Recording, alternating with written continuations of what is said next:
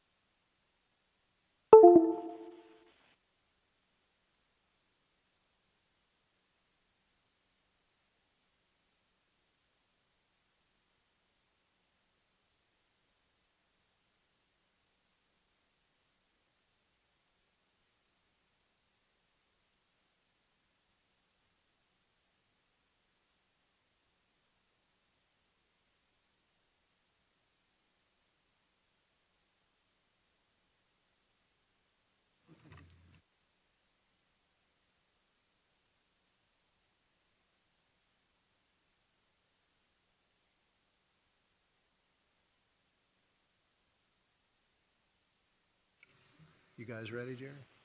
You ready? Okay.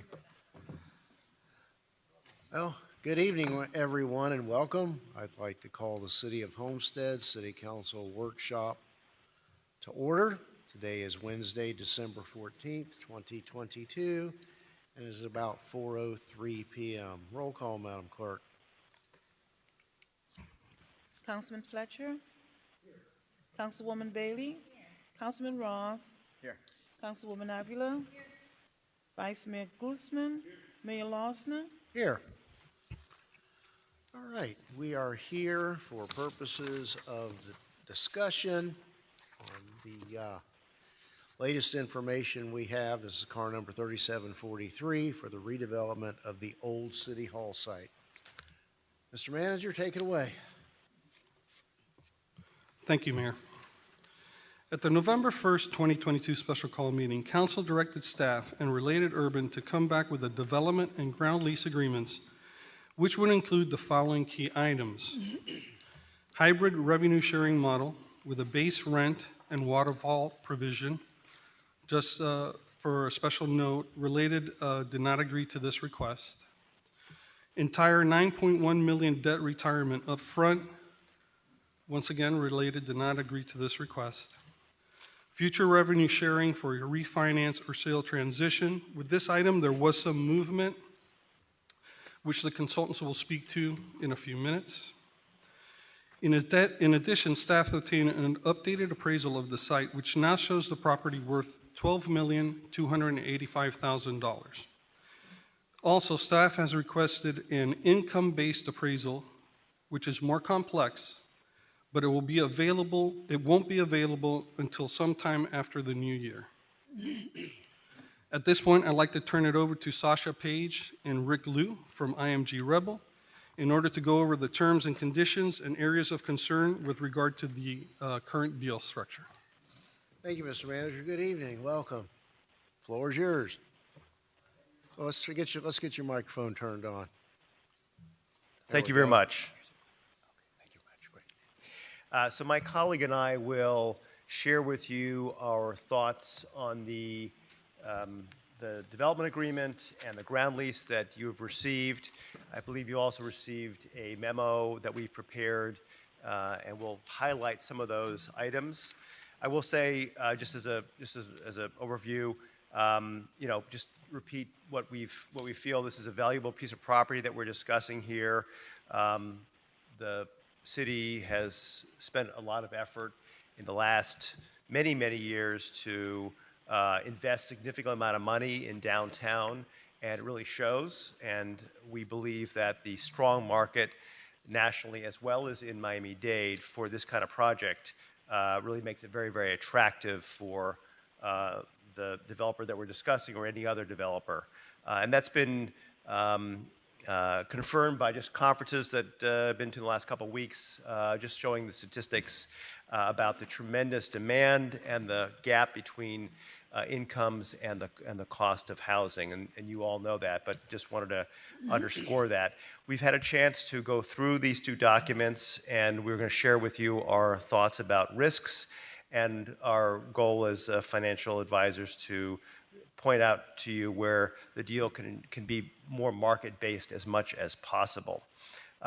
We have provided some solutions. This is really, to be clear, the proposal from Related, and we have not negotiated those, but I know that we have shared our thoughts, and I think council as well has shared some thoughts. But this is really our views of the offer that is on the table by the developer, by Related. So let me start here. I think I will repeat what we had said at our previous presentation to you. The completion of phases, which is one of the major concerns that we have, and I think others have well, is still not resolved here. The developer is not required to complete all 3 phases in this project. That includes phase 1, which is residential, phase 2, which is retail with a grocer, and phase 3, which is mostly residential.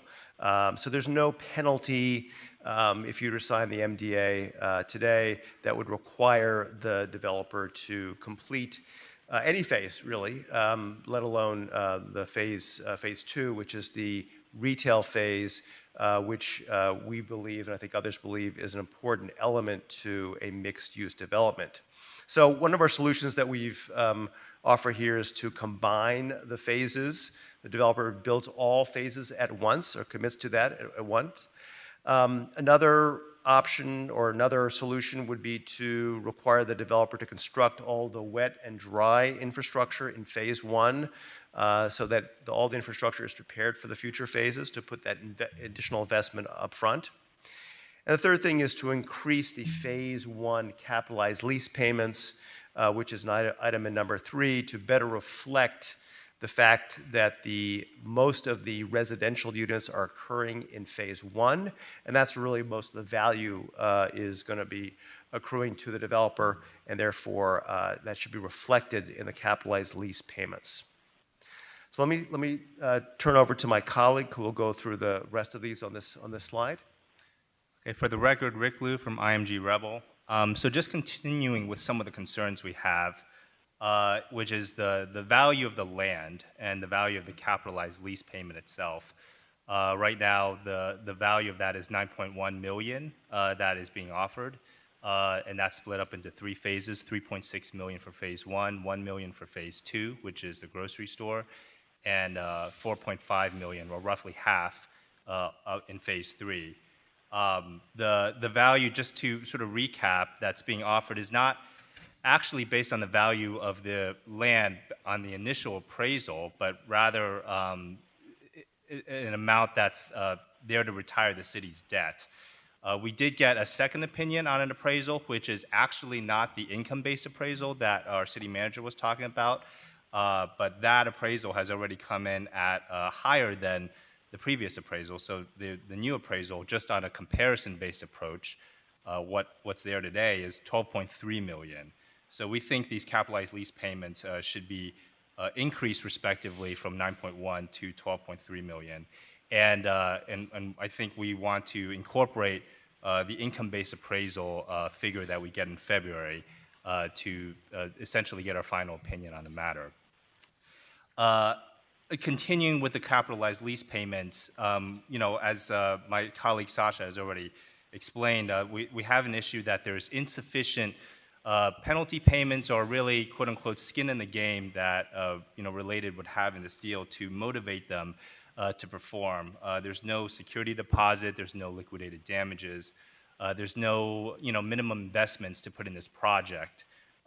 So one of the solutions that he had mentioned earlier is increasing this capitalized lease payment, and really not so much the payment itself, although we just mentioned, but really the timing of it. So it should reflect the proportion of the development in each phase.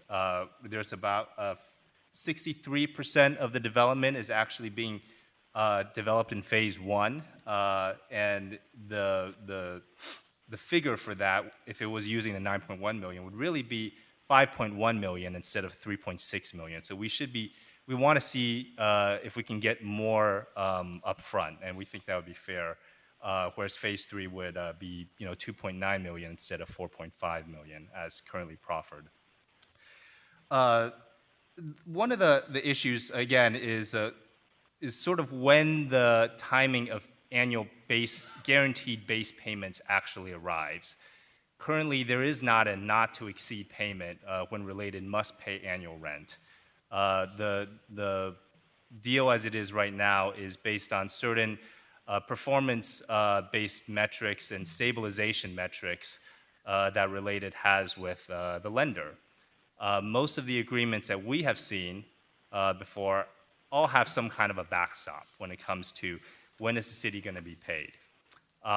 So what we would require or request is that the annual base payments would commence no later than 6 months after a certificate of occupancy is received, or to sort of be potentially more reasonable in case there is a unforeseen event that is extremely impactful, whatever 3% of the gross revenues at that time is. So if for some reason it hasn't reached stabilizations for forces that are way beyond their control, that are unreasonable, I think the city would be okay in sort of sharing in that sort of risk, because that's really those are sort of forces that may be completely out of their control, that no other developer would be able to manage either. And the issue of milestone payments is really an issue of site control, and that's something we have a concern about.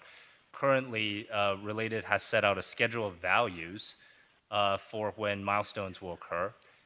If they don't meet those dates, then they have a 3-year option at their election to extend that if they make certain payments. And we think it's more in the interest, I think, for the city to make that time frame shorter, from 3 years really to 1 or 2 years, in case, really I think just to make sure that we're getting the best value and make sure that the partner is working kind of in earnest to solve whatever issues might be plaguing them. Okay, going on to the next slide. Some other issues that are important, maybe not quite as important as the first slide. Escalation of the annual rent payment is 2.75%. That's what's been offered. Usually it's 3 to 3.5%. That's pretty standard, or some sort of a CPI, Consumer Price Index. So that's something that we would offer as a solution to making sure that's more market standard. The next thing is the hybrid feature. As the city manager mentioned, that was something that you had requested. And the idea there is that the city take advantage of future value in the property. The ground lease payments really cover the current value of the property, but should this project be successful, it's appropriate that the city should take advantage of that in the future. So there's 2 options here that we suggest. There's many of them, but we're sort of giving two that we believe are reasonable. One is that the developer pays gross revenue share of 1% after paying leasehold mortgage debt. So net of the leasehold mortgage debt plus the annual rent payments. Or option 2 is the developer pays 3% gross revenue share or the proposed rent payment, so either or. And I think these two options are fair, and as we've said before, these reflect similar types of terms in other mixed-use deals, both in Miami-Dade as well as elsewhere. The next item is in the event that the developer sells the property or sells the leasehold interest or refinances. In those cases, usually the developer benefits. There's a net benefit to that. And in the case of refinancing, we're suggesting simply that the delta between what the old interest, the old principal was and the new principal minus customary fees, a percentage of that is what the city should receive, 10 to 20%. Or in a similar way, if they sell their leasehold interest, the net amount of benefit to the developer, a percentage of that, between 10 and 20%, should be paid to the city. That is in contrast to the current definition of how that would work, which is that the city may not be paid. The city is only paid once before the developer. I'm sorry, after the developer receives its 8 to 12% return, the mechanics of which are not defined. In these kinds of net payments, we are very, very cautious. It's very, very difficult to audit the developer. In a sense, what we'd have to do is get into their books because we want to make sure that there's not any other dividends that have been paid over time. And I don't think the city wants to do that. That's expensive. You have to hire an outside auditor. And I don't believe the developer would like that either. They should run their business as it is, and the city should be paid basically on a very clear way from the net proceeds. The last slide mentioned a couple things that are important here in terms of the legals or the terms here. The force majeure, as we've seen from a business standpoint, there's a big out in this clause here. We don't have to get into this in detail, but the force majeure events are very clearly defined in the first section of this language. But then there's language that says, or an event of a similar nature. And again, from a business perspective, this appears to be a very big out, if you will, for the developer to leave the deal. And we think that the language above is very, very clear. That's very, very common. And so therefore, that's a solution to the fact that this definition is is unclear. Also, there's also a term called termination for infeasibility. This is a very broad definition, also a way for the developer simply to walk away from the project from any of the phases that they would like without any kind of justification. There's not a third-party education or some sort of penalty that they may pay. We point this out. This is something that you may or may not want to consider, but it is another way for the developer to walk away from the project. I think lastly, grocer, it's not absolutely clear in the language that a grocer is required in phase 2 of the project, which is our understanding of that. And we have some language that we suggest that in phase 2, that the language includes that phase 2 includes a national grocer or a regional grocer, national grocer being one of the top 5 ones, 5 chains, or regional grocer, a grocer that's worked in at least 3 states. So I think that concludes our thoughts. I mean, these are primarily our financial and market-based observations. We understand that this is a mixed-use project that the city wants to embark onto, and it seems like a very worthy approach. The effort there and the looks of it from a planning standpoint make a lot of sense. You have a great transitway that's being built. It's connected to the downtown. So there's a lot of merit in this project. So I want to make clear that from a financial standpoint, we have some concerns, but we see this as a meritorious project. You also have a developer that you know and has experience in real estate development in this part of Florida. So let me stop my comments there, and happy to either answer any questions that you may have or continue the process. Perhaps this concludes the consultant's presentation. Some of our questions may be answered when the related group has its opportunity to address the issues that have been raised here and makes further presentation. So unless someone has a really pressing question at this point, we're okay to go ahead and hear from the related group.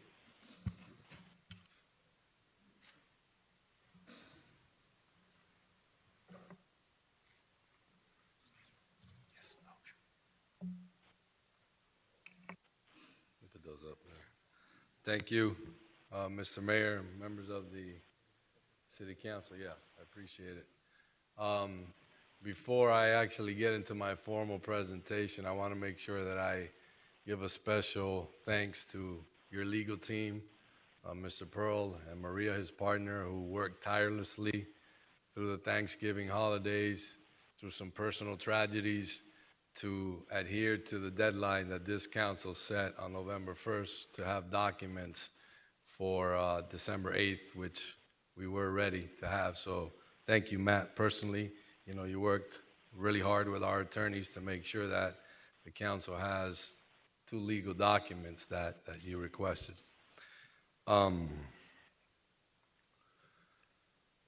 City Place Homestead, again, is going to be a Class A mixed-use development.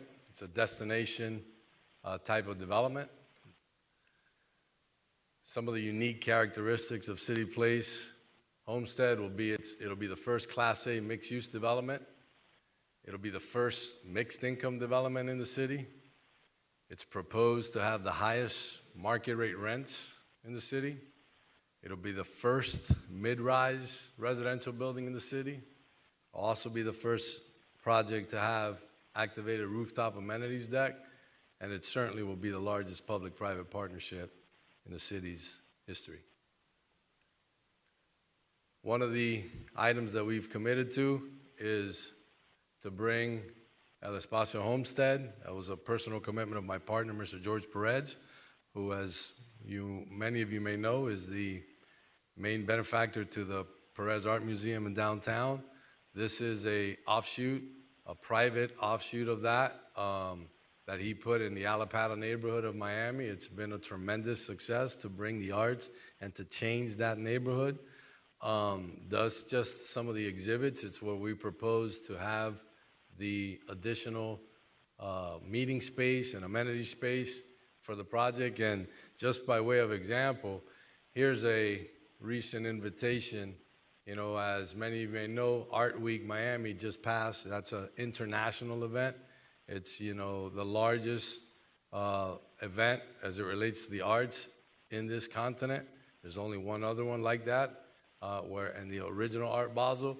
This was an event that we held at El Espacio 23, and it shows the reason why we're proffering to bring that to Homestead, because if we have a facility like this in Homestead, when Art Basel comes around, we have the ability to now connect Homestead to that international art show. So we think this is a big, important component of what City Place Homestead is going to be. This is not just, you know, one small art gallery. This is a full functioning professional museum and for exhibits installation. We've proffered that we were going to be working with your 2 main arts groups, the Homestead Center for the Arts and the Seminole Theater, by promoting events in those facilities and with the Homestead Center for the Arts. Here are some of the ideas and some of the different public art installations that we have incorporated in some of our buildings. All of our projects, as many of you had an opportunity to see, are going to have, you know, are built to a certain standard where our amenities are all resort-style amenities. Our finishes are all luxury finishes. And our common areas and amenities are designed by some of the best designers in the world. So that's the same product and the same idea that we are proffering to bring to City Place Homestead. Again, this is not something that currently exists in the city, and that's the main emphasis that we are putting forth to bring a destination mixed-use development to the city of Homestead.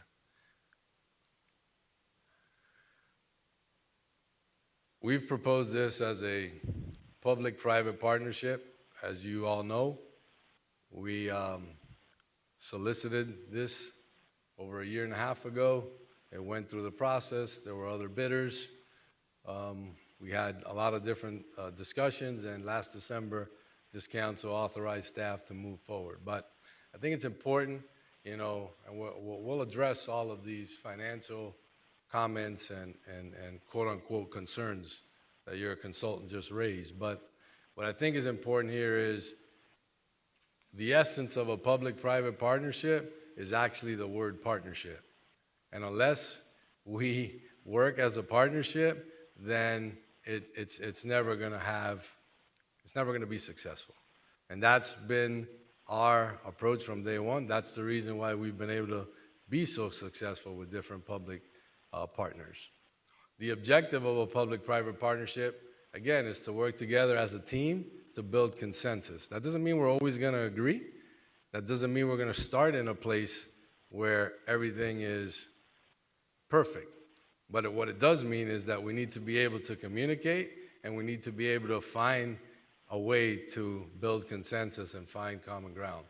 What's the purpose of a public-private partnership should be and has to be to benefit and improve the community. There's no doubt that City Place Homestead is going to be a benefit for the community in many regards.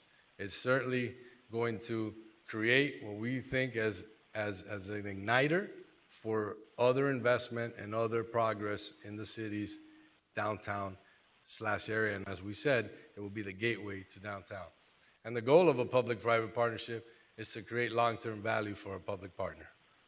And we're going to go through some of the numbers, and we're going to talk about some of the concepts that your consultant just raised. I want to start by addressing, you know, some of the concerns that were raised, specifically from Councilman Roth. You asked us at the last meeting that you wanted to see how we,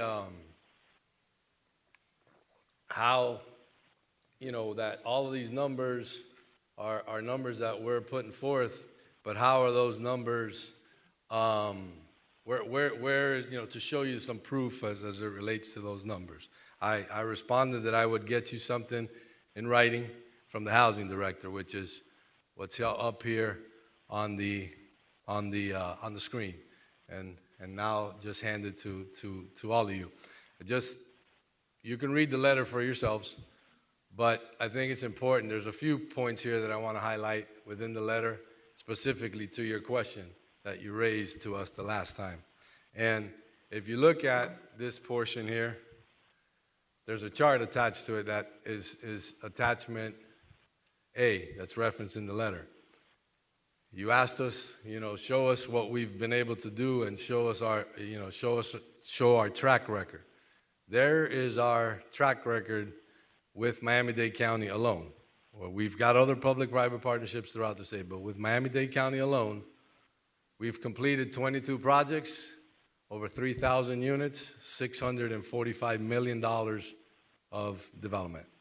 We've got 7 projects that have also closed, another 1,800 units, another $628 million worth of development.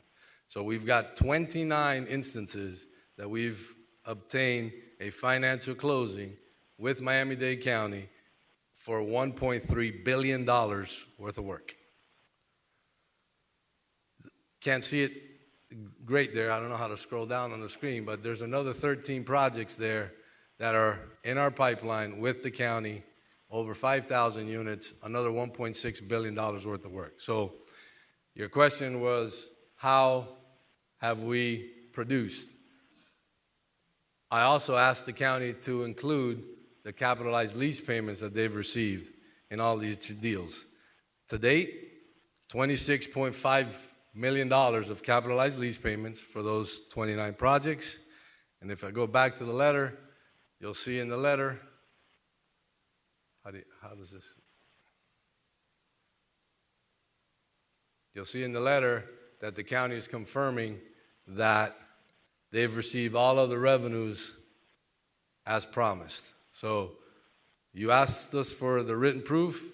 As I promised you, I would provide you the written proof, and we're introducing that into the record today, so there's no question as to, what we've been able to produce and what we haven't been able to produce and how much revenue the county has generated from our partnership.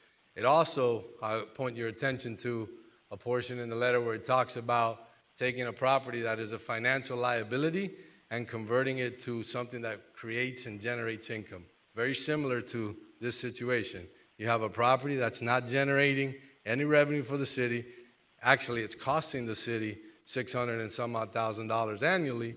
That is money that you can use for other resources that this council decides are important for the city. So you go from a negative position to a positive position, and that's what this letter, articulates for you. Vice Mayor Guzman, you also asked me about, you've had concerns about how do you know if this is a good deal, if this is a standard deal, if this is the right type of deal for the city to embark upon. Also in there, the county is confirming the typical deal structure that we've had on these 29 projects is exactly the deal structure that we're proffering to the city of Homestead. It's a deal structure based on a capitalized lease payment at financial closing and a percentage of net cash flow going forward. That's exactly the deal structure. That's a tried and true deal structure. This is not something hypothetical. This is not something for an academic exercise. This is something that has been done, again, 29 times. Okay? $1.3 billion worth of business there. Now, it also, I want to call your attention to the portion of the deal, the gallery at West Brickell. That's our most recent transaction. That's $190 million transaction. That one's not just a public-private partnership. That one is a public-private partnership. Why? Because it's a partnership not just with Miami-Dade County, but with Miami-Dade County Public Schools and Related Urban. So that is two public partners coming together with the private sector to address two critical needs in the community: housing and education. So Related Urban, again, is the pioneer in bringing those issues to the forefront and being able to close a transaction that is the largest transaction in the history of Miami-Dade County as a public-private deal, but it's also the largest transaction for J.P. Morgan Chase in the entire United States outside of New York City. Okay, so I also included for your own benefit, Vice Mayor, the resolution passed by the County Commission where it specifically outlines the capitalized lease payment structure, and it specifically shows that the county in this instance is going to participate in 16.5% of the net cash flow of the development. And the estimated revenues on that deal for the county are $322 million. So we put the full resolution there for you to be able to see, because I know that you've shared that concern as to how do you validate or be able to confirm that indeed that's the right deal structure. And these are just the recommendations from the county and all of the backup when this project was approved. How do we achieve that? We achieve that because we're a vertically integrated company. We're not just a development company. We're a property management company, and we're a construction company. I know that was, one of Councilwoman Fairclough-Stagger's questions initially. How do I do it? What happens if something goes wrong? How do we address this? And the answer is we have the three affiliated companies to be able to address these issues. If there's any type of issue, it's one point of contact. It's one person to call, regardless of the issue that arises. And again, our financial strength and our ability to deal and our business relationships with all of the top lenders and investors in the country is second to none. And that's why we're able to do that amount of business. That's why we've been able to close those 29 projects with the county and have another, 13 and 5,200 units in the pipeline with them, because we are the trusted partner for them. So your consultant, outlined several items, and again, I guess I'm glad to hear finally that they think that this project is, I think the word he used was meritorious, if I heard him correctly. It's good to hear. It's the first time we hear anything positive shared on the record, from the consultant. I think if the job of the consultant was to give you an independent analysis, if that's what the instructions that staff gave the consultant, then there should have been, I think we could have at least done one thing right. Maybe one thing, we could have done correctly, but it seems to be that it's the only points raised are the faults, right, or the purported faults. So I want to address some of those, those issues today. We're going to agree today on the record to address and start phase 1 and phase 2 together. We have shrunk that timeline. I know that's a request. Specifically, I know Councilman Fletcher and Councilwoman Bailey have shared that, concern. Is like, hey, look, we really want to make sure that this is just not just a housing development, that this is more than that. We want the whole kit and caboodles of what you're presenting here today. So we're going to proffer that we're willing to amend the agreement to state that phase 1 and phase 2 will start simultaneously. Okay? Another concession. You heard about the annual escalator. I know, Councilwoman Avila, you asked us, hey, can you do a little more? Can you do a kicker? Is there some other way you can sweeten the pot for us? How can we do something here? We're gonna, we had established an annual guaranteed payment with an escalator. Earlier on in the deal, we had proposed a 15% participation with net cash flow. There was a lot of questions and a lot of angst as it relates to, well, how do you determine net cash flow or not determine net cash flow?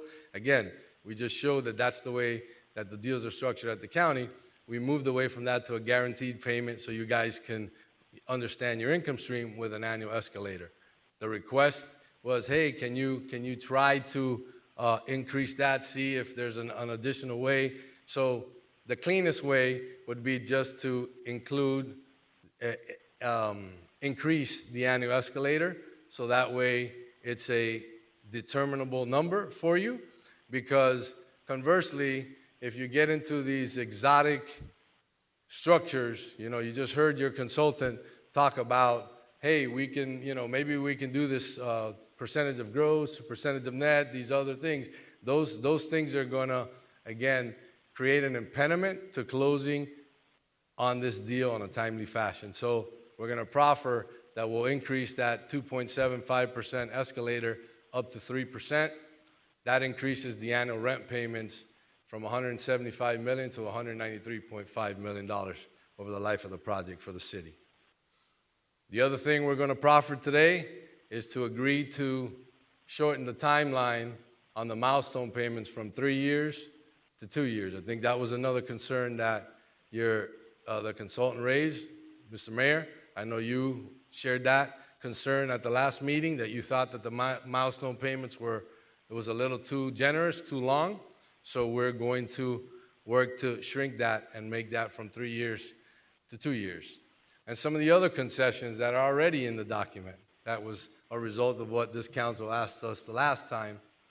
We agreed to the capital event proceeds payment of 10%. That's in the document already.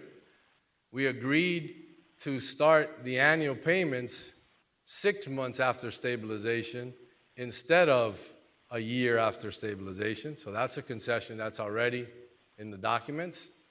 And we agreed to adding language that we will continue to explore the viability and the possibility to add commercial space and office space to the development. So those bottom 3 items are already in the document. The top 3 items are items that we are agreeing to modify here on the record today as I go through the presentation. So with that revision, the site plan, this will be basically what'll get built first, which is phases 1 and 2. It includes the bulk of the retail, the 376 mixed income units, the grocery, the park and the parking, the surface parking. That would be the proposal to do phase 1 and 2 together. Here's a shot of the entrance off of Campbell Drive. So this is what you would see as you approach from Campbell going east and turn into the development. And the full build out, again, hasn't changed except the fact that we're going to do phase 1 and 2 together. So when phase 3 is done, same, 46,000 square feet of retail, 19,000 square foot grocer. We have the Espacio and the other commercial retail, 596 units, the park, the police substation, and a parking garage. Here's another shot. This is coming off of the US 1 and getting to the main plaza area within the development. And so I want to touch a little bit upon value, because you heard now the concept of, hey, the property, the developer is not paying value for the property. The developer should pay additional value for the property. It used to be appraised at $9.8 million. It's now been appraised at $12.3 million. And the manager was kind enough to send me that appraisal. So thank you, Mr. Manager, for that. Let me walk you through the actual numbers and what we are paying the city and what is the value. So capitalized lease payment, $3.6 million for phase 1, $400,000 to settle the lawsuit the city has for those TDRs, and total annual rent payments over 95 years with the 3% escalator, with the higher amount that I just proffered, will give the city $103,854,000, right? So total of cash payments is $107,854,000. It's just the sum of those top 3 numbers. However, if you're gonna determine value, you can apply a net present value. What is the income stream? We did that. The net present value of those rent payments discounted at 5% is $8.391. So if you take the capitalized lease payment and the net present value of that income stream over the 95 years, the present value of what we're paying the city is $12,391,000. That's for phase 1. That's for phase 1. We applied the same analysis for each phase. Phase 2 is $1 million. The annual rent payments are 12.9. Total payments 13.9. Net present value of those payments are $1 million. So the present value is $2,048,000. Same concept for phase 3, $4.5 million of capitalized lease payment at closing, $67.2 million of annual payments. Total payments 71.7, discounted present value 5.4, present value of payments $9.9 million. There is no magic to this. This is the way all financial calculations are done, industry standard. You're going to take an income stream because obviously $1 today is worth a little bit more, right? So we applied the same standard just to do a test on value, because we have this concept of, hey, the developer's not paying proper value for the property. So what is the value analysis? You add what I just went through with the present value of payments for all 3 phases, we're actually paying you $24.3 million. So even with your higher appraised value, we're twice that. We're paying you twice that amount of money. So the notion that we're not paying proper compensation is a fallacy. Total benefits to the city. Again, the actual cash to be received from the 95 years of when all 3 phases are built out with the 3% escalator, $193.5 million. And the total cost of building this project, almost $230 million. So the aggregate benefit between economic development and payments is $422.25 million. That does not include the capital events lease payment. So if there is a refinance, if there is a sale, that will be in addition to. Obviously, we can't perform on that.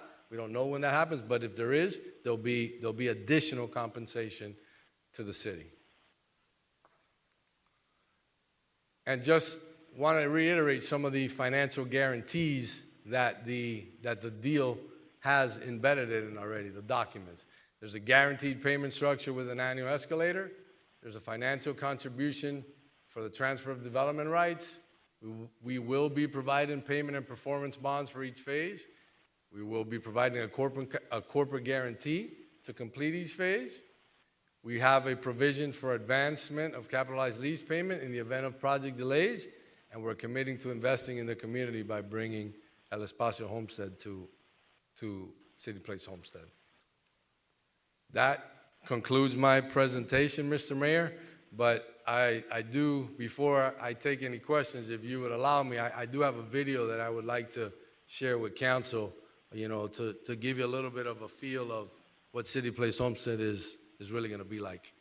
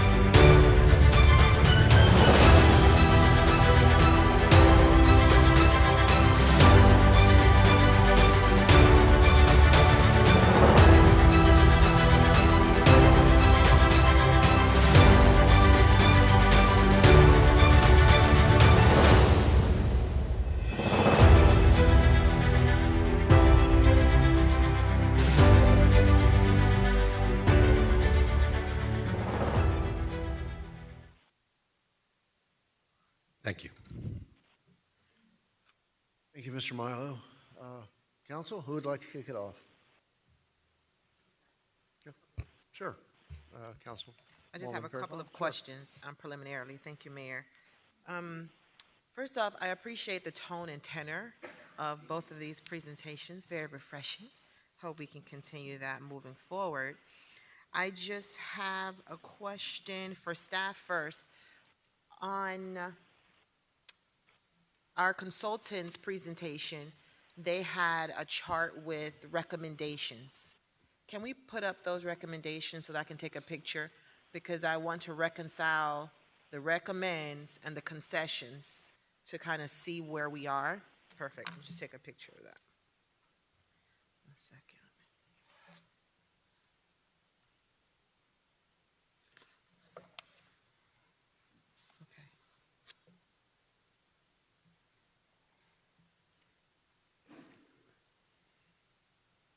I think that was the last one, right? Okay, that was the last one. Okay, so I need to kind of reconcile that for a minute. But my question to you, Mr. Milo, in your financial benefit analysis at the end, you had a really big number, over $422 million over 95 years. Can you break that down for me so that I can understand what those numbers will look like in my lifetime?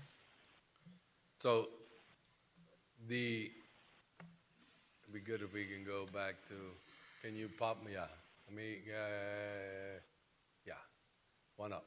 Well, this, we go there. Can I control it now? Okay. So So this number, Councilwoman, is a compilation of the top number, the 193.5 million, is actually the annual rent payments with the additional 3% annual escalator. That's what the 3 phases would pay to the city. That's the 193.5, okay?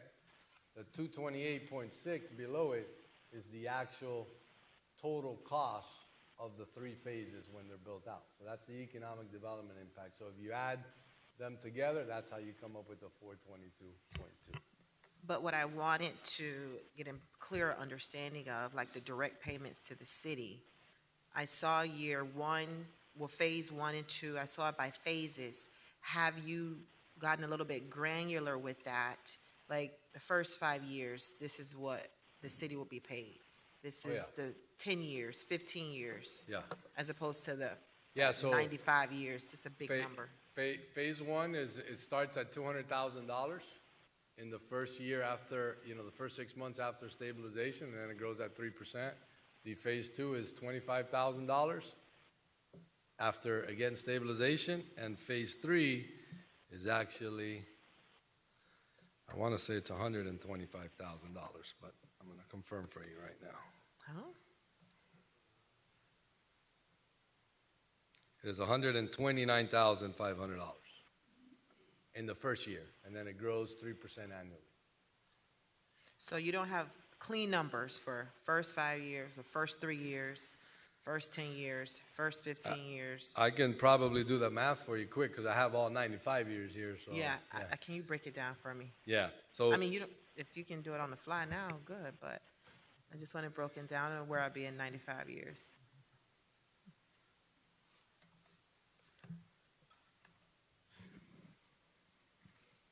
So phase 1 goes from $200,000 in year 1 to $260,000 in year 10. And then from 11 to 20, it goes from 268 to 350 annually. Then from 21 to 30, it goes from 350 to 471. From 31 to 40, it goes from 485 to 633. Then it goes from 41 to 50, 652 to 851. The next 10 years, it goes from 876 to 1,144,000. Then it goes from 1,178,000 to 1,537,000. Then it goes from 1,583,000 to $2 million and 2,066,000. And then it goes from 2,128,000 and it ends at $3.2 million annually. So when you sum all that up, I gave you 10-year increments. That's how you get to the 103,854,000, which is what I have on the screen there now. That's phase 1. Okay. Thank you. And my last question for now is, thank you for providing this information from the county. It's a great frame of reference for me and I'm sure my colleagues. You referenced that, I guess you've worked on these projects and you crafted deals that were in alignment or relative to industry standards. Mm-hmm. So is it your testimony or presentation that what you have proffered to the city is in alignment to industry standards? Absolutely.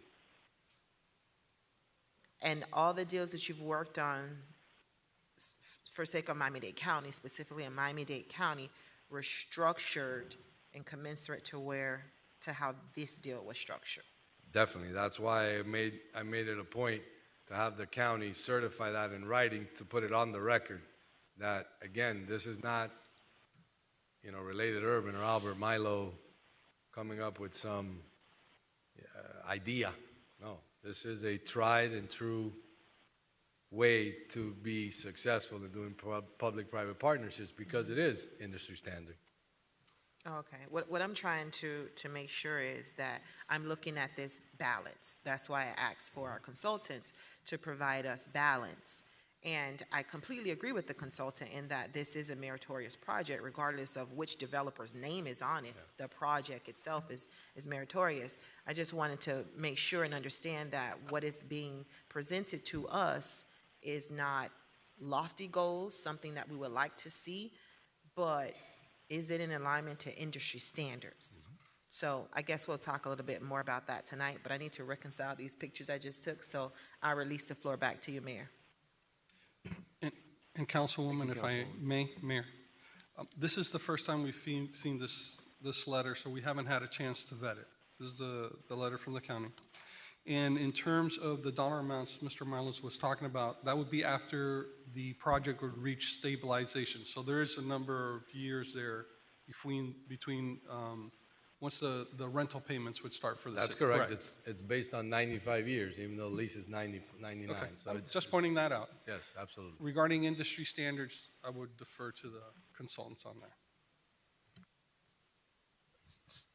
that. And in that regard, if I might, I know some of the consultants had a concern as to the potential time frame to meet stabilization and a risk that stabilization may never be met. That is a very strictly defined term. And just for sake of discussion, what was presented to us estimates that the best case scenario of receiving that first year of the cash flow payment of $200,000 would be June of 28. So that's what, 4.5, 5 years from now. So while that cash flow is there, it's not immediate. But I would ask to talk about the concerns as to stabilization, and I would ask Mr. Milo, I guess that you've heard and you've read those concerns, and we need to know why that you're unable to make those adjustments. So first to the Rebel team.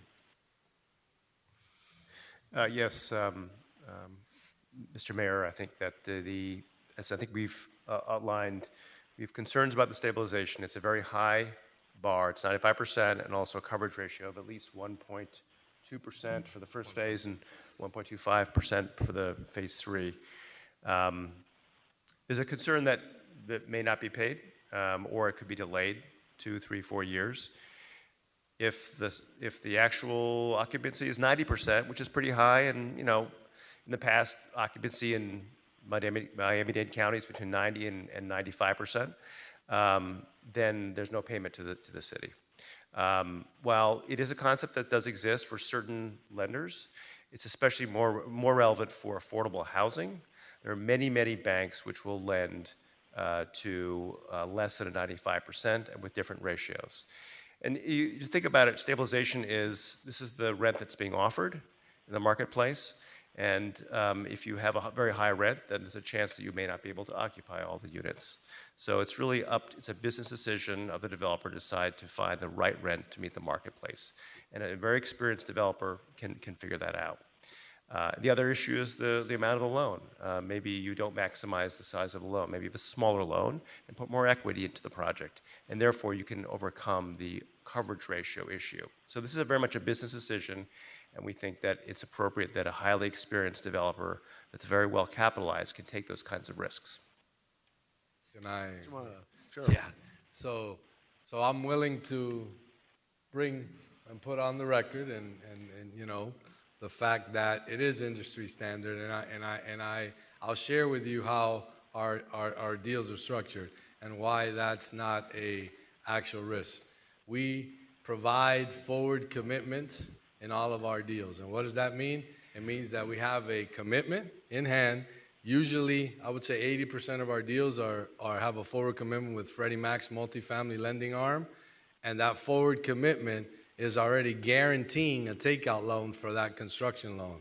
So two things happen, and why that is not a real concern. Number one, the construction loan has a shelf life. It has an expiration date. So we must get out of the construction loan. If not, we're in default of our construction loan, number one. Number two, we have a established forward committed loan at financial closing from an institution that says, here are the defined terms for stabilization, which are 95%, 120 or 120 in the case of a residential deal, 3 months consecutive, and then you're stabilized. So this is not, again, this is not Albert Milo related urban coming up with this, and I can show you, we'll use the Gallery West Brickell deal, the latest one, that was the biggest one. I gladly will proffer to give you that commitment, and you will see that that is industry standards from Freddie Mac. You know, so there are no institutional lenders that we know of that will provide a permanent loan below 95%. Certainly nothing that is traditional in nature. Maybe there's some exotic loan programs out there that they're referring to. That's not how we do business. And again, that is not something that's going to be speculative in nature.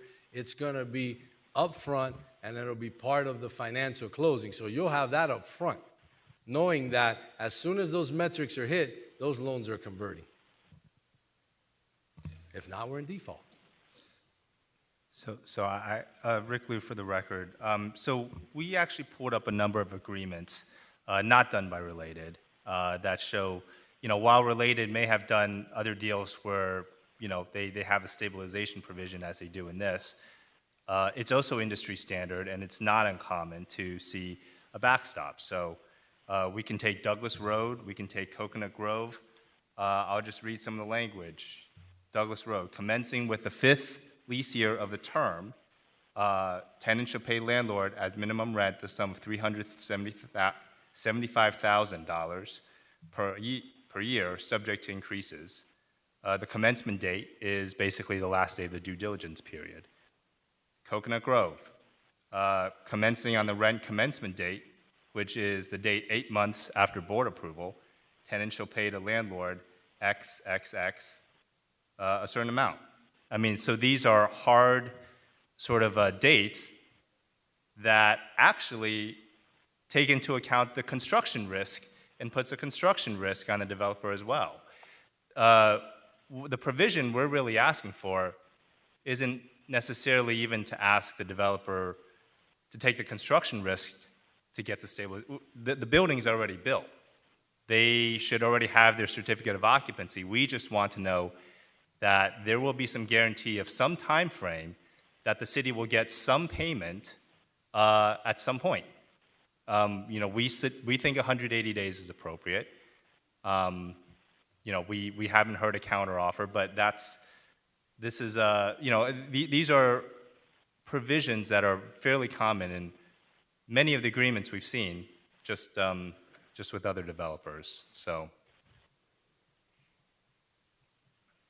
Thank you. And before I lose the thought, I wanted to ask our team, and I know it's on the fly perhaps, in calculating a present value for the estimated stream of income, what are your feelings on the 5% discount rate that was utilized to create that calculation? The discount rate should reflect both the cost of borrowing of the municipality and usually an additional percentage. We've used rates between 5.5% and 6% in the past. So the rate that the developers used is probably low. But you know, I think we'd like to, before we sort of give any major opinion on this, we'd like to, you know, have a chance to just understand this data further. But, you know, obviously, and another point is, you know, this is over 99 years. It is a lease over that period of time. And we generally look at these deals in 30 or 50-year increments. You know, that's really the focus, and that's usually where the value is. Just curious, because I think that discount rate underpins the entire calculation that's been used to demonstrate you are in effect receiving far more than today's value of the property over a period of time. That's correct. And that just, yeah. Yep. All right. Thank you. Council? Yeah, Councilwoman. Thank you, Mayor. You referenced another agreement from a different developer. That's correct. Who was the developer? So for, I can just get that for you, 1 second. So for Douglas Road, it was Adler. I'm sorry, who? Adler, A-D-L-E-R. For Coconut Grove, it was a developer called Grass River. For Solomia, it's a developer called Turnberry.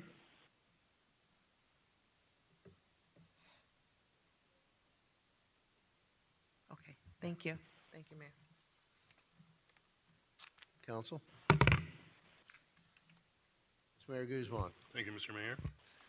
Mr. Milo, thank you for that presentation. I also want to thank our consultants for the hard work they put in analyzing this development agreement. I would like you to know to begin that I think your project, the way it's presented and how it looks, I think it's amazing. And I would love to see that project come to fruition. However, there are some parts of the agreement that I think need to be addressed. And initially, when you start off, we want to make sure that we have things in writing because, like you said, we are partners, but we've got to make things very clear so that we don't leave any loose ends and we say, oh, I thought that you were going to do a certain thing. So everything's got to be very detailed in writing in today's world. Therefore, you showed us a track record of 22 projects that you've done in the county, and they've all been successful, and you gave us a spreadsheet showing that. Seeing that helps me, it gives me confidence in what urban related does. So if we can place some of the inconsistencies that we've got from our consultants and put them into this agreement, then I think we're making the right consensus and we're giving the right concessions to move forward. So first off, I think having the value needs to be number one. So if the property is appraised at 12 million, I think that's what the ground lease should be based on.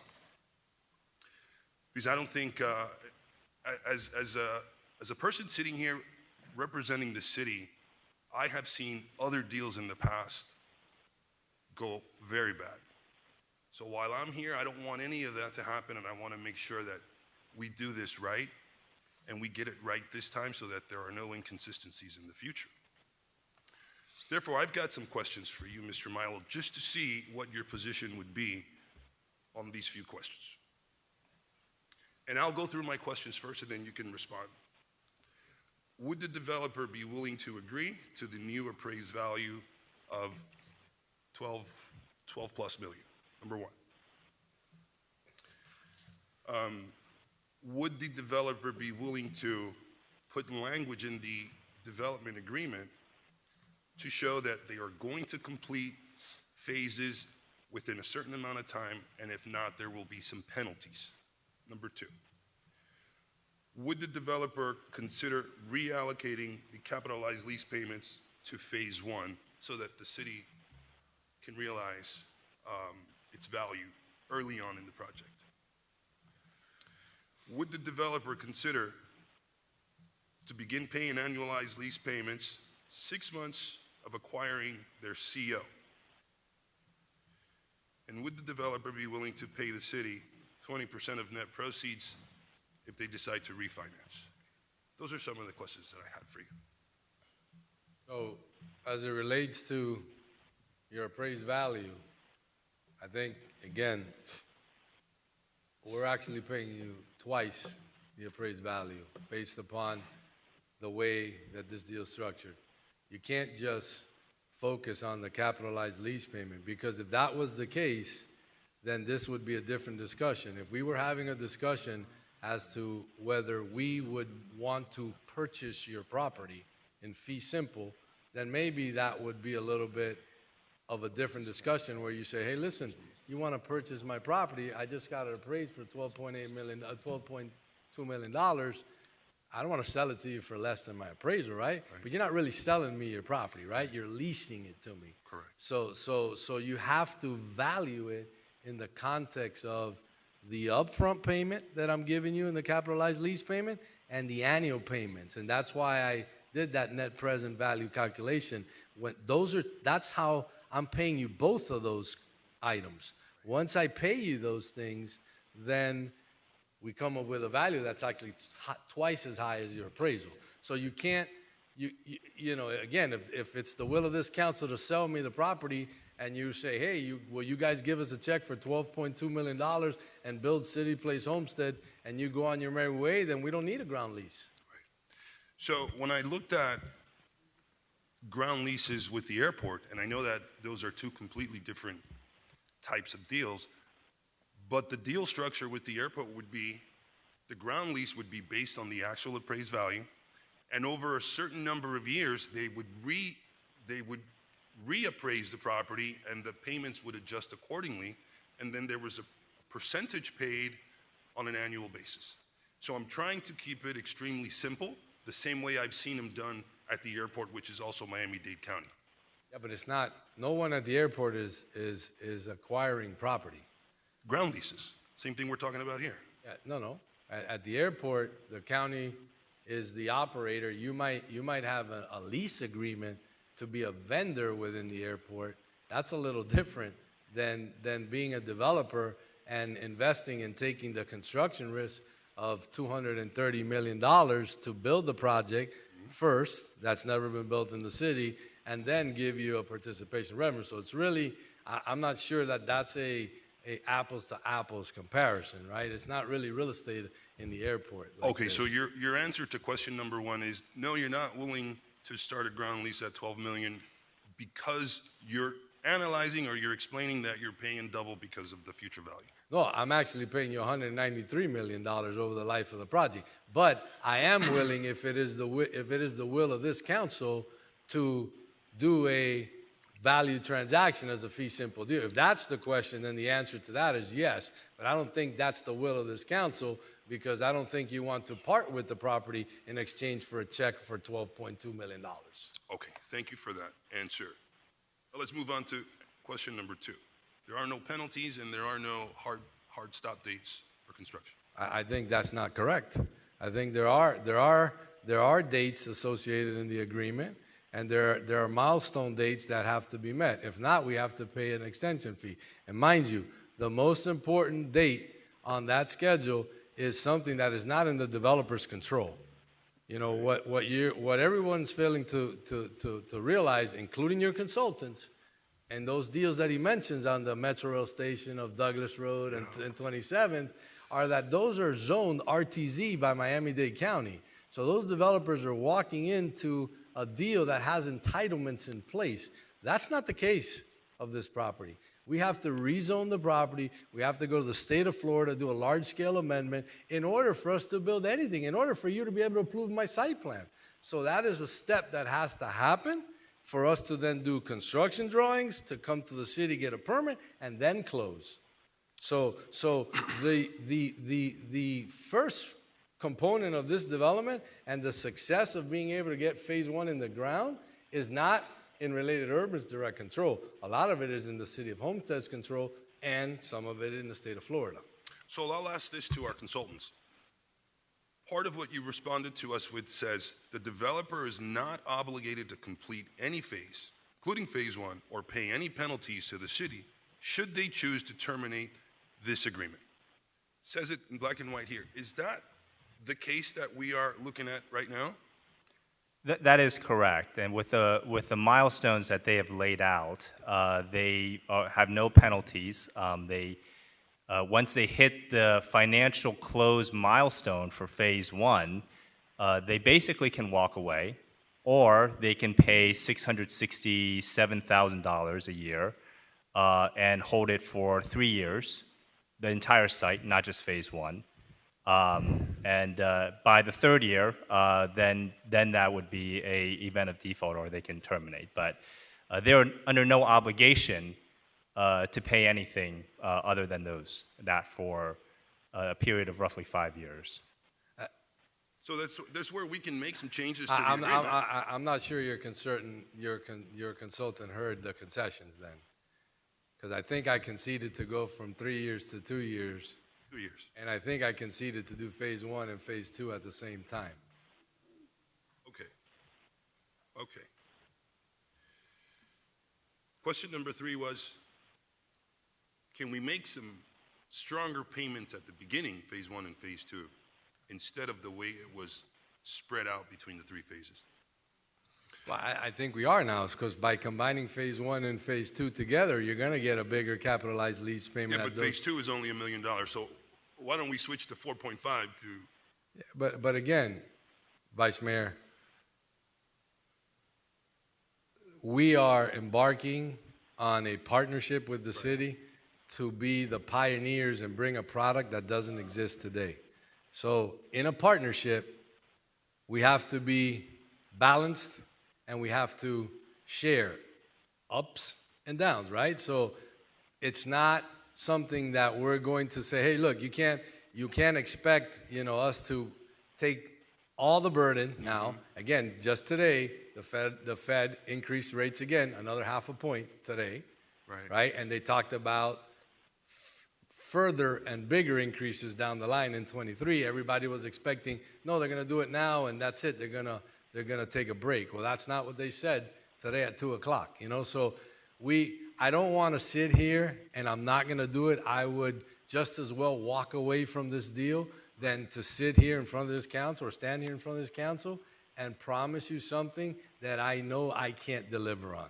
But what I will do, and what I am doing, is promising you things that I can deliver on, that I've delivered on. And again, I've given you written proof of 29 transactions, not 1, 2, or 3, 29 transactions, $1.3 billion worth of business with the same deal structure. again, I'll say this again, 22 deals you've been successful with. There are some things that we want to see in this agreement that you're not willing to do, but you're showing us proof that you've done it time and time again. So why is it that you don't have the confidence to put these things in your agreement here? I actually structured it identical to the success of those 29 deals. That's what I'm trying to say. Okay. It's not, but if you're asking me to incorporate exotic features into my deal structure, I could sit here and, and say, yeah, that sounds good, and I'll do this, and then come to you in 6 or 8 or 9 months and say, you know what, we said that day, we can't do it.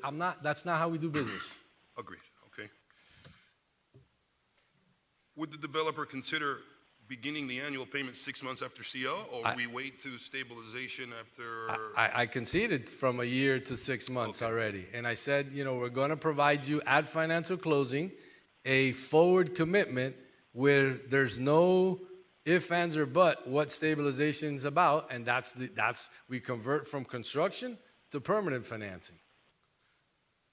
And the last one was, if there's a refi, would you be willing to share part of those proceeds? It was at 0, I agreed to 10%. Okay, those are the questions that I have for now. As I gain more, we'll continue the conversation. Thank you, Mayor. Thank you, Mr. Vice Mayor, and generally to council and to the public. Going into this meeting tonight, we all knew that we had a hard stop at 5:30, and I just really can't conceive of how we are going to be able to wrap this up and make any kind of decision or even get all of our questions answered in the next 12 minutes. So, Mr. Attorney, would the proper posture be, and was this advertised as a special call or a workshop? Workshop, Mayor. Okay. Would the procedure be to recess this and establish a continuance date? How do we need to properly do that? We don't need to recess this, and we can simply notice the next workshop if it's going to be an extension of this discussion. I think we all know where we are, just time limited. That would be fine. From where I sit, I think this workshop will have to commence again as an extension of Sure. tonight's discussion. So in the time we have remaining, Mr. Milo, do you have any availability next week? Council, what availability might you have next week? And after that, we're looking at next year.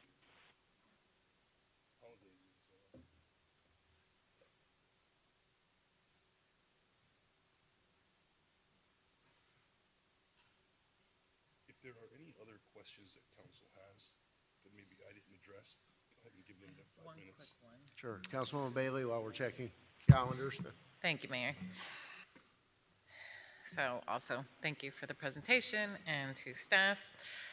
If we can meet next week, what I would love to see is what the two first phases look like without the third phase. If you can go back a couple slides. I am curious to how that roundabout would look without the third phase. My goal is that if this goes forth, that it looks like a completed project and that there's enough coverage, that it doesn't just look like a continued construction site for as long as phase 3 takes too. It would, because the only, the parking area is would have to be built to finish it, which is, what you're seeing there. So that would be grass? It would be Huh? grass wall? The little white piece where that would just be sodded. Let's just say the little piece there of white there by the circle. And then same with the parking, the new parking spaces, that would be, or no, that would, That would be built. That would be That would built. be the phase. That would be the phase 1, phase 2 parking. Yeah. 3 would see a garage. Right. So as Correct. we go to 3, then the garage goes. See. Okay, with the additional units in that yellow L Right. to the north.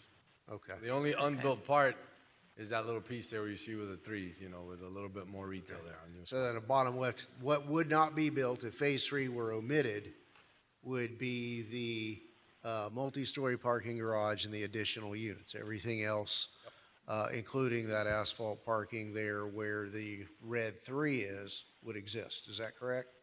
That's correct. Okay. okay, and then just clarification in the new restructured deal showing that the completion dates do not change by combining phase 1 and 2. That it would still be the length of phase 1's construction time, since phase 2 was a little shorter. That's correct. Perfect. Thank you, Mayor. Thank you, Councilwoman.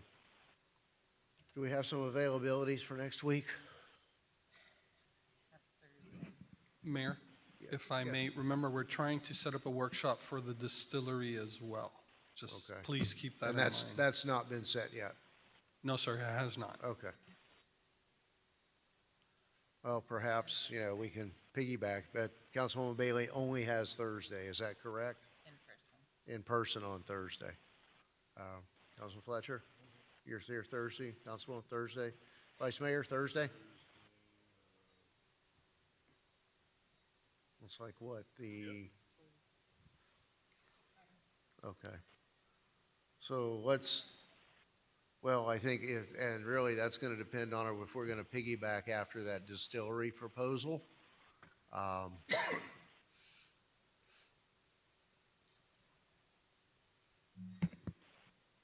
That was a question to me? Okay, so we're talking Thursday and perhaps having both presentations? Okay. And Sasha and Rick, I don't know about your availability that day? I think one of us can be available in person and other virtually, if that will work. Yes. I think so That'll at be this point perfect. it will. Yep, we'll try All to right, double book So we it. will put it together for late Thursday afternoon, both if we need to. One will be far easier and shorter We'll do the best we can. than this one. Vice Mayor? Mr. Mayor, if our consultants can update us with a new sheet showing where Urban Related has made some concessions, that way, out of the 7, there may be 4 left. We can have an idea where we're at. Thank you. All right, thank you all. Well, then, at this point, we'll have a motion to adjourn. All in favor? Aye. All right, and we will convene the local planning agency meeting at 5:30. Is that correct? The LPA at 5:30? All right, thank you. So we'll be back in about 5 minutes. So, Mr. Mayor, what time on Thursday? What time are we shooting for? Mr. Manager? Councilwoman, your schedule's the toughest, if I recall. Around what time? 5:30? You could do it? Okay, Okay, so it'll be prior. we'll to check with your sometime prior to admins. 5:30, between 4 and 5:30 at some you got point. it.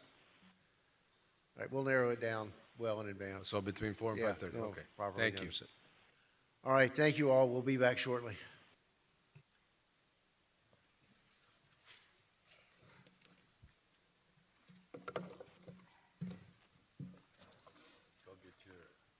sticks. And the sticks first.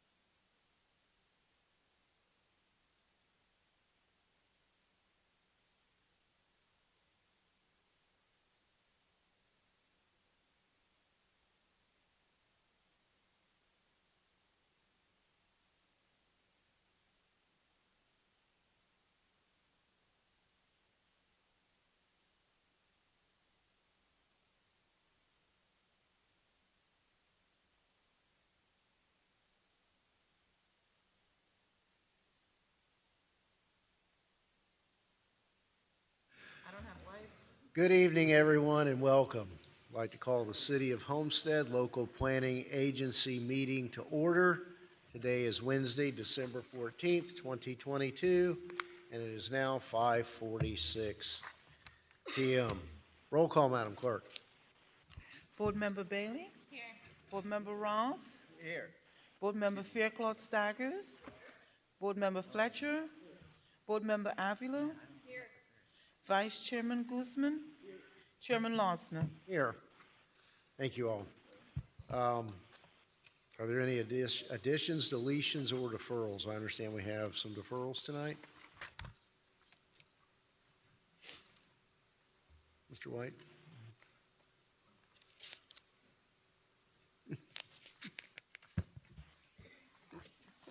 We were going to defer tabs 2, 3, and 6, and they have to do with Machado Groves at the request of the applicant.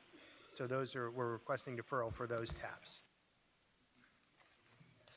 We have a motion to defer items, tab numbers 2, 3, and 6, all regarding the Machado Groves applications.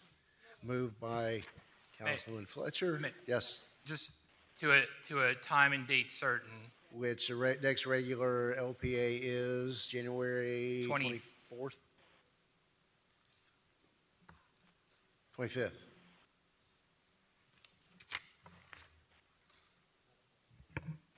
January 25th. Yes. Okay. Councilman Fletcher, that's your motion to defer to January 25th. Vice Mayor, that's your second. Yes, sir. Deferral to the 25th. Any discussion? All in favor? Any opposed? Very good. Moving right along. So, we have before us the minutes of the meeting from September 21st, 2022. We have a motion to approve.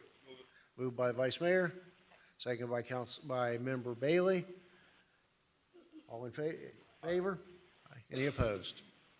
Mr. White, quasi-judicial items. Yes, Mayor, this is Section 5, quasi-judicial public hearing items. Please be advised the following items on the agenda are quasi-judicial in nature. If you wish to comment upon any of these items, please indicate the item number you would like to address when the announcement regarding the quasi-judicial item is made. An opportunity for persons to speak on each item will be made available after the applicant and staff have made their presentations on each item. Swearing in, all testimony, including public testimony and evidence, will be made under oath or affirmation. Additionally, each person who gives testimony may be subject to cross-examination. If you do not wish to either be cross-examined or sworn, your testimony will be given its due weight. The general public will not be permitted to cross-examine witnesses, but the public may request the LPA to ask questions of staff or witnesses on their behalf. The full agenda packet on each item is hereby entered into the record. Persons representing organizations must present evidence of their authority to speak for the organization, and further details of the quasi-judicial procedures may be obtained from the clerk. In accordance with Code Section 2-590, any lobbyist must register before addressing the local planning agency on any of the following items. At this time, local planning agency members must disclose any ex parte communications concerning items 4 or 5 on this evening's agenda. Thank you. Board members, any disclosures? Councilman Roth. All right.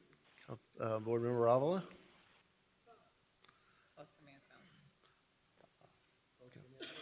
All right. Vice Mayor? Same. 5 only. Okay. And I disclose with respect to tab 4. I feel left out on tab 5. All right. So at this time, I would ask the clerk to swear in anyone or any persons in the audience who wish to testify on either tab 4 or 5. So anyone who's wishing to speak, please stand and raise your right hand to be sworn by the clerk. Do you hereby swear or affirm to tell the truth and nothing but the truth, so help me God? Thank you. You may be seated. So tab 4 is the first quasi-judicial item for consideration. This is car number 3731, tab 4. It's an ordinance of the City of Homestead, Florida, approving the rezoning as requested by D.R. Horton, Inc. of an approximately 37-acre parcel of land from agricultural AU zoning district to one-family, one-half-acre estate A2 zoning district for property generally located on the northwest corner of Southwest 304th Street and Southwest 192nd Avenue, Tower Road, as legally described in Exhibit A, providing for conflicts, providing for severability, and providing for an effective date.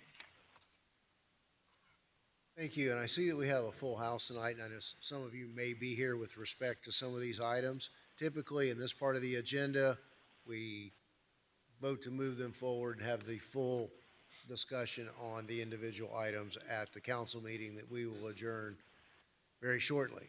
So having said that, staff report on tab 4.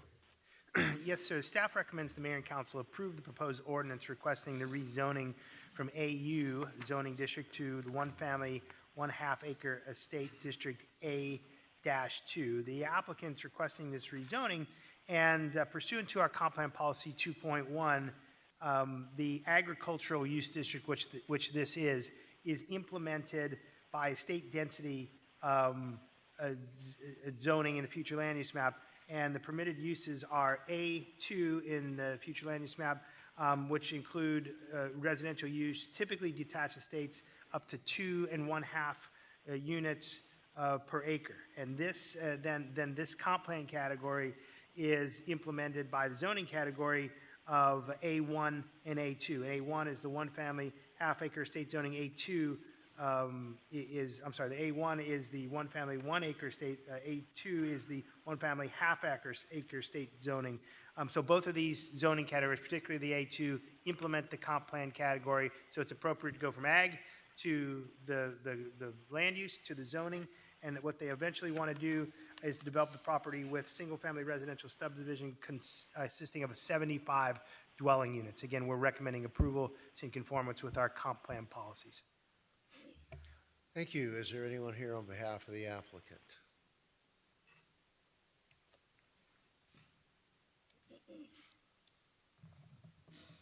Son of Holland Knight with offices at 701 Brickell Avenue.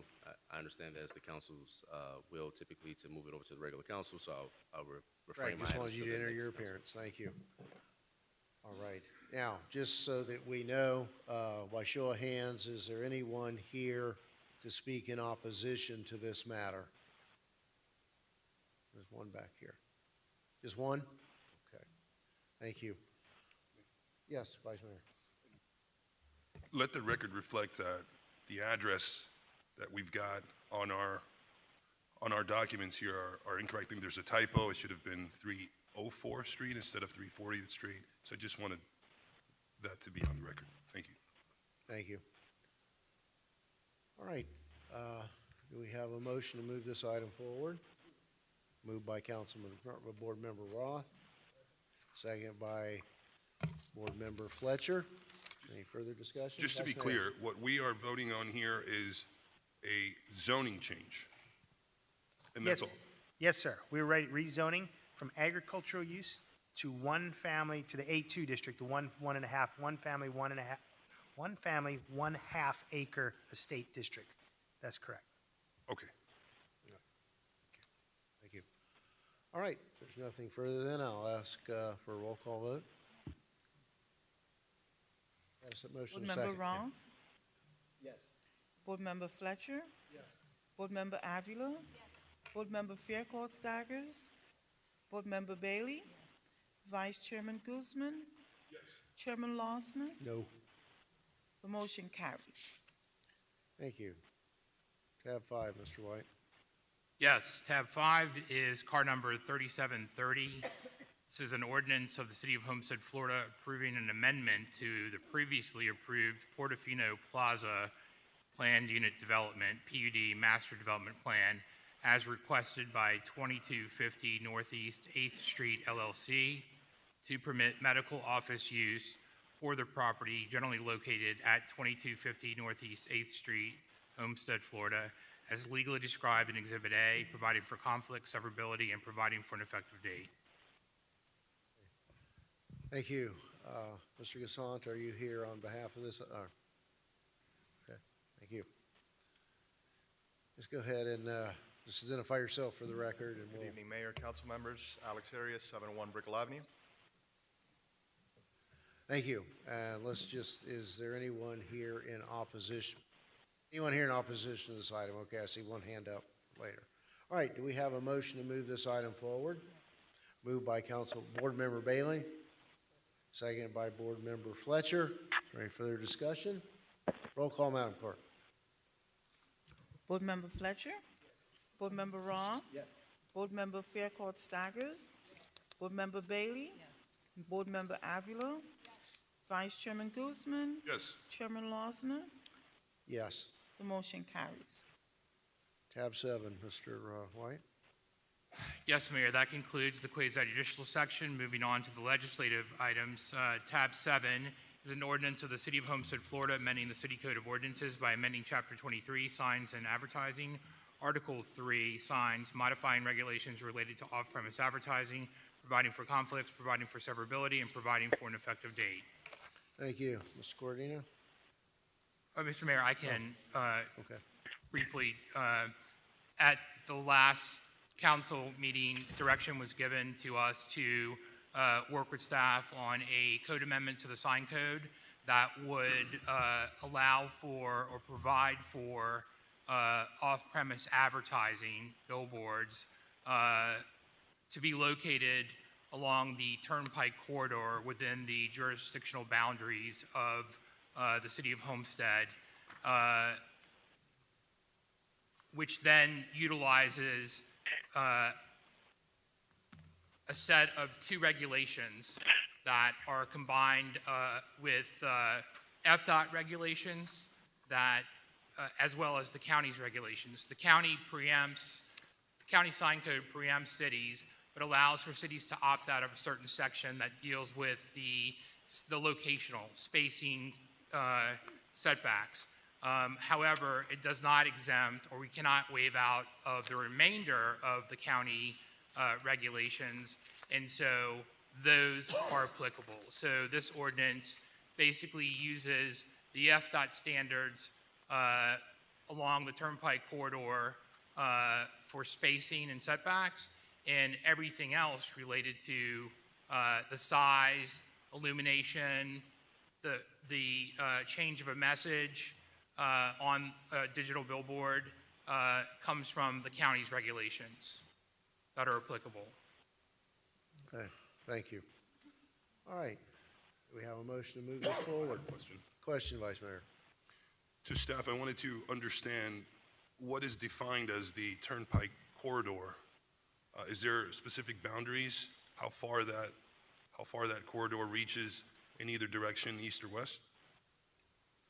And have we made an analysis of how many properties in that corridor within our municipalities would allow this type of advertisement? Yeah, we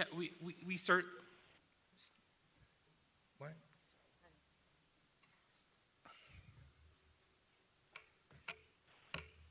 There's been some initial GIS mapping that indicates based on, and I should also mention that under the county's code and FDOT, only properties that are zoned commercial or industrial are permitted to have a billboard. So it's not every property, it's only those properties with those 2 designations or similar designations. So based on just a rough GIS analysis, that yields approximately 10 billboards, but that certainly needs to be refined a little bit, and we'll know for sure when we bring it back for second reading.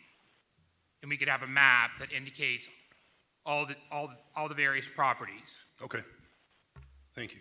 Because when I looked at it, from an aerial view, I only identified maybe 2 or 3 properties, so I wanted to see if you guys had something different than what I came up with. Thank you. Hey, thank you.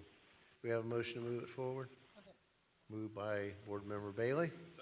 Seconded by Vice Chair Guzman. Anything further? Let's have a roll call vote, Madam Clerk. Board Member Fairclough Staggers? Yes. Board Member Bailey? Yes. Board Member Roth? Yes. Board Member Fletcher? Yes. Board Member Avila? Vice Chairman Guzman. Yes. Chairman Losner. Yes. The motion carries. Very good. Are there any public comments for this board acting as the local planning agency? Anything further, Mr. Corradino? Anything further, Mr. Pearl? Anything further from the members of this board? We have a motion to adjourn the LPA. Moved and seconded. All in favor? Aye. This meeting is adjourned, and in just a couple of moments, we will adjourn. Well, let's roll right into the Community Redevelopment Agency meeting. Are you ready, Madam Clerk? 2 minutes, okay. 2 minutes to the CRA meeting.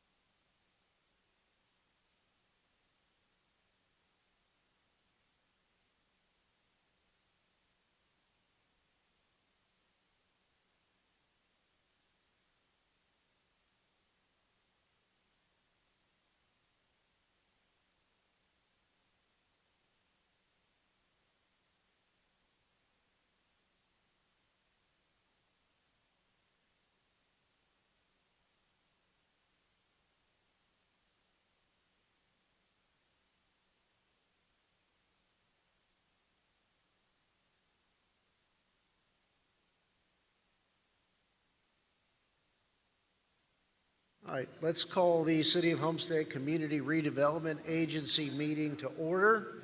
Today is Wednesday, December 14th, 2022, and it is now 6:05 p.m. Roll call, Madam Clerk. Board Member Fletcher. Board Member Avila. Board Member Faircloth Staggers. Board Member Roth. Board Member Bailey. Vice Chairman Guzman. Chairman Losner. Here. Thank you. Mr. Manager or Ms. Director, any additions, deletions, or deferrals? No, Mr. Chair. Sorry. Are you drunk on sugar? You can't find the, okay. Okay. We have before us the November 8th, 2022 CRA Board Meeting Minutes. Do I have a motion to approve?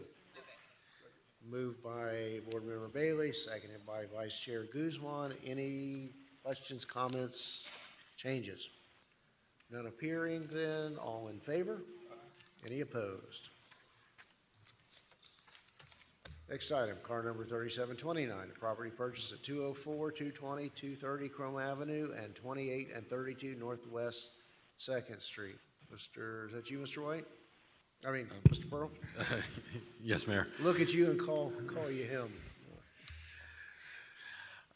Tab 2 is a resolution of the Board of the Community Redevelopment Agency of the City of Homestead, Florida, approving a commercial contract for the purchase of 5 parcels of real property, authorizing execution of the commercial contract for purchase and sale by the city manager, authorizing the executive director and city attorney to take all action necessary to implement the purchase and finalize and sign all documents, providing for an effective date.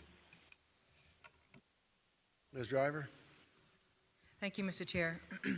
In keeping with the mission of the Homestead CRA, which is to eliminate slum and blight, one of our ways of accomplishing this mission is to acquire and renovate blighted buildings. Staff has identified real estate for sale in historic downtown that would serve as a great entertainment facility. The property consists of 5 folios, which are 204, 220, and 230 North Chrome Avenue, and 28 and 32 Northwest 2nd Street. Building 204 is the largest of the 3, and it has been vacant for many years, serving as an unused storefront in the heart of downtown.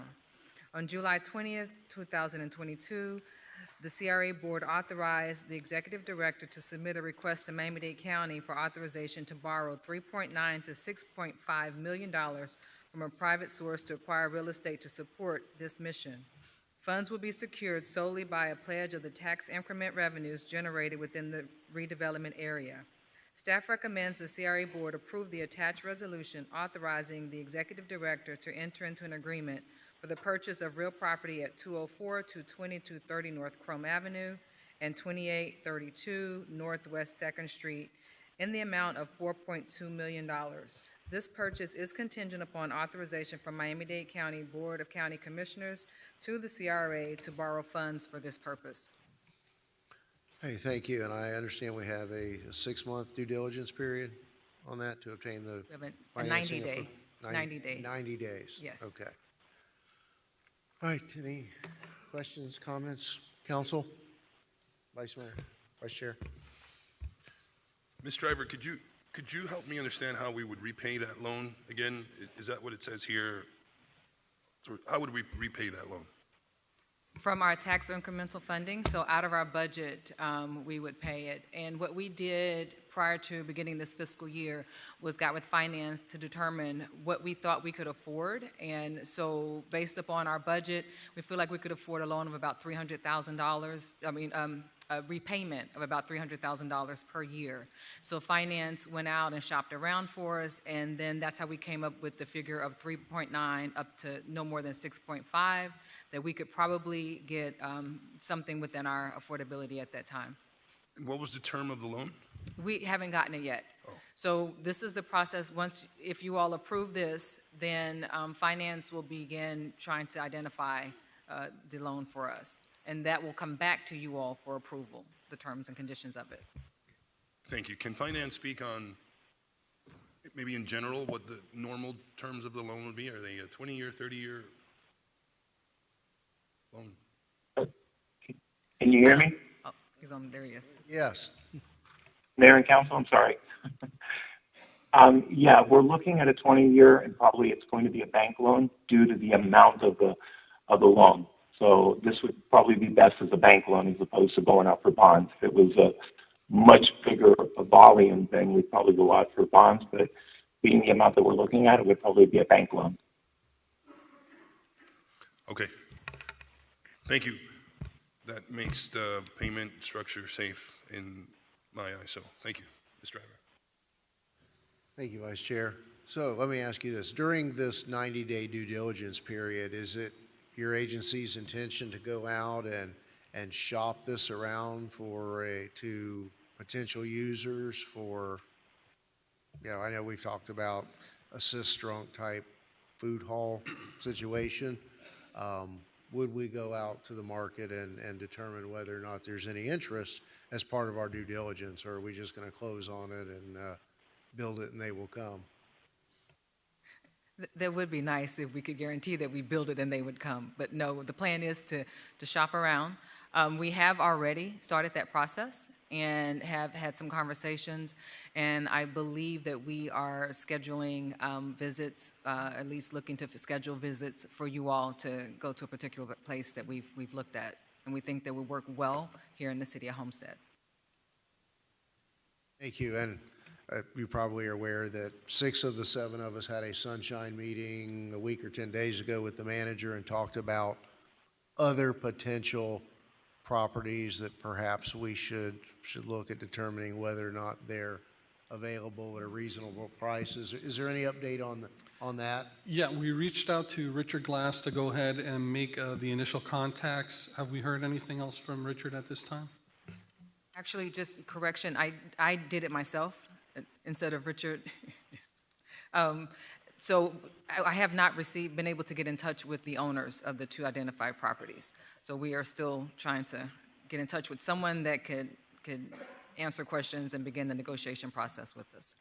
All right, appreciate that, because I guess my point is that well enough in advance before the due diligence period expires, we still have the opportunity to bail out of this potential contract with no penalty. I'd like to know where we are on discussions, potential with those either or both of those 2 sites, so that we can make some decision as to which would be a priority if one or both of the others become available. Understood, Mayor. Understood. And there's 2 triggers here as well. Remember, we had to get the county authorization to be able to do the loan. So, but we'll definitely come back to you all and bring you up to date. And there's also the loan itself. If we're going to move forward with it, we'll come back to council. So absolutely, we'll keep you informed before we do anything else. Okay? And just is my takeaway correct in that if we were to close this transaction and sign for a loan to spend $300,000 a year out of CRA monies, does that pretty much exhaust our borrowing? All our eggs are going to be in one basket in this building? My understanding, yes. If we go for the 300,000, yes. That would be it. Okay. Thank you. Yeah, Vice Chair. When you mentioned the name Mr. Glass, I just want to make sure that it's not going to have the same structure as we're considering with the triangle lots, where we've got to pay, the difference in rents for 24 months. This would have nothing to do with that, right? Because that's residential, this is commercial. Relocation would apply to commercial as well. Oh, so can somebody explain that to me, please? How? Mr. Glass is here. And Okay.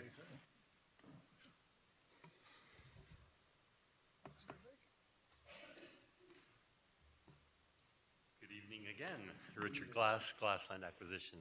Great to be here again tonight. There are 2 commercial businesses on this property. One is a smoke shop eligible for relocation. The other is a church.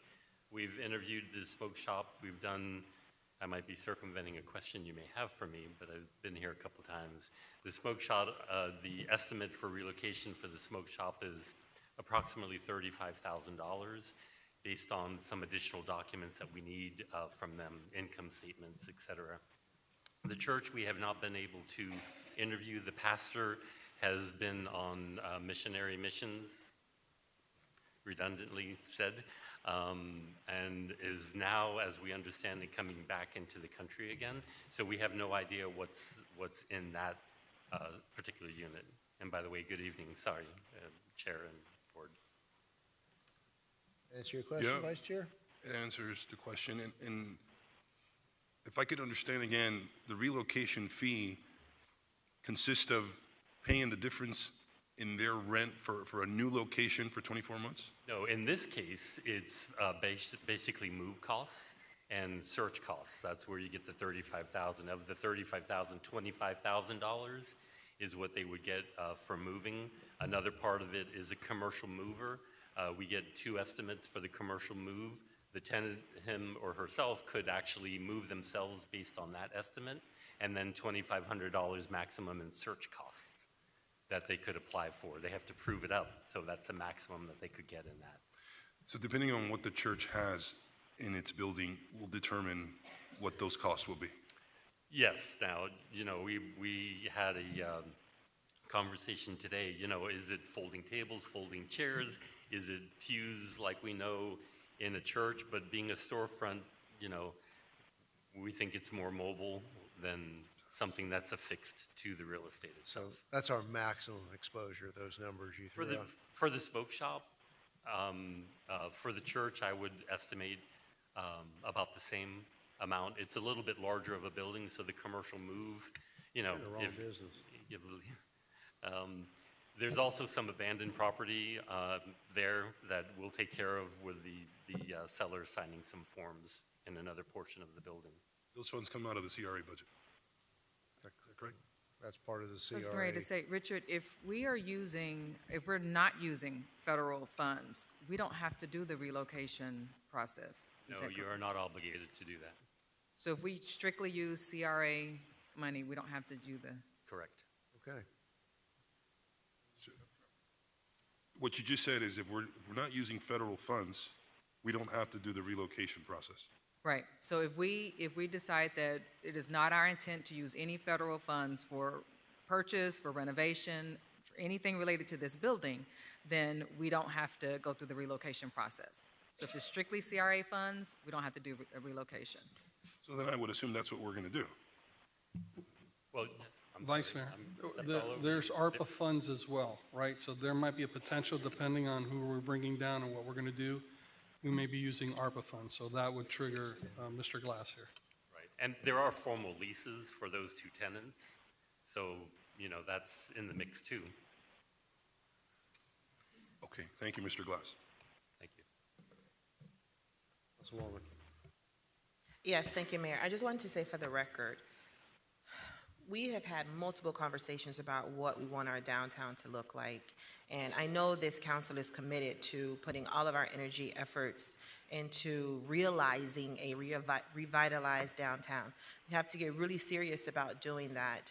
And with that, I support moving forward with entering an agreement in order to purchase this property, because if we're going to be Destination Homestead, as we say, we have to control our destiny.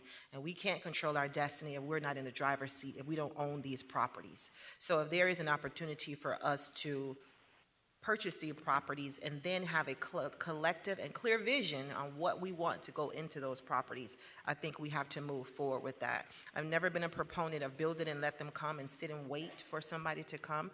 If we have a clear and collective vision, we need to go out and find who we want and define who we want to operate there. So I think this is a step in the right direction in order to see a revitalized downtown. So I support this agenda item tonight, Mayor. Thank you. No further? Councilman Roth. Thank you, Mayor. So our intentions are to purchase and then release and become a landlord. Is that the idea for this? I'm sorry, say again? Purchase the property and then become a landlord and lease the property out. Is that our plan? Yes, that Okay, is our plan. so- And we'll negotiate with, the terms and what it all looks like will depend upon the partner that we get for the space. Okay, and so the two tenants that are in place now, they have actual leases, is that correct? That is correct. And what is our obligation to honor those? Legal is currently reviewing the leases and will provide us with guidance on, what the obligation is, how do we move Because forward. if we don't have to do a relocation package, they can ask us for anything to buy them out of their lease. So do we have the leases in possession so we know the terms? Yes, we do have the leases. And when do they expire? 4 and 5 years from now, I believe. Yes. The church expires, the church has 4 more years, I'm sorry, 5 years, and the smoke shop has 4. And what is the combined lease amount? The church, sorry, put my glasses on. The church currently pays $5,626 per month, and that goes up about 1% every year. And then the smoke shop is at $3,210 per month, and they also have an annual increase. So, and then once we close, effectively, we start to collect rent, and we are in the position of landlord at that point. Correct. All right, so I'd kind of like to know what happens to those folks and do the best we can to keep them there if we have to. If not, give them the best possible exiting plan you guys can come up with, because it sounds like they just started there and they're new to the city of Homestead, and here comes the big boy. Sorry, you have to leave now. It doesn't look good. So I know it's progress, and I'm all for the progress. I just want to make sure that the people that are in place now are treated fairly. Of course. Thank you, Yes, sir. Mayor. Thank you. Mayor. So I was thinking something similar.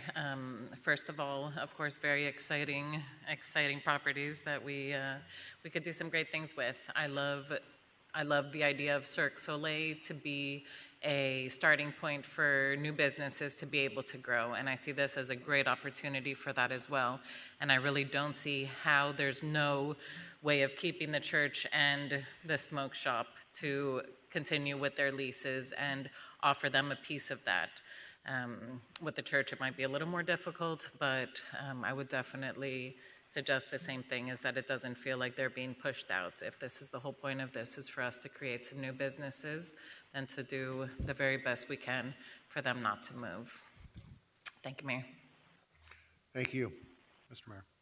Yes, yes, quickly, do we have, I know we're purchasing this property in regards to trying to clean up slum and blight in the neighborhood. Do we have an estimate on what our cost would be to renovate these areas in order to make them look a little better than they currently do? The properties that we are looking at purchasing? At this time, no, because we don't know, we don't have a vision yet as to what's going to go in there. Well, we have an idea what we want, but we just don't know what will eventually take place in there. So that would require us knowing a build out. So it could be upwards of $1 million, maybe more. But at this time, I really don't have a concrete figure to give to you as an estimate. I appreciate that, and the funding will come from where when we start to rebuild these locations. We need to look at that long term to see where we're going to get that funding from. So that's all. Thank you. I just want to add one more thing. I haven't been by there, and I don't remember what the exterior of the building looks, but if we do get possession of that building, can we unshutter it, put some decorative window coverings in there, and make it look pretty? I'm already on it. You're on it? Oh, yeah. All right, as long as you're on it. Yes, sir. And Councilwoman Bailey has already expressed those same sentiments. All right, thank you. Thank you, Mayor. Board Member Alvala? Thank you, Chair. I think, my philosophy is for the private sector to take on these types of projects and for government to stay out of the landlord business. But I think for this particular project, I'd like to follow it, and I'd like to be in the driver's seat, as Board Member Fairclough said. So I'm going to support this item tonight, but I think that long term, I'd like us to hopefully sell it and put that money back into circulation. With regards to the current tenants and their leases, we'll do our best, obviously. I don't know how a smoke shop and a church side by side mesh well, but hey, it's, Dade County. So I'll support it tonight. Thank you. Thank you. I have just one comment to our director and the manager. A lot of moving parts to this. Let's plan on coming back here 60 days into the due diligence period and talk about what leads you've pursued and whether or not you've gotten any basic estimates on the work that needs to be done there. I would imagine that building needs a 40-year recertification. That's been a tough situation for other older properties downtown this week. So let's, if we're going to go forward, let's go in with our eyes wide open as to what our exposure may be here. Let's not buy another pig in a poke. I agree, Mayor. With this signing the document, we have access to the building now, so we'll be able to do our due diligence. And I agree. We need, We've got to get ahead of, again, the out-of-town investors who are going to buy and hold, who aren't invested in what our vision for our downtown is going to be. And yes, we've got to balance fairness and equity to the existing tenants, but are a smoke shop and a storefront church our vision for a thriving downtown? You know, like relocation may be the answer long-term there. You know, with that fairness, absolutely. We're not putting anybody out on the street, so to speak, and we are federally precluded from that. But let's not take that big, I'm not willing to take that leap of faith off the cliff. Let's go in fully informed as we can be. So if you calendar that for 60 days into the due diligence period, let's come back and see where we are, so we've got time to get more info or pull the plug well in advance if we need to. Understood. We'll be back in 60 days. All right, so I think we have a motion and a second to Something to say, to Mayor. approve. Vice Chair. I wanted to ask if we could use that same energy, what we've just put in place, like what leads do we have, 60 days, let's find out what's going on. If we could utilize that same concept with showbiz, empty space there, because they've been empty for a long time. So something needs to happen there so we can start, getting Right. some people in there. We met with their marketing people the other day. They brought in a new group, and they understand what the city is looking for. And so we're looking to receive a list of possible leads from them, and we're going to help direct them which leads we would prefer coming into the downtown. We'll be happy to keep council informed about that. Thank you. And if they wouldn't mind doing so, maybe we can notice a meeting and I'll sit down with that new group around the conference table upstairs and hear them out, see what their thoughts are. Let them hear what our thoughts are. I'll be more than happy to set that up. No offense, I don't want you to be the filter there. I want to Not hear at it from all, the not horse's at all. mouth. We need to be engaged with these folks, and they need to be engaged with us. But back to the issue at hand, I think we have a motion and a second to enter into this contract. Yes, is that Mr. Kraft back there? Let's get him a microphone. Thank you, Mr. Glass. Microphone.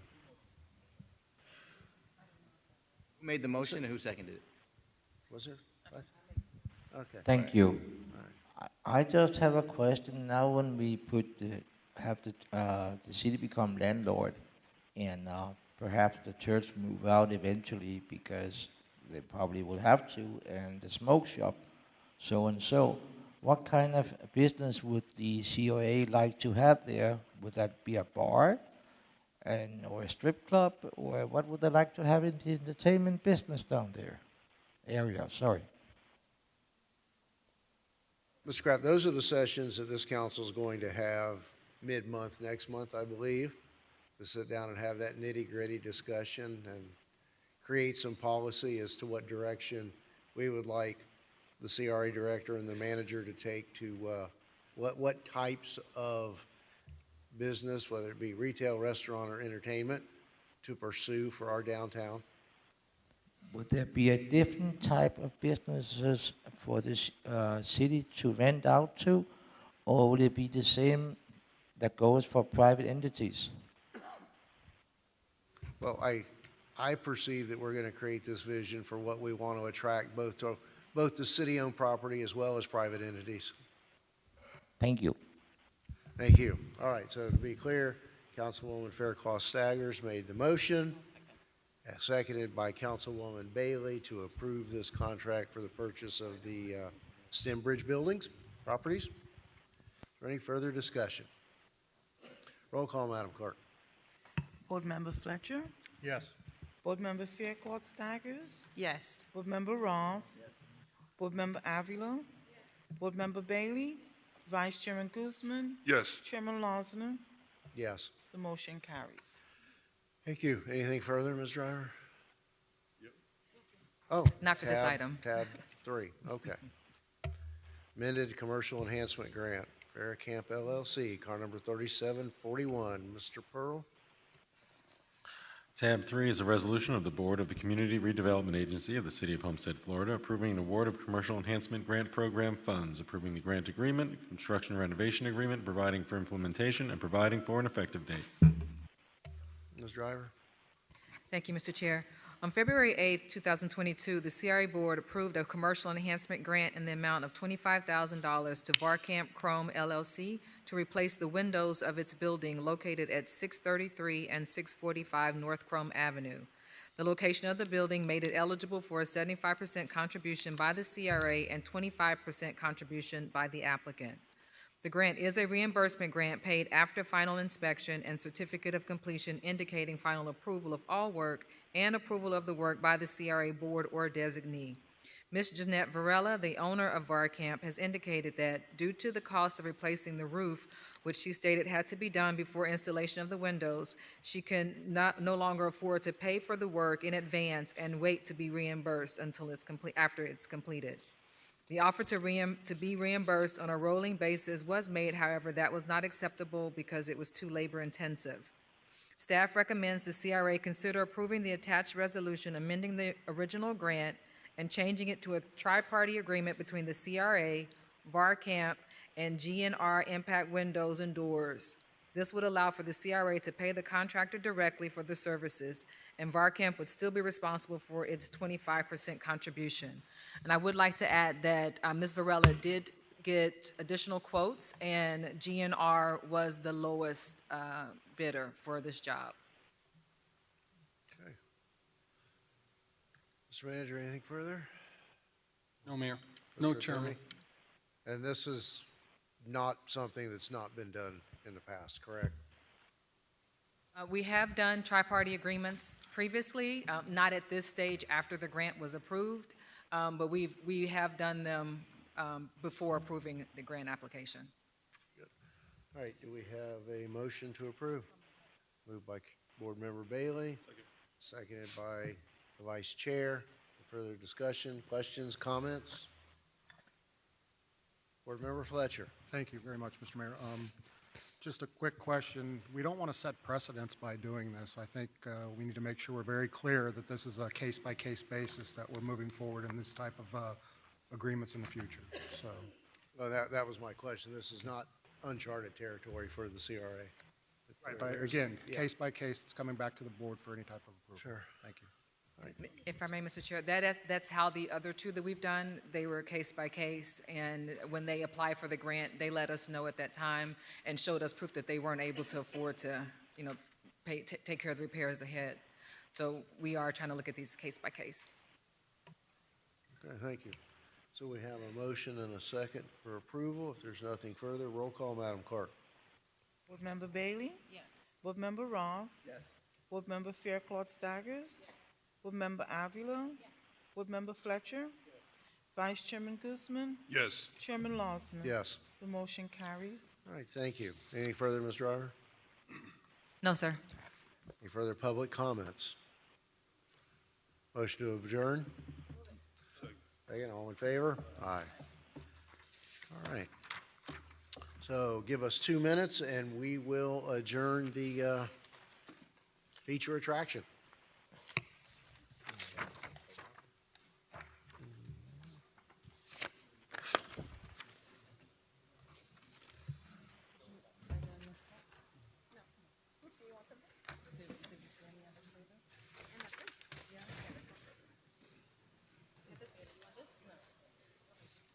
No, yeah.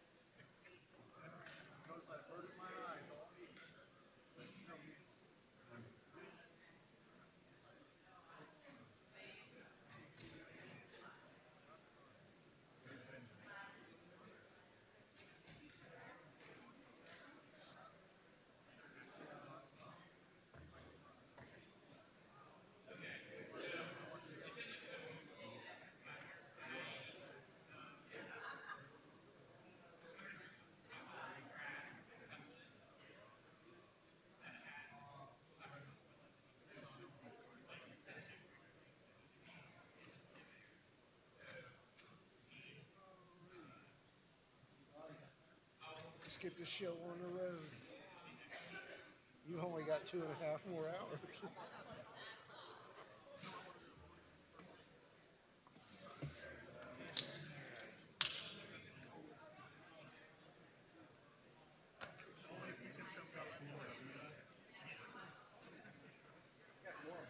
Yeah.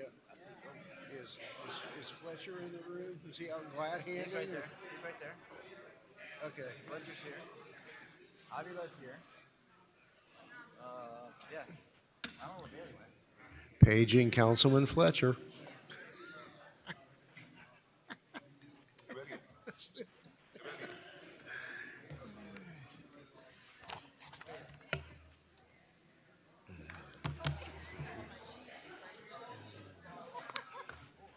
Oh, there is a cheese ball for you upstairs in my refrigerator. A fresh one for you to take, yes. It should be in the refrigerator in the back room back there, and I think there's even a box of crackers with it. Yeah.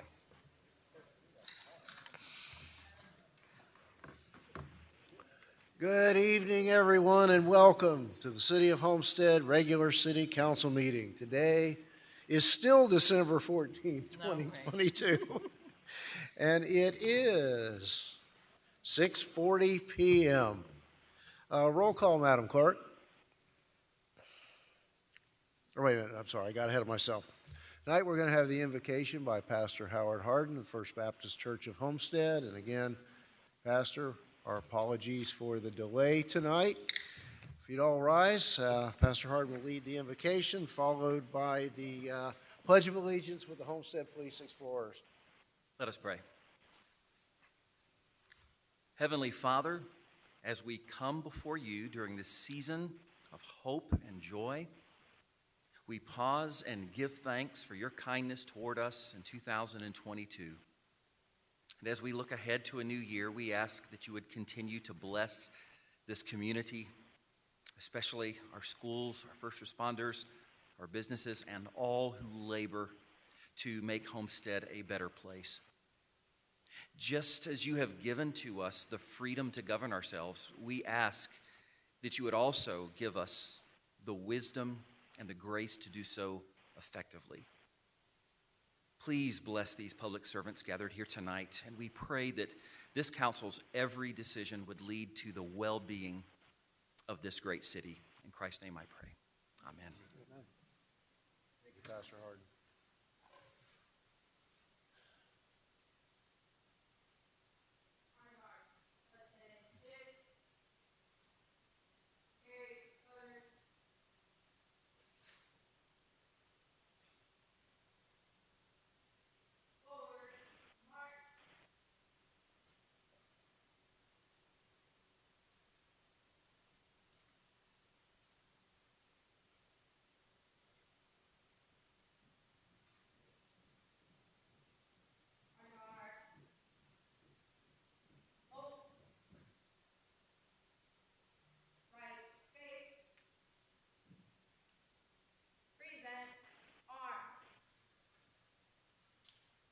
Please join with me.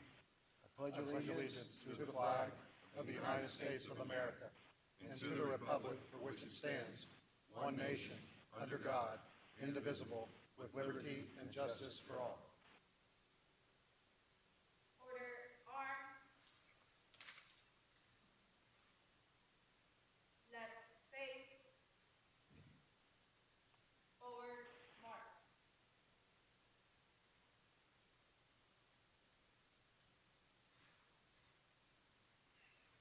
Thank you all. Please be seated.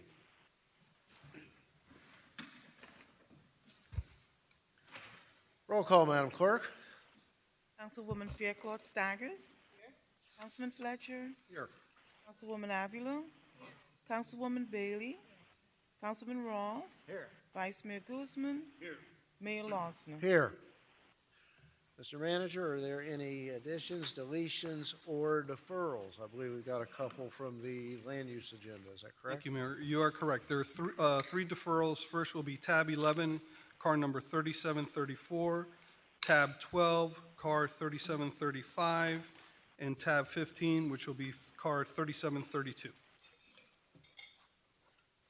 Do we have a motion to defer these items to a time certain of January 25th, 2023? Moved by Councilman Fletcher, seconded by Councilwoman Bailey. Any further discussion? All in favor? Any opposed? Thank you. Tab 1, Mr. Manager. Thank you, Mayor. We have Police Chief Pamela Davis of Punta Gorda, Florida here. She came here to do a presentation to council. Thank you and welcome. Good evening, everybody. Chief Pam Davis with the Punta Gorda Police Department for the record.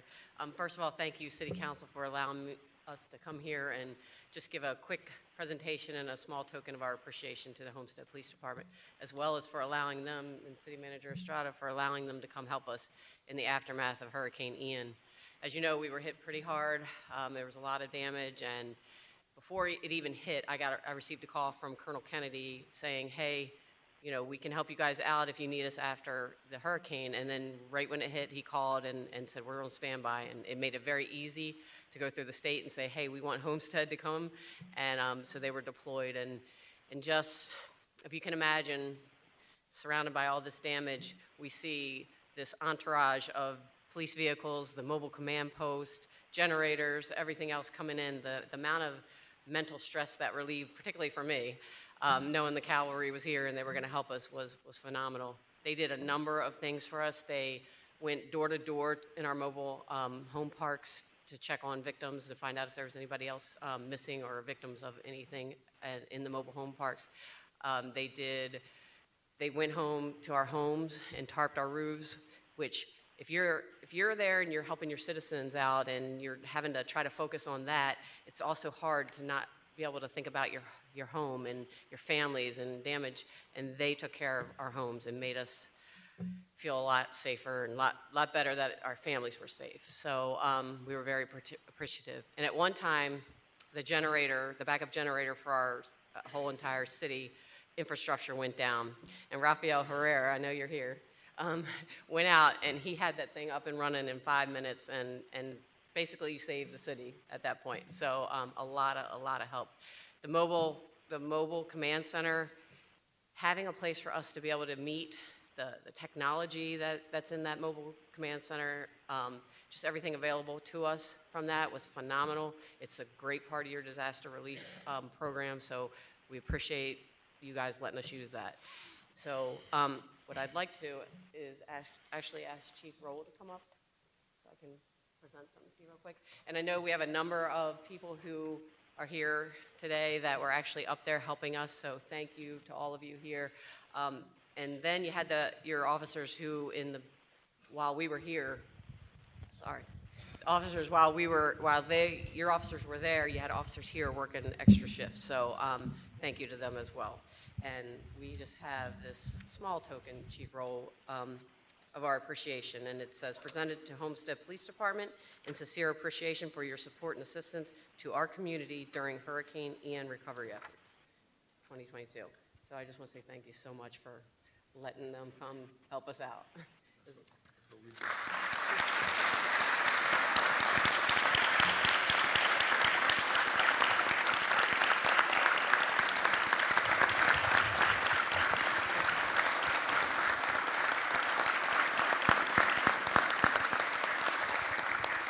You know, first of all, I want to thank Chief Davis and her command staff for coming down to recognize our police officers, and also to thank the mayor and council and the city manager for allowing us to go and assist.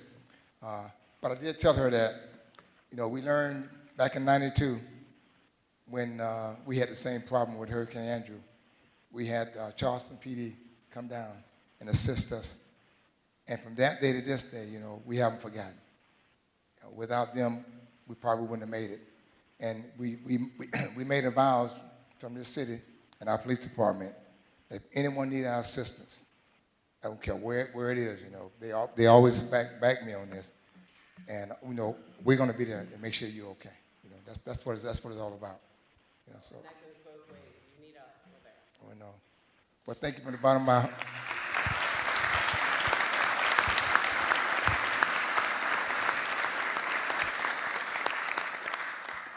Thank you again, Chief Davis, and I think the police officers are here. tonight that, that responded? Would you raise your hands in the back?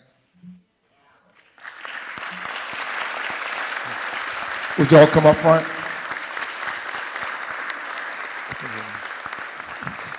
Would everybody come up front? You know, they responded with no hesitation. It's amazing how this police department come together in a time of need, not only just for Homestead. They came together for Point Coast Police Department. Yeah. I don't know how we're going to take a photo, but yeah, come around the back here. Oh, we're working on that.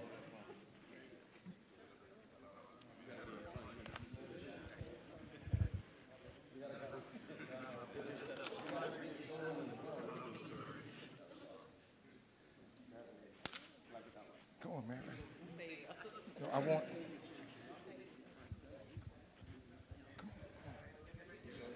I want Major Clark to just because you know this guy's unbelievable. I want him to say a few words about what happened when y'all was up there and how we got everybody together and some of the things that we did as a police department to help out Chief Davis and Port Oglala Police Department. Our police department is typically at its best when we're helping other communities. And the times that, thanks to City Council, that we've been allowed to go do that, it's some of the most rewarding work that we do, especially after a natural disaster like this. And I'd like to thank the Chief, Colonel Kennedy, all the captains, the command staff for all the support that they gave the officers, you know, as we went over there, and that we had all the right equipment. And we were able to really make a difference and help the community over there. At a time when you pull in and they see that kind of presence, it makes a difference immediately to the morale. So thank you very much. And Chief, thanks for keeping the disaster relief team going, and we certainly appreciate it. Thank you so much. And I think that's it for right now. But again, like I said, you know, without this mayor and council and the support of the city manager, Jerry, Jerry, you know, this wouldn't happen, honestly. And for little Homestead to leave here and go in and support another agency, another city, really, based on all the travesty that you all had, it was a blessing for us. And like I said again, you know, we hadn't forgotten. We went to Surfside and did the same thing at Surfside. We went to the Panhandle, and also, you know, went down on Florida Keys, and also doing 911.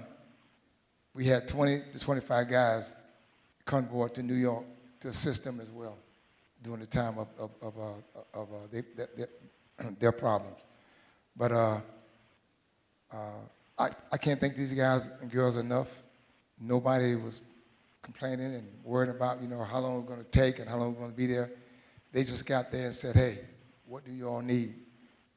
We're self-sufficient. We have our own food. We got our own gas. I mean, everything, you know. And Chief Davis mentioned that to me earlier today. But that's how we roll.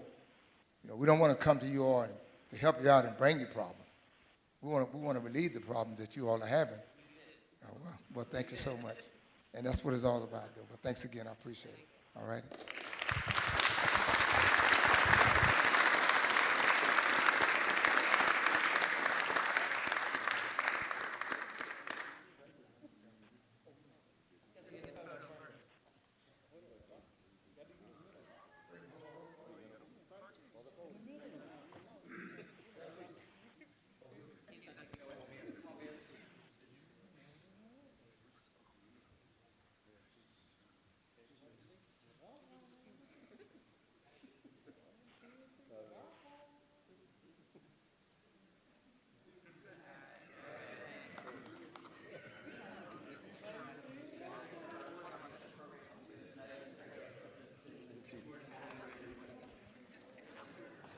That's what I think.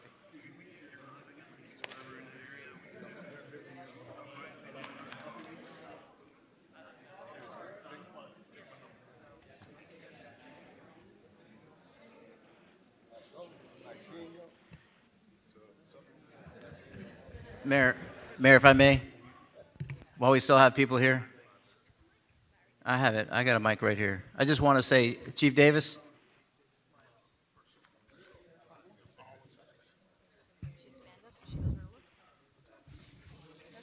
I see her. I'm all right. Chief Davis, I just want to say something. You know, I've been in this city 30 years. I've known the chief a lot of the time. I've known most of these officers for a very long time. And as you were speaking, the words, the simple words that you used actually gave me chills. Yeah. And, you know, all of us up here take so much pride in our police department. We try to give them the resources, the tools necessary to do the job. And I remember I was out at the racetrack this year with the races, and a gentleman came up to me, our IT guy, who's been with the department for I don't know how long. He's been here a long time. And he said that because of the equipment they gave the police department, they could tap right into your radio system and you had communications immediately. And to me, that's the most important thing, right?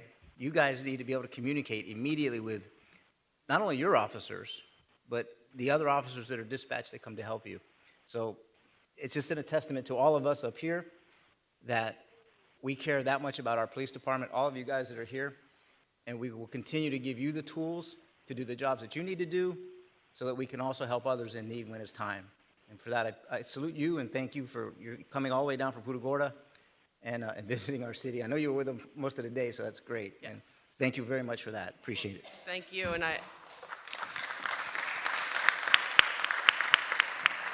and just to piggyback on that, the resources that they had that they were able to share with us, they were able to say, okay, what carrier right now is the best in the area? And they were able to do that with their phones.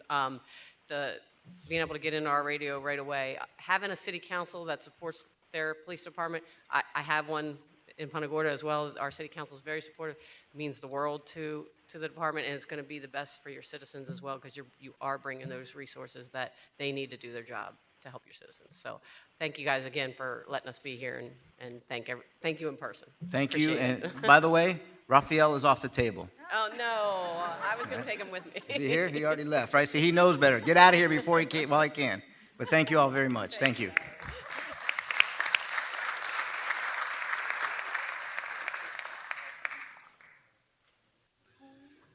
Hey, again, thank you all, particularly to our officers who went. It was, very heartwarming when we were out there at 5 o'clock in the morning and they were loading up and going, and they were all happy to be able to do that. Mr. Manager, tab 2, do we have a report regarding the Cybrarium? Thank you, Mayor.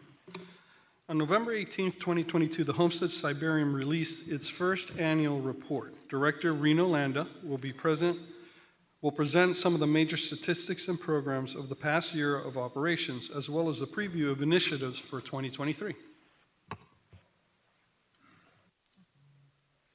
Good evening, Mayor and Council.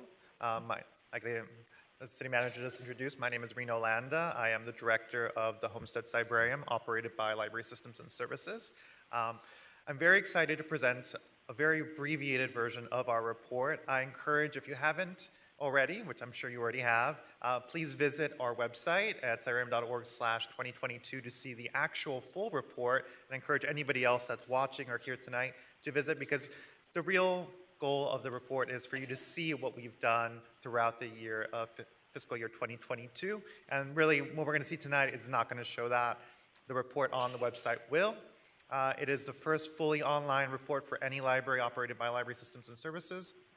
And it's really meant to capture what we see every day at the Cybrarium, which is our community and how they're using our spaces and our services. So today I'm really just going to give you the highlights and give you the opportunity to ask me some more questions about what we've been doing so far, almost at year 2 since we've opened, coming up in March. And this was our first full year of the Cybrarium.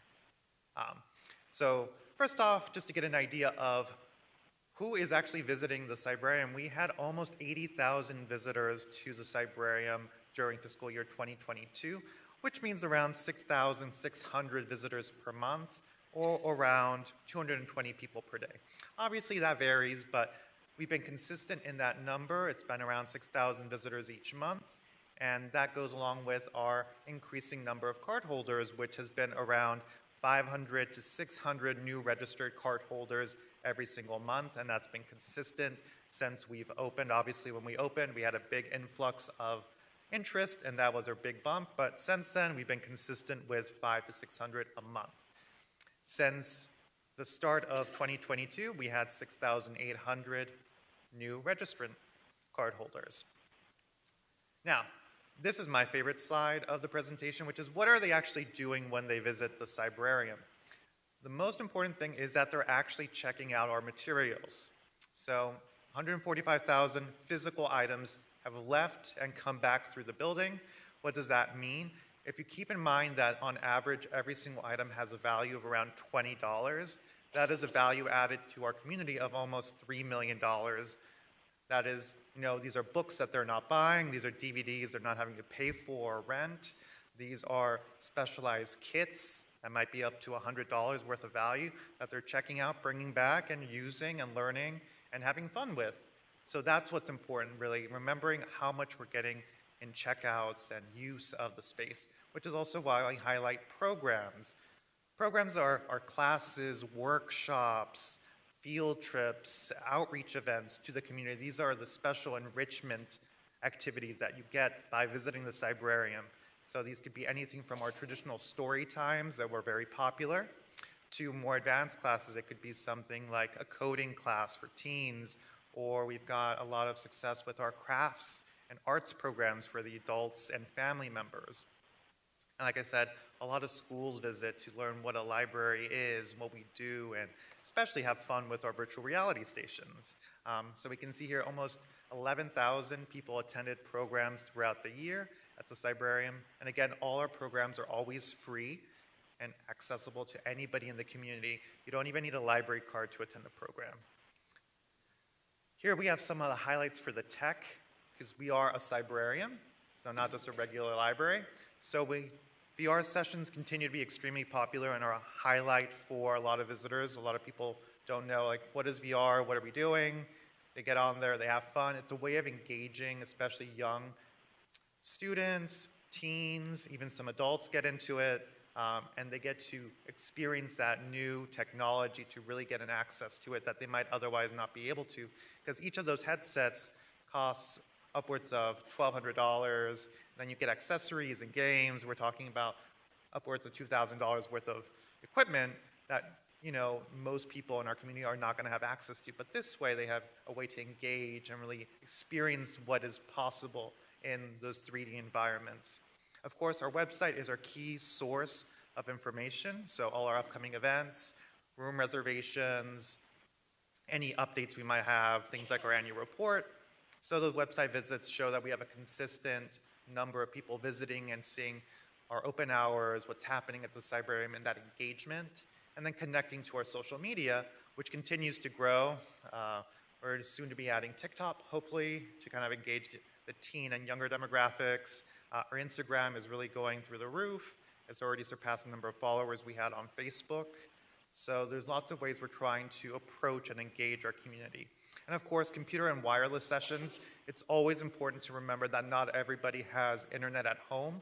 And so they come to the Cybrarium, their public library, to connect to that Wi-Fi, to do those job applications, to do those Zoom interviews, to do their homework. So that's why we highlight that section in our report. Looking forward, because I do want us to look forward to what's happening now in fiscal year 2023. 2022 was about connecting with our community, hearing what they want from us, and giving that to them. 2023 is about us going out into community more and really enforcing our engagement and community outreach. So that's what I've charged our staff with for this coming year. To go along with that, 2022 we saw a lot of focus with families and young children. 2023 I want to move to expand resources and services to the adults and young adults in our community, which is why I'm highlighting the fact that the Cybrarium is now a Grow with Google partner, which allows us to offer 500 scholarships to somebody in the community, especially adults, young adults, that are looking for IT and tech skills to really develop and be officially certified through a Google process. So you can see up there, we've got e-commerce, IT support, data analytics, some high-in-demand fields that will be able to really put some of our people in our community on track to really get into that field and develop those skills. I'm also happy to announce that as soon as the renovation is done, we will have a new recording studio in place to really have our teens and adults have a way to be creative and also help with entrepreneurship and development of, they can do voiceover work for websites, they can do podcasts, they can do their own videos. That's the goal of the recording studio, and the 2 multimedia editing stations will be debuting in the spring. And lastly, of course, there's ongoing development of enhancing our collections, both books and non-traditional items like our STEAM kits, which include robotics, gadgets for kids and teens, and even some musical instruments for the adults, and of course our board games. So that is what we can look forward to and we can look back on for fiscal year 22 and fiscal year 2023. I'm happy to answer any questions you might have. Thank you. Councilwoman Bailey? Thank you, Mayor. Well, I'm a very positive person and I'm pretty creative, and it feels like a million years ago when we first started reading about this, and I'm like, okay, but will the kids have books that they can hold in their hand? And never did I imagine that it would be as cool as it is. My kids still love going there. I still love taking my preschoolers there on field trips. So you have just completely surpassed my expectations. I have one question, digital art. Are you doing anything with that right now? Digital arts is actually something we've just been recently enhancing. We just purchased, it was 20 drawing tablets, so you can connect to a computer and draw using those tablets, and we're working with a nonprofit partner to teach classes starting, well, we started in November, but we're doing more during winter break this year and then into January and February of next year to get the basics of digital art, digital animation instilled in them. And we also have several of those exact same tablets ready for circulation, so that way they can take the lessons they learn in our programs and take those home, and if they have a computer at home, connect and use it that way. With Illustrator or Photoshop, that type of? The level that we're using right now, at least for the programs, is a little bit below that. It's more introductory to really get school age and middle school engaged and used to using that technology is more introductory. So we're using software called Sketchbook and some other free software called OpenTunes for animation. But the multimedia editing stations we'll be installing will have the full Adobe Creative Suite, which includes Illustrator and Photoshop. So that way, my goal is always to have a path for every age. So even if you start off as a 2-year-old, you can keep coming back to the Cybrarium year after year and get something every single year that'll enhance that stage of life. So for example, if they come to a program and they're in middle school, they can then learn by taking the tablet home and then continue that by learning the skills in Adobe Illustrator or Photoshop at our multimedia editing stations and eventually continue that into a career. That's the goal. Oh, wonderful. No, I've gotten a couple inquiries on that, and I thought, I know who is probably going to do something soon. A question for staff. I've had also a few people reach out regarding our calendar. Is there a way that we could maybe organize things with some of our partners, obviously Cybrarium, to have a city calendar where you could go on our website and see what's happening for the month? Yeah, so we have the city calendar that has our city events, and we also have a sub-calendar for Parks and Recreation. We can certainly add a calendar for the Cybrarium as well so that you can get that all in a one-stop shop. And I'll add, our calendar system, because we have one that serves through our website, does allow for RSS feeds that might be able to feed in directly to a calendar system run by the city. So that way we have double the access and discoverability for our programs. Wonderful. Keep up the great work. Thank you, Mayor. Thank you. Vice Mayor. Thank you, Mayor. Reno, I'm really proud of the Cybrarium, and every time I talk to somebody about it, I'm always raving about how cool it is. I saw the numbers that you put up in your presentation. I noticed 70,000 people. Do you guys keep track of where they come from? Yes, we do have a way of tracking based on their registration, where their registered address is, and so we do have a mapping system for that. There's differences if, say, they have property but they also live somewhere else. That gets a little confusing, but yes, we do have a way of tracking. Okay. And there's a marketing plan in place that you guys utilize, or? Correct. All Yes. right. So looking at 2023, we're looking at that exact map to see which neighborhoods don't have as much representation of card holders and kind of figure out why that might be, and then do outreach to both those communities and maybe nearby schools that serve those communities to really target those populations. So obviously it's working, and I would like to invite you to Tourism Advisory Committee meeting. That way we could try to, get some ideas and collaborate with each other how we can continue to push people into the Siberium's direction. Of course. So I'll stay in touch with you in regards to that. Thank you. Thank you, Vice Mayor. Councilwoman Fairclough. Yes, thank you, Mayor. And thank you, Reno, for the presentation. You know I've been following the work that you've been doing at the Cybrarium on a monthly basis. So thank you so much for the programming and all of the opportunities that you're providing for children in this community and beyond our community. I had mentioned to you and staff several times, I was just a little concerned about accessibility for some of the programs, and you know what I'm talking about, particularly the Tiny Tot Story Time and the Story Time for Little Learners, because working families don't have access. And I looked at your upcoming calendar that was provided to me, and I still see that those programs are provided during the week when working families are at work. So like me, I can't experience that with my daughter, so I'm concerned about access. So what is the plan moving forward? I know we discussed it, but I still don't see that there's a plan. I'm happy to announce and let you know that starting in January, we will have 2 Saturdays a month that will be family story time events, specifically targeting those working families that can't make it during the week. We're also spreading our Tiny Tots and Little Learners story times to the middle of the week a little bit more to spread out and offer more opportunities on alternating weeks for a different variety of children's story times and children's programming. But really, as you highlighted, we didn't have much in the way of story times on weekends. So we have added, started in January, bi-weekly story times for those working families. And the other weeks, we're hoping to have special events that also target families in addition to our ongoing student STEAM programs, those Saturday STEAM programs that'll continue to be weekly on every Saturday. Thank you, Councilwoman. Councilwoman Avila. Thank you, Mayor. I love the Cybrarium. I think it's phenomenal. I wanted to know, are you planning anything to connect the new Losner Park with the Cybrarium and integrating some activities, some programming, reading in the park, or read and play kind of things?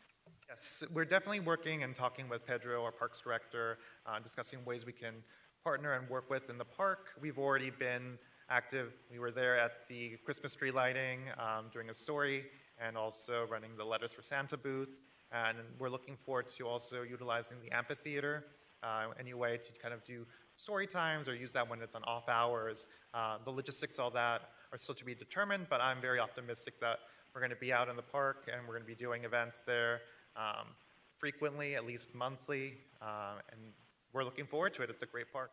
Very good. Also, is there any merchandise that we can buy, a bag to put our books in and bring it back and forth? Because I think currently you have to kind of walk out with all the books in your arms, right? We don't currently have any merch.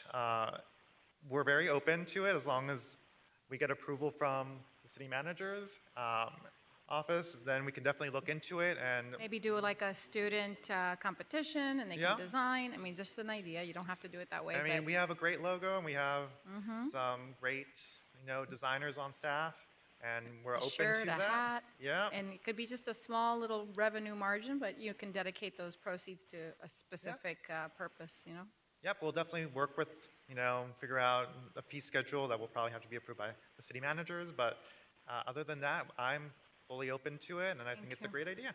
Also, do you advertise the ability to make book recommendations? There was, I recall one time being there and I had asked, how could somebody, recommend more books or a type of genre of books? And you had to go through the website and submit, but have you received book recommendations, and how are you trying to engage more with that?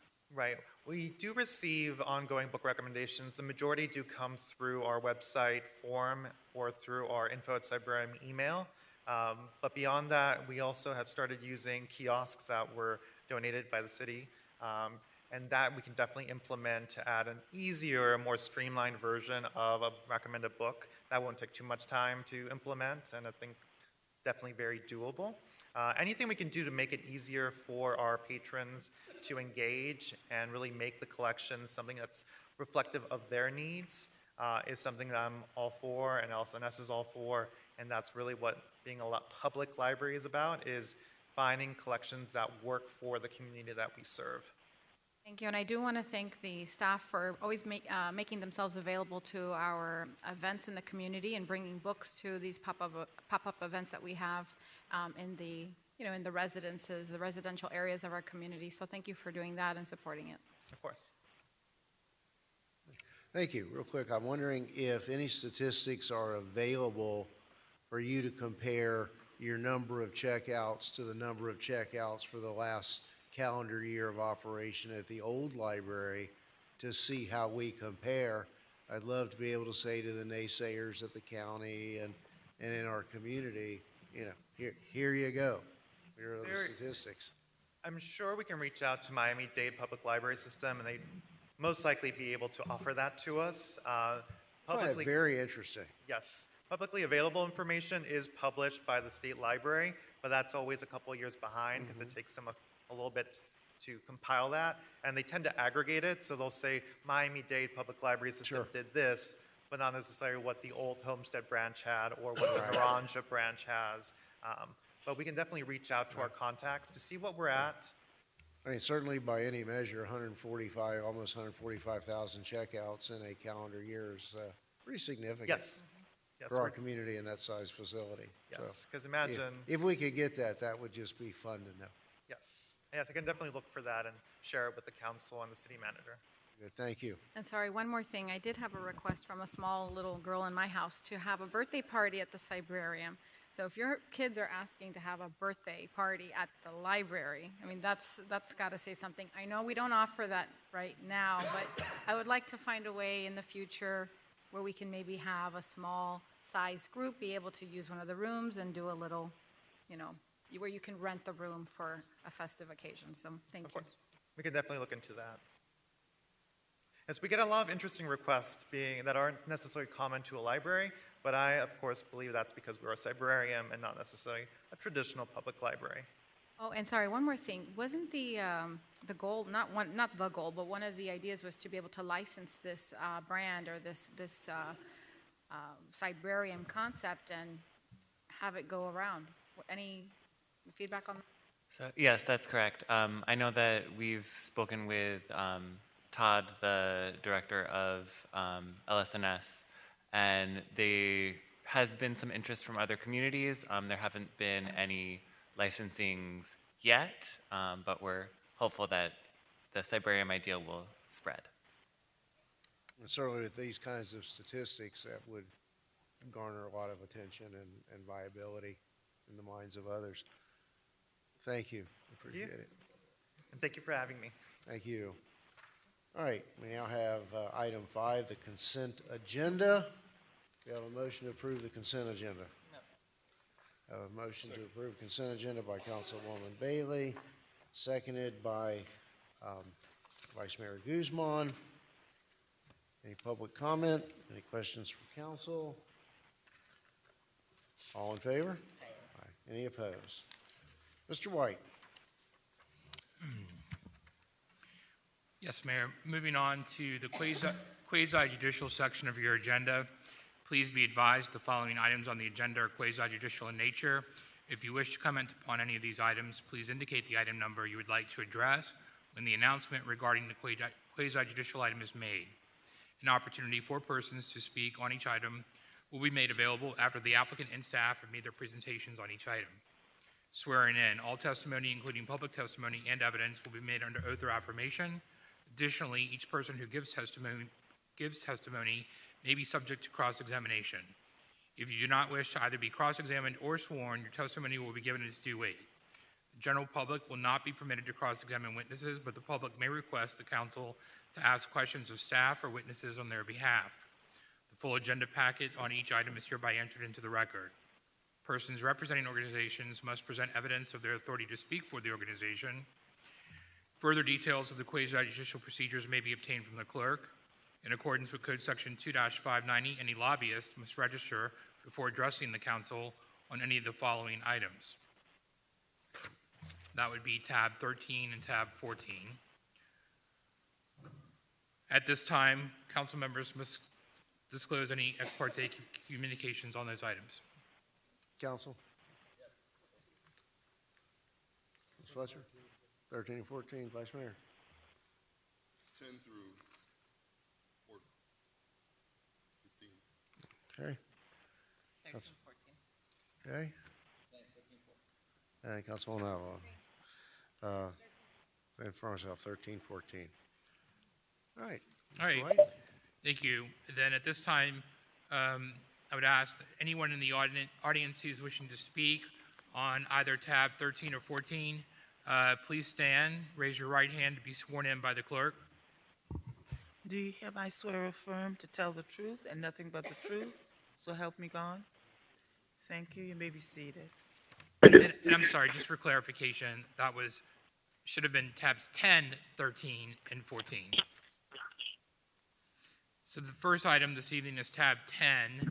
This is car number 3733. It's a resolution of the City of Homestead, Florida, granting final plat approval as requested by SK Parker Point LLC for the development of a 371 dwelling unit subdivision on an approximately 42-acre parcel of land, generally located north of East Maury Drive, east of Northeast 13th Avenue, south of the C-103 Canal, and west of Southwest 162nd Avenue, Farm Life School Road, as legally described in Exhibit A and providing for an effective date.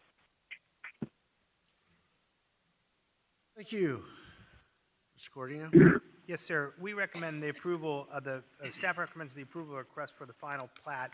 This is an application for what we call Parker Point that consisted of 97 single-family homes, 274 townhomes on about 42 acres of land. This was approved by you all in 2021 in two separate applications. We reviewed the final plat in accordance with the requirements of Miami-Dade County in Division 4, Chapter 25 of our code, and the state of Florida's code in Chapter 177. We found that it is in compliance with all of those different regulations, and we are recommending approval. Thank you. Is there anyone here on behalf of this item? Oh, Mr. Arza? Good evening, Hugo Arza, 701 Brickell Avenue, representing the applicant. I'm joined by representatives of the developer. If you had any questions, but again, this is an item that you all saw during the rezoning and site plan approval. This is final plat. We've met all of the staff conditions. I will not take up your time with any kind of presentation this evening. We would just respectfully ask for your approval. All right. Well, let's see if there's anyone here in opposition to the granting of the final plat for this project.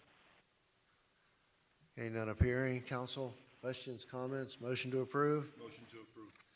Moved by Vice Mayor Guzman, seconded by Councilman Fletcher. There's nothing further. Roll call.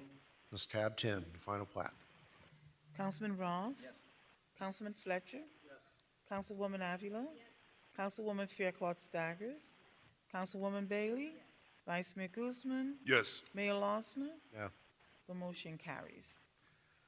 Okay, next item is tab 13, car number 3731, public hearing 2021-54. It's a rezoning from AU agriculture to one family, 1/2 acre estate district. Yes, Mayor, this is the first reading of an ordinance of the City of Homestead, Florida, approving the rezoning as requested by D.R. Horton, Inc. of an approximately 37-acre parcel of land from agricultural AU zoning district to one family, 1/2 acre estate A2 zoning district for property generally located on the northwest corner of Southwest 304th Street and Southwest 192nd Avenue, Tower Road, as legally described in Exhibit A, providing for conflicts, providing for severability, and providing for an effective date. It's first reading. Thank you. Mr. Cordino? Yes, sir. We're recommending approval of this ordinance requesting the rezoning. The applicant, as requested, it's agriculturally zoned now. The comp plan designation is estate density. The zoning that they are wanting to go to is A2, and that implements the estate density zoning in the comprehensive plan. So it's consistent with the comp plan, and it's consistent with the surrounding neighborhoods. The applicant's intent is to develop the property with single-family residential homes, about 75 dwelling units on the site. I believe companion applications will be coming next month. This is just the rezoning, and we're recommending approval. Thank you, Mr. Cordino. Hello again. Good evening.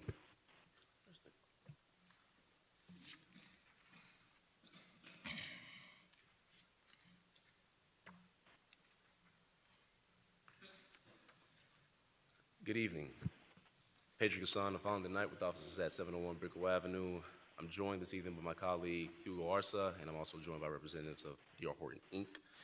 And we're here this evening on behalf of D.R. Horton with respect to its request to rezone property located at the northwest corner of the intersection of Northwest 304th Street and Southwest 304th Street and Southwest 192nd Avenue. We are thankful to have staff's recommendation of approval as the rezoning request will implement the existing land use designation for the property. In total, we have 4 applications, but tonight there's only one application before you, one application that I want to talk about, which is the rezoning of this property. For efficiency, I had prepared what would have been a 20-minute presentation, but in recognition of the holidays, I'm going to curtail that and make it about a 6-minute presentation. So you will see me skipping a variety of different slides as I'm only going to be talking about the rezoning on this property. There's essentially one aspect, one thing that I want you to remember about my presentation tonight. One thing, that the rezoning of this property makes it consistent with the future land use designation on the property. That's it. One simple thing, one simple word, consistency. And that's all we're seeking as part of this rezoning tonight. This is the property. We've talked about it. You know where it is. You're all familiar with it. 37 acres, located within the city of Homestead. It's on the western edge, 37 acres, right across the street from a variety of different uses. There's a property immediately to our west that's in the county and that already has a zoning designation that's consistent with the zoning designation that we're seeking tonight. This is just a zoomed out area to have a better perspective of what we're seeking to do on the property. You can see that there's a variety of residential uses, and the zoning in this area is generally consistent with what we're seeking tonight. With respect to this property, the core aspect is that estate density is the land use designation that impacts this property. And I want to take just a second to talk about what the future land use designation means within a city. In a city, the future land use designation essentially operates as your constitution for development. It gives a bird's eye view of what the city would like to see developed on the property. So think about it as the Constitution. When you talk about zoning, you're talking about getting into the granular details of the property. What are the lot sizes? What are the setbacks? What it looks like? What does it look like? And the zoning for the property cannot contravene the land use in the same way that the local laws of this city cannot contravene the Constitution of the U.S. Unfortunately, as it exists today, the existing zoning is not consistent with the existing future land use designation. So what we're seeking to do as part of this rezoning tonight is to provide for the consistency with respect to the rezoning. Now, I won't belabor this point. You all know about the need within the county. You know about the need as a whole. This will help to address that need by providing more single-family inventory. You know that we're located in a geography where we're sandwiched between the Everglades on the west and the Atlantic Ocean on the east. There's only so many places where we can build. I won't get into all of the application, but there are a variety of different applications that are going to come before you, but tonight the only thing that we're talking about is the rezoning for the property. One of the aspects with respect to this is that the rezoning that we're seeking is the A2. Under your comprehensive plan, the A2 is what implements your estate density category. It is what brings it over and says, hey, we are consistent with what the city has already designated and has already applied to the site. These are some other items that are not particularly relevant tonight, and as I promised, we will be flipping through these items. This is with respect to this site. Immediately adjacent to our property is a property that is located in Miami-Dade County that has a similar zoning designation that is already under the process of being developed, and all we're seeking to do is provide for a zoning that's going to be consistent with that zoning category. This is not going to be relevant tonight. We have a proffered declaration of restrictions whereby we're going to limit the development of the site to 75 dwelling units. That's about 2.05 dwelling units an acre, which is consistent with the 2.5 dwelling units an acre that is provided under the future land use designation. One of the points that I always like to make is that as part of the conceptual plan that we're providing is that we're going to be planting over 700 trees and over 6,000 shrubs. And then I just want to quickly go through some of our models. This is the Bellister model. We have 4 models. All of them are estate homes, all single story, and they're pretty large. They all comply with your setbacks. They all comply with the variety of different zoning requirements. There's an issue that will come up at the second reading, but I'm just going to talk about these items today. The Bellister model is over 4,000 square feet, and these are the 4 different models that we have: the classic, the coastal, the contemporary, and the modern. We have 4 different models for each of the models that we are providing, 4 different architectural expressions that we are providing. This is the Camden. This is about 3,600 square feet, and you have the 4 different architectural expressions. We have the Destin, which is over 3,000 square feet, and we have the Fraser, which is over 3,600 square feet. So these are just some of the conceptual models that we're playing with respect to the site, and I think these are some of the issues that we will get into at the next hearing. One of the benefits that's going to occur from the property is that as it exists today, the property only pays about $11,000 in total for ad valorem taxes, and there are a variety of reasons for that that I won't go into. But as currently contemplated, the development of the site will provide for about $15,000 per unit, which translates into about $1.1 million in ad valorem taxes annually. That's a 100-time increase in the ad valorem taxes that this redevelopment will provide as part of this development if this council so wishes to approve. In addition to that, we'll be providing over $1.6 million in impact fees, which will help to address a lot of the infrastructure within the area. So as promised, I think this may be the shortest presentation that I've done in a very long time. I'm going to stop there. I'm here to answer any questions. I would like to reserve some time for rebuttal, and thank you so much for your time. Thank you. Council? Vice Mayor Guzman. Thank you, Mr. Mayor. Mr. Gassan, thank you for that presentation. And what we're, like you've said many times, what we're gonna vote on today is just a zoning change. And on the next reading, we can get into site plan and lot sizes, but we're not gonna talk about that tonight. So zoning change to make it consistent with the future land use map, I'm gonna support that tonight. Thank you. Thank you, Vice Mayor. Councilwoman Bailey? Thank you, Mayor. Even though I disclosed that we had discussions, it was only a really brief conversation this morning with Mr. Arza, so I never saw the full presentation.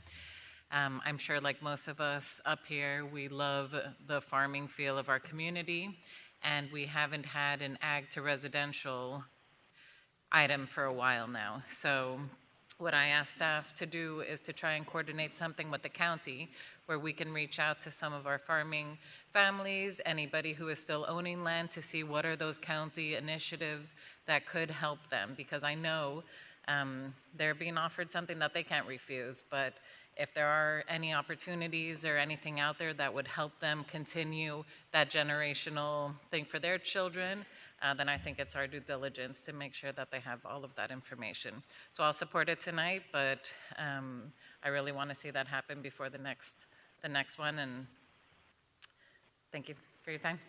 Thank you, Councilwoman Bailey. Councilwoman Avila?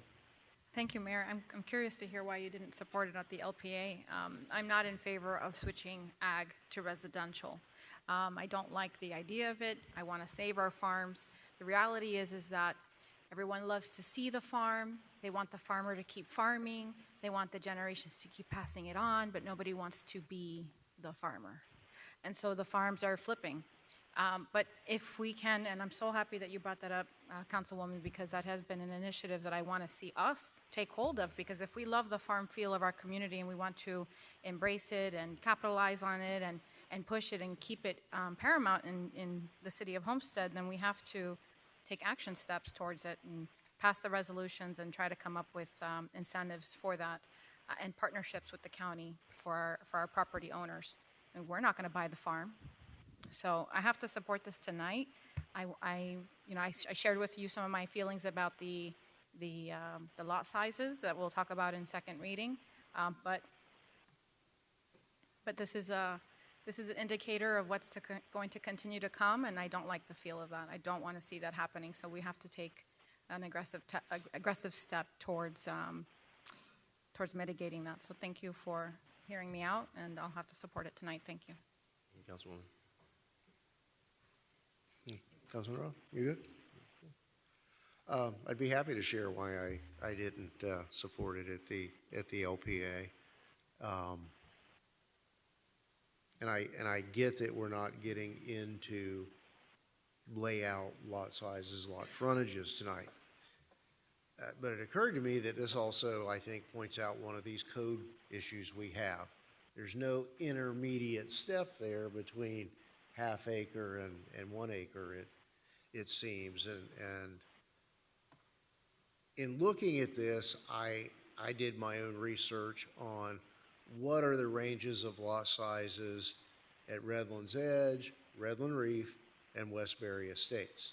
And clearly, those sizes and frontages generally are far wider frontages and larger lots than these. And I know they're not necessarily in front of us tonight, but they're in the package. The proposed layout is in the package. And I foresee a situation where you get the rezoning and an applicant's going to say, I want 15,000 square foot lots. The zoning allows that, and we get into a big issue when perhaps we don't approve the minimum, or I guess the minimum size is the maximum number of units. And for me, it's not necessarily in this location preserving agriculture or farmland. For me, it's about maximizing the opportunity for diversity of housing, much larger lots, much larger homes. But my findings were, if I didn't say this, is that these proposed lots, I really find, and Mr. Gassant used the word tonight, consistent, that the lots that we know are coming behind this application, I don't find to be consistent in width and overall size with the surrounding area in the city of Homestead. And let's not fall for the shiny object distraction, the red herring of this property next door that was just rezoned at the county to EUM. Those of us in the know all know that that property was under the ownership of the family that owns this property, and there was a scrivener's error when this property was annexed into the city of Homestead, and it was always the intention that the acreage that they went and got more advantageous zoning on was intended to be part of our annexation. The owner disclosed that to me many years ago. They didn't realize that there had been that omission, and certainly now it's not in the sellers and buyers' best interest to go fix that, and that might not even be repairable. So, you know, if they were coming in tonight and proffering in connection with this rezoning that the lots shall not be less than this wide or this size, maybe I could go along with it if that was more compatible with the surrounding lots, but we don't have that. So I'm not willing, on behalf of those neighborhoods in the Northwest that I represented when I was vice mayor and councilman, to do anything that will engender anything less in terms of lot sizes that are in the surrounding areas within the city of Homestead. And the neighborhoods to the south, they are not a fair comparison. They've always been in the county, whole different caliber of development. Those homes are probably close to 50 years old now. Not a fair comparison. So that's why, without some other guardrails in place, I can't support anything that's going to tend to create these rights for these smaller lots in this location. I think we ought to be doing a lot bigger. You know, East Side is a product, Mid-Homestead is a product. This is our, look, we all know that next month we're going to have before us the final build out of East Homestead. Last chance. It's all going to be mostly townhouses. I don't know that that's my vision. So let's turn to the west. What is our vision for the far northwest West Homestead? It needs to be special. It needs to be unique. It needs to respect open spaces and the flavor of that transitional zone to the Redlands. So that's why I cannot support this as presented.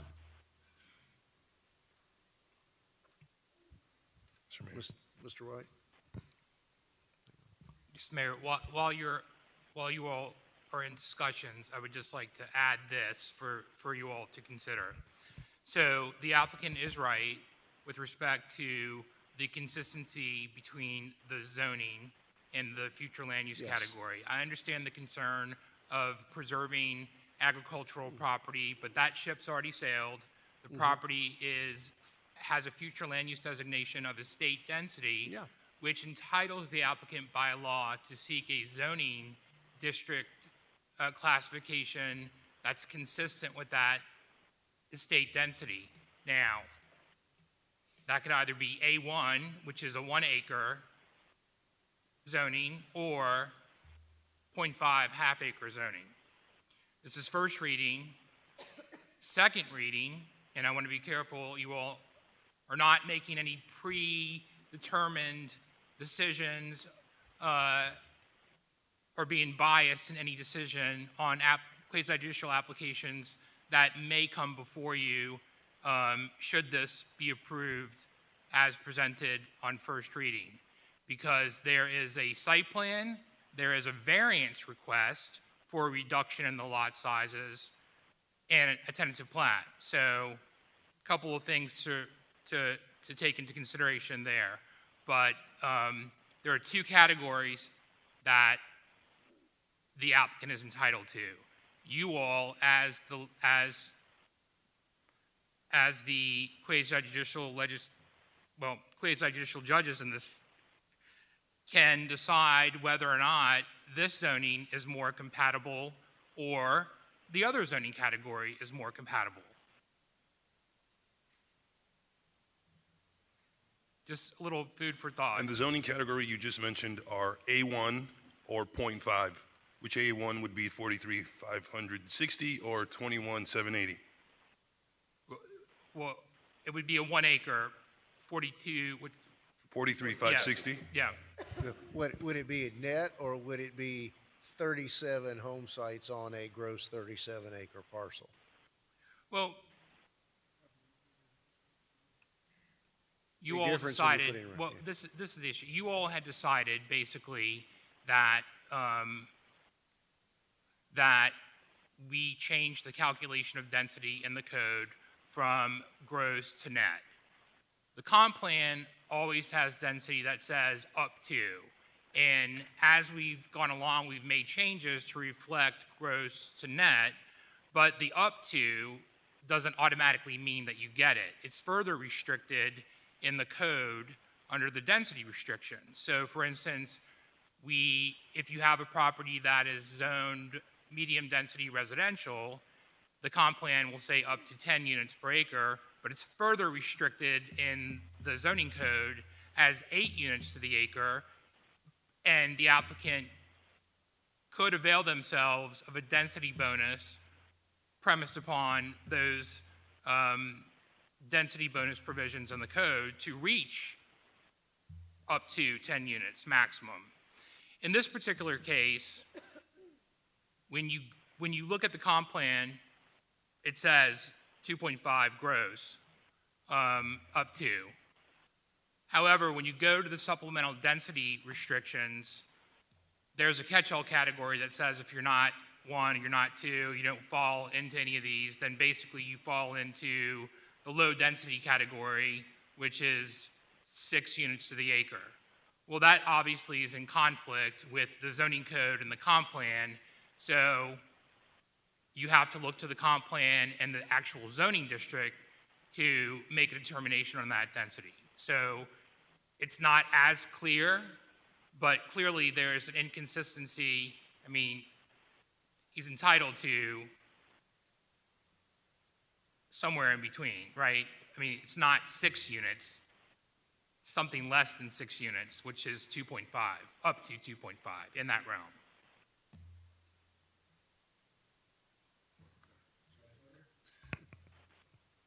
Thank you for that explanation.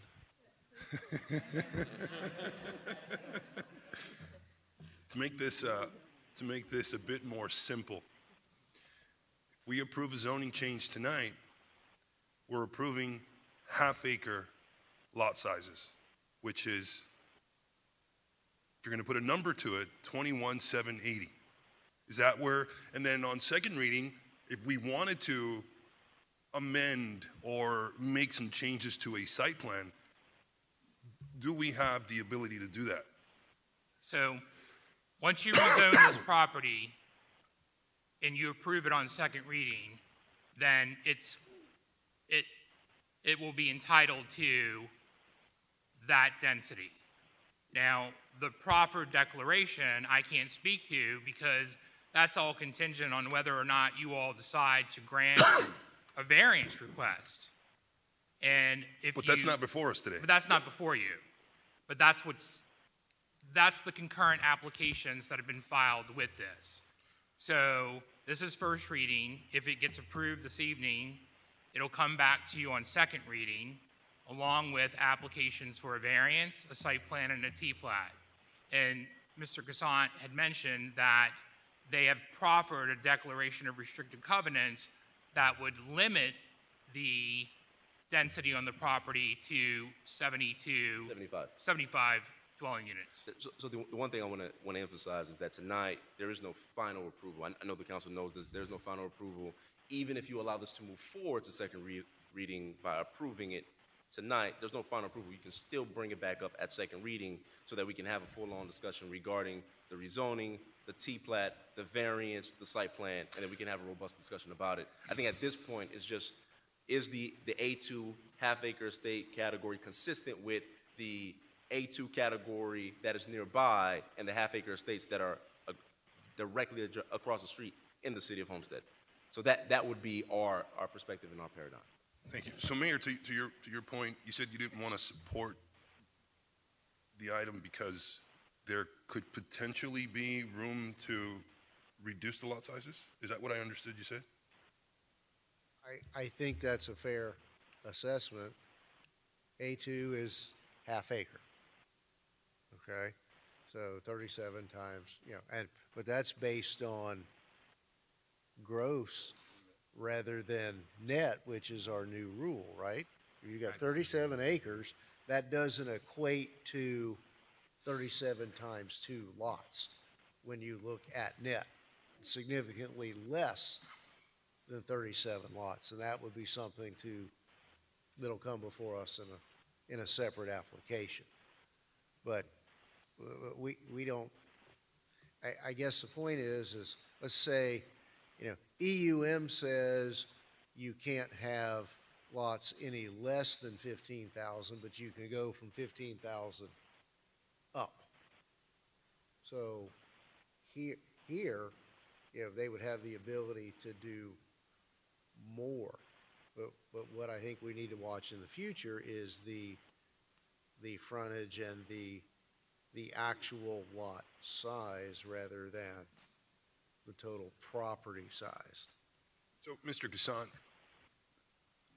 if we approve this tonight, then I would assume we would have conversations regarding what the T-plat and what the lot sizes are going to be towards the next meeting. I fully anticipate a robust conversation occurring regarding lot size, the site plan, the variance. I fully anticipate that. With that, I make a motion to approve.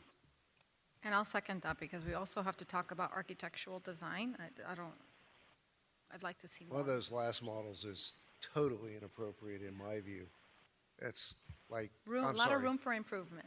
Yeah, lots of room. I understand this is what I call mechanized development, but this is our last shot, but for another 100 acres to the west to have anything special and different.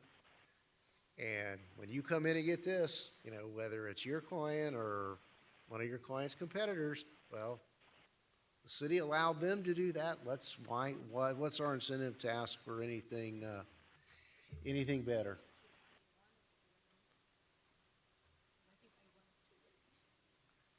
A1 is a little bit overkill, yeah.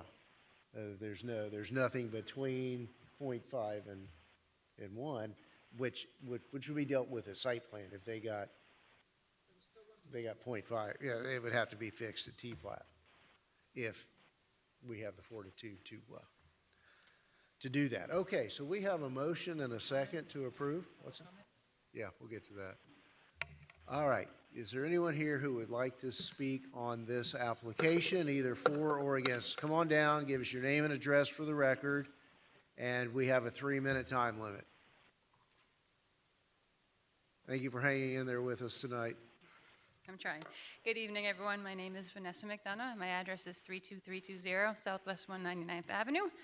And I'm actually quite relieved to hear some of your concerns because I share a lot of those. I don't live in the city of Homestead. I live just south of it, and this particular area is in my commute every day. Just listen to those of us that live in this area, and we're overwhelmed. Fighting against all these developments is like a full-time job. I could quit my job and just go to meeting after meeting to ask for this insanity to stop. We used to be a rural and agricultural community. That's long gone. Now we're Kindle 2.0. I mean, that's what it has become. In the last 5 to 10 years, it's just a different Homestead than what it was, and I would argue that's not progress. Is this the legacy you wish to leave? So when is enough enough? When every acre has become a townhouse? And as far as what was just proposed, with these developments, why do we have to look at the same 2 or 3 houses over and over and over again? Could we, if you're going to approve this, which likely is going to happen, could you at least work with them to give us a little more diversity? There is no charm at all when you look at 2 houses. Oh, it's the same house, the same house, the same house. I mean, it's so charmless, and I can't stand looking at all these cookie cutters that are popping up overnight. And with all due respect to D.R. Horton, take a quick 5-minute search on Google. There are online support groups for people who have bought these homes that have become this like assembly line construction overnight. They're not getting what they think they bought.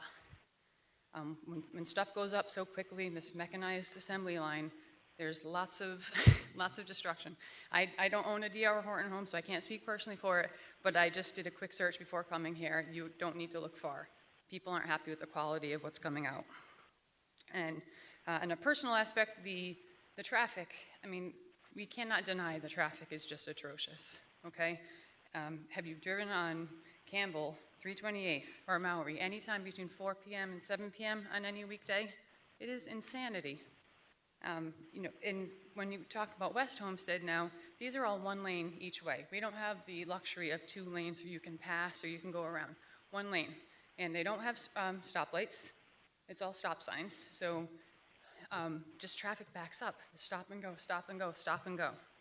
And now we're going to throw in 75 more houses in this lot, which will add probably, 3 cars per home, or at least. I wonder at what point is enough, because we're just being packed in like sardines, and our quality of life is not what it was 5 years ago, 10 years ago, 15 years ago. So I would ask that you consider a moratorium on all development until we get the infrastructure improved to accommodate it. So I thank you. Thank you. All right, is anyone else wishing to speak in the public? Good evening, hi. Hi, I'm Valerie C. Schultz. My address is 1771 Northwest 17th Street, and I live right next door to the nursery. As a resident, it feels like it's death by 1,000 cuts. I got a little development going over across the street, then, Redland Reef, and then you go down 296.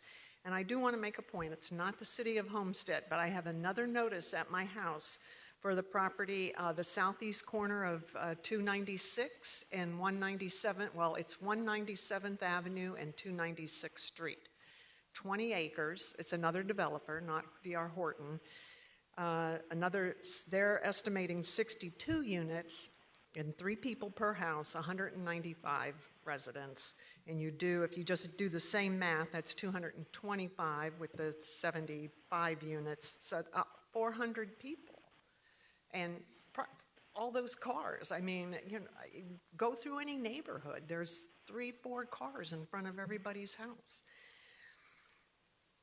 And I'm not sure if Vanessa said it, she may have, but I really have an issue with the fact that the news leader, the notice I received in the mail, and the posters I saw all had that this was about 340th Street.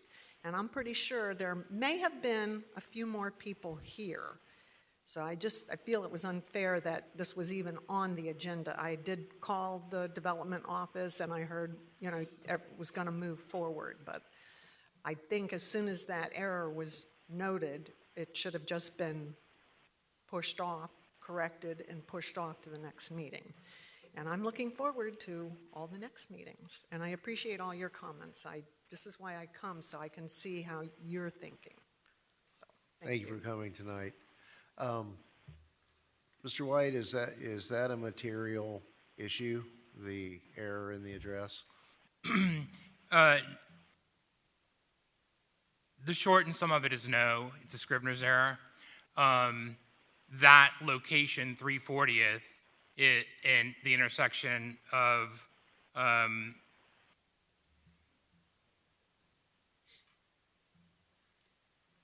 in the intersection of Tower Road, that's in the Redlands. Right. On the notice, there was a location map, which is the correct property, the correct folio number, and the legal description is all in the packet. So actually, and the courtesy notice was sent out, which even if you don't get one, it doesn't render a notice deficiency. Staff is normally always goes above and beyond the statutory requirements for a applicant-driven rezoning request. So this will all be renoticed and with the proper address and can be cured on second reading. But it doesn't create a notice deficiency this evening. Okay, thank you. Mr. Gasson, let me ask you, typically it's been our policy to ensure that there's been some neighborhood outreach. Have you conducted that? Is it going to be conducted for the other applications? Has it been conducted for this application? Absolutely. So one of the things that I would do is I will personally speak to the two residents who have come up here, and prior to the second reading, we will go out and talk to the neighborhood residents to the extent that we can obtain contact information for them so that we can talk to them about any of their concerns. With respect to just the rebuttal aspect, I think the only thing that I wanted to really focus on is that it's clear to me that this council has made it unequivocal that they want to see a different type of architectural expression for the single-family homes that we are proposing. My client is here. They have heard you, and we make it a point to try our best to address those concerns and those comments. So I fully anticipate that as part of the robust conversation that we will be having, we will be addressing those issues as part of that as well. And we will certainly, I think we will have an obligation to talk to the neighbors to address those Appreciate issues. that, and I think, and not to speak for the vice mayor, I think if we need to help provide a location to invite those three surrounding neighborhoods to come to a central location to see the presentation, and are the others aren't scheduled for hearing yet, correct? The T-Plat? They're not scheduled for hearing. I imagine they're going to be in January, but I can assure you that between now and the second reading, whenever that will be, which I'm hoping will be in January, we will make it a point to meet with the neighbors to address the architectural expressions Right, as well. yeah, and let's assume that's going to be January 25th. With the deferrals we've had tonight, that's going to be another big night. Perhaps we can coordinate and have your materials so that rather than piecemealing, rezoning, T-Plat, what have you, variances, we can ensure that you're giving, those communities the entire opportunity to see the big picture at one time. It's very important to me, and I think it's very important to you as the representative of the Northwest. So we would be happy to help you accommodate that. Absolutely, thank you. All right, I think we have a question. Sure, come on. A question for Hugo and, I'm sorry, I forgot. Pedro. Yeah, Pedro.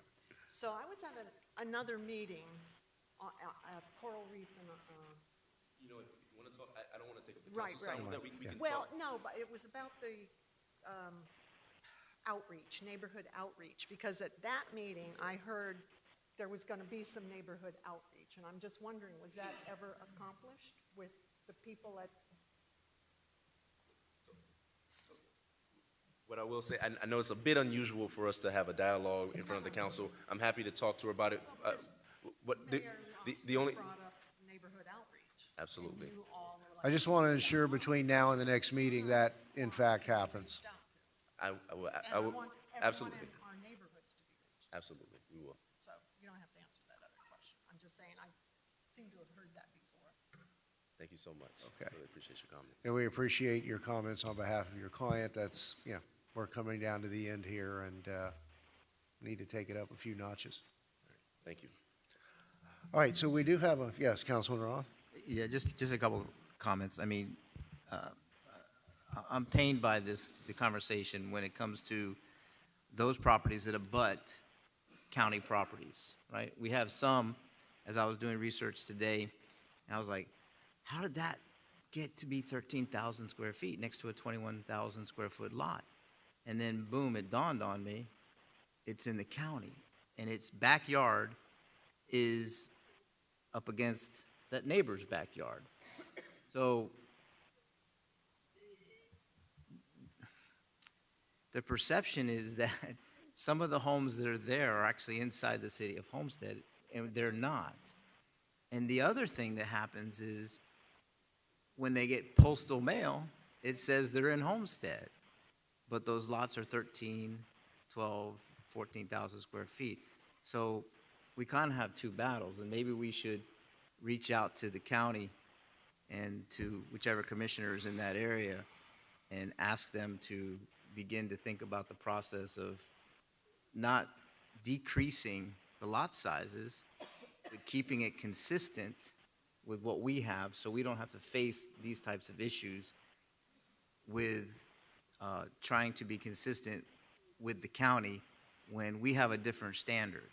Our standard is, in that area, 21,780 square feet lot, half-acre lots. The other issue is we have to give them something. Is that correct, James? We can't just say no to everything. Right, they're entitled to one of those two zoning districts Right. So, by law. right. So if you are not inclined to say yes or think that A2 is appropriate, then the only alternative is the 1 acre, A1. Right. Which may or may not be overkill based on what we visualize for that area. And as the mayor said, there's 100 acres potentially to the west, and I think there's another 80 acres to the north that area is going to see in the next several months, probably applications coming in for those properties as well. So we have to be extremely careful. And please, those that spoke tonight understand that regardless of what happens tonight, there's another stab at this, and I would assume and expect to see a lot more participation from the residents that live in the northwest section, and that we can come to an understanding that is going to be a win-win for both the neighborhood and the developer. And I think that's what we are striving for. I mean, legally, we could do the 1 acre, one lot, one home per acre, and potentially those lots wouldn't even be developed. The developer would have to figure out how to make that a marketable asset to them. And we'd also have to say to ourselves, is that what we want there? Because it's not always, to me, about the taxable revenues that we will collect off of that. I saw $15,000. Is that the estimate per home what they'll be That's paying? the estimate per home. It would be 1.1 million throughout the entire community for 75 homes. I mean, so these aren't inexpensive properties. If somebody can afford $15,000 a year in property taxes, which is about half of what the majority of the city pays per unit, and some are a lot less, that's something to also consider. These are large houses, 4,000 square feet, I think you said was one of them. But it always goes back to infrastructure as well, and we'll have an opportunity to talk to them more about street widening and making it more accessible. But when you start to widen streets, you take away that country urban feel. So we do have a challenging discussion in front of us. Progress comes. Some of us appreciate it, some of us don't. We'll see where it goes. But for tonight, just so everybody understands, this is not the end of the road for us. This is just one more thing we take to get to the next step, and then we get another bite of the apple. So with that, I'll rest. Thank you, Mayor. Thank you. Is there anything further from the public? We'll close the public hearing. We do have anything else? Yeah, Councilman Fletcher. Yes, thank you, Mr. Mayor. Yesterday, I had the fortune to be up in the city of Sunrise due to an unfortunate event, but here nor there. The planning that they had done prior to all of their construction was immensely and performed very well. You have 6-lane highways through most of their neighborhoods. We as a council are going to have some tough decisions here in the next couple of months because the next big one's going to be down in the southeast area of Homestead, and we know what they're looking for, and they're going to be looking for lot sizes that are a quarter of what we're seeing here. So I understand the pursuit of the A2 zoning request. Are we really going to lose 6,700 square feet a lot for infrastructure, roadway, utility right-of-way, that type of thing? I think your lot sizes are probably going to be a little larger than 15,000 square feet. But if you look at it, 75 units is just under 0.5 units per acre, or 0.5 units per acre. So for the purpose of tonight, absolutely, I think we need to move forward. But we do need to have that deep discussion and understand what overall the infrastructure requirements that are going to be required, and also to my colleagues' best interest, the architectural issues are definitely one of those things we need to discuss. Thank you. I have one more question. I'm sorry. Is that okay? Sure. Thank you. If we go with the A2 tonight, is there no way to go back to A1 if we decide to do that? I know it's not a final reading, but.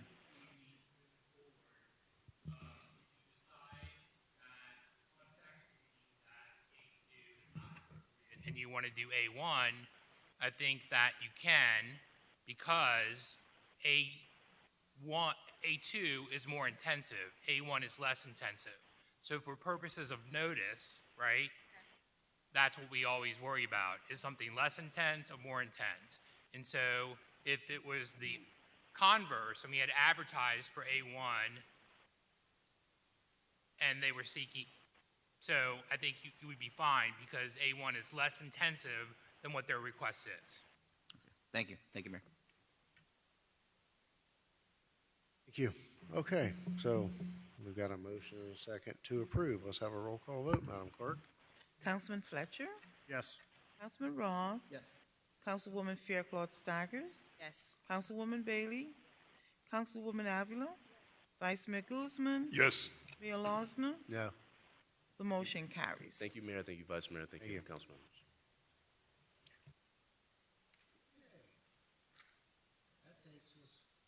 All right, that takes us to tab 14. Mr. White? Yes, Mayor. This is tab 14, car number 3730. This is the first reading of an ordinance of the City of Homestead, Florida, approving an amendment to the previously approved Portofino Plaza Planned Unit Development PUD Master Development Plan, as requested by 2250 Northeast 8th Street LLC, to permit medical office use for the property generally located at 2250 Northeast 8th Street, Homestead, Florida, as legally described in Exhibit A, providing for conflict, severability, and providing for an effective date. It's first reading.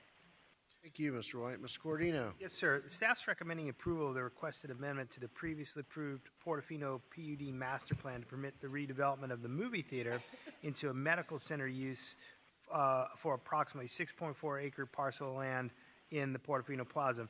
The property is currently zoned planned unit development. and it's got a future land use map designation of light commercial use. According to our comp plan, the light commercial use designation permits uses including hotels, motels, offices, retails, or other business uses which have insignificant nuisance, negative visual characteristics, generate little truck traffic, and generally require frontage on local roadways. The approved Portofino master plan specifically designated the subject property for a movie theater use. The applicant intends to use the shuttered movie theater into a Leon Medical Center through the adaptive reuse and repurposing of that building, which is about 43,000 square feet. So we believe it's consistent. The medical center use is consistent with the permitted uses in the comprehensive plan, and therefore we're recommending approval. Thank you. Is the applicant's representative here? Hi, good evening.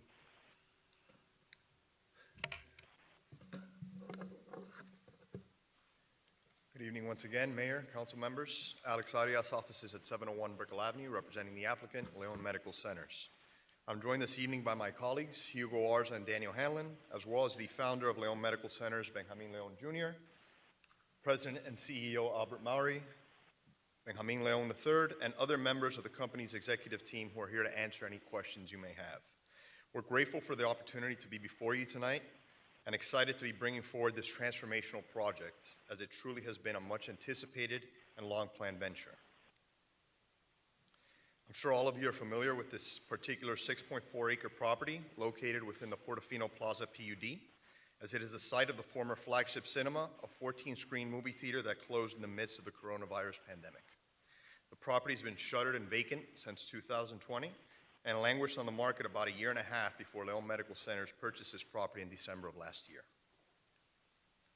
As such, the request before you tonight is to allow for a simple modification of the PUD master plan for this particular parcel from a movie theater use to a medical office use. Leon Medical Centers is contemplating the full adaptive reuse of the shuttered movie theater building and its transformation into a state-of-the-art medical center.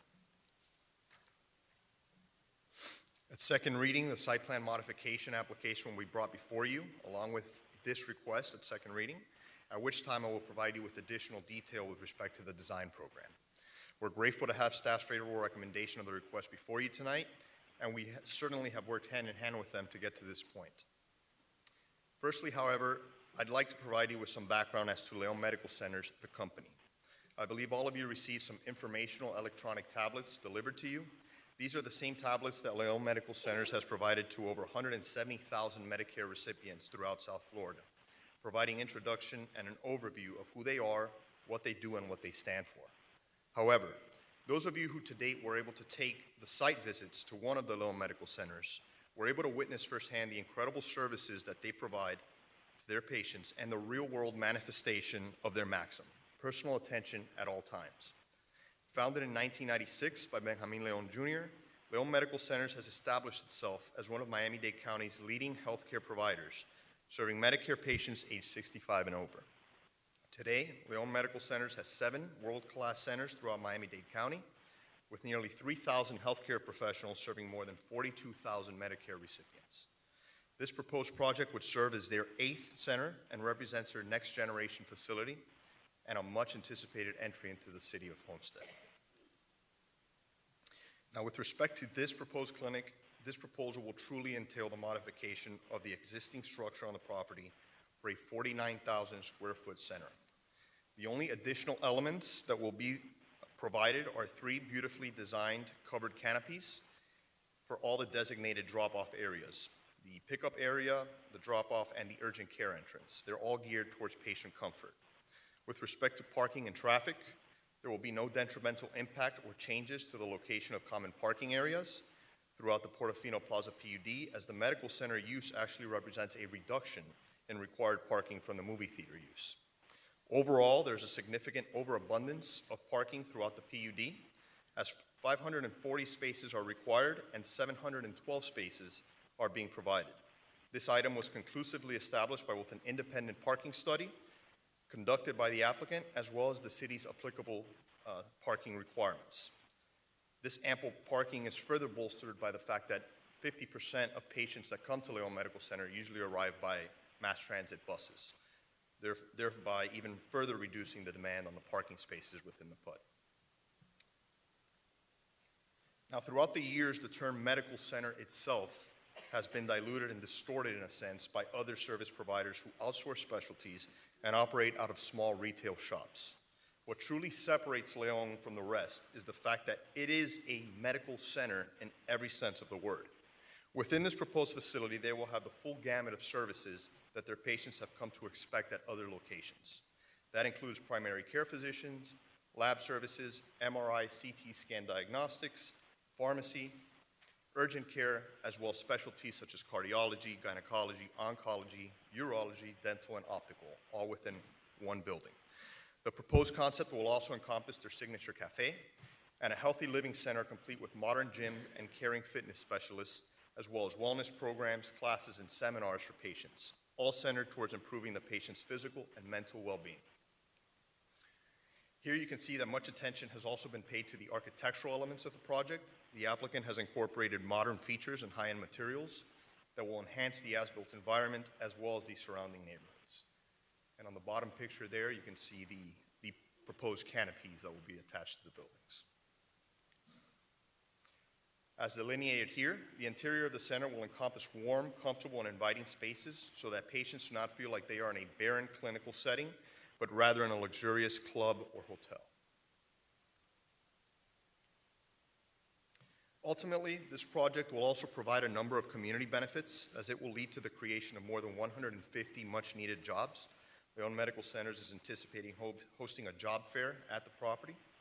When stabilized, the center will also offer world-class medical services to an estimated 5,500 to 6,000 patients throughout the city of Homestead and the South Dade area, where there's a significant need and demand. Furthermore, Leon Medical Centers is not just another business coming to the city. They truly become part of the community fabric in the areas that they service. For example, the Leon family's relationship with FIU was instrumental in the establishment of their College of Medicine and in the creation of the Benjamin Leon Center for Geriatric Research and Education, dedicated to researching and understanding the issues faced by the aging population. Their leadership and generosity also helped with the establishment of the Benjamin Leon School of Nursing at Miami-Dade College, a nursing program with the most minority graduates in the nation, and one campus of which is located here in the city of Homestead. Leon Medical Centers has also donated millions of dollars to the League Against Cancer of South Florida, a nonprofit organization that covers the cost of cancer treatments for disadvantaged children and adults. But nowhere was this community involvement more exemplified more vividly than during the coronavirus pandemic. Leon Medical Centers was at the forefront of the response by being one of the first institutions in Miami-Dade County to make COVID vaccines readily available to their patients, their employees and their families, and the community in general. Leon administered over 150,000 doses of the COVID vaccine and continues to provide booster shots to the most vulnerable population in the community. As such, Leon Medical Centers is excited to become a true community partner with the city and its residents, and they've already identified some potential opportunities, such as involvement with Mass Academy and their Medical Academy Magnet program, and the Benjamin Leon School of Nursing at Miami-Dade College's Homestead campus. Per staff's recommendation of approval, this project is in line with the scale and character of the community and will provide numerous benefits to the city of Homestead and its residents, from improving resident access to first-class medical uses to further contributing to the city's economic prosperity and viability. As such, we respectfully request your approval of this application and are here to answer any questions you may have. I would also request some additional time for a rebuttal should the need arise, and I thank you for your time. Thank you. We'll now ask for the appearance of any party wishing to speak on this matter, either for or in opposition. So if you are here for that purpose, please come forward and give us your name and address for the record. Good evening, George Cepero, 4651 Sheridan Street, number 480, Hollywood, Florida, 33021. I'm just going to say a few quick words, and I have Richard Sarafan, our attorney, in the waiting room. He will be expanding a little bit more on what we have to say. The applicant has a development agreement with Portofino Plaza that requires them to seek approval from Portofino Plaza for any change of use, amongst other things. They sought this approval from Portofino Plaza, and Portofino Plaza issued comments and concerns to the applicant. The applicant basically dismissed the concerns from Portofino Plaza, diminished the concerns from Portofino Plaza, and ignored them, and went around Portofino Plaza to the city and submitted an application that's now before you. We have not gone through a full process to vet this application, and Portofino Plaza has not given their approval.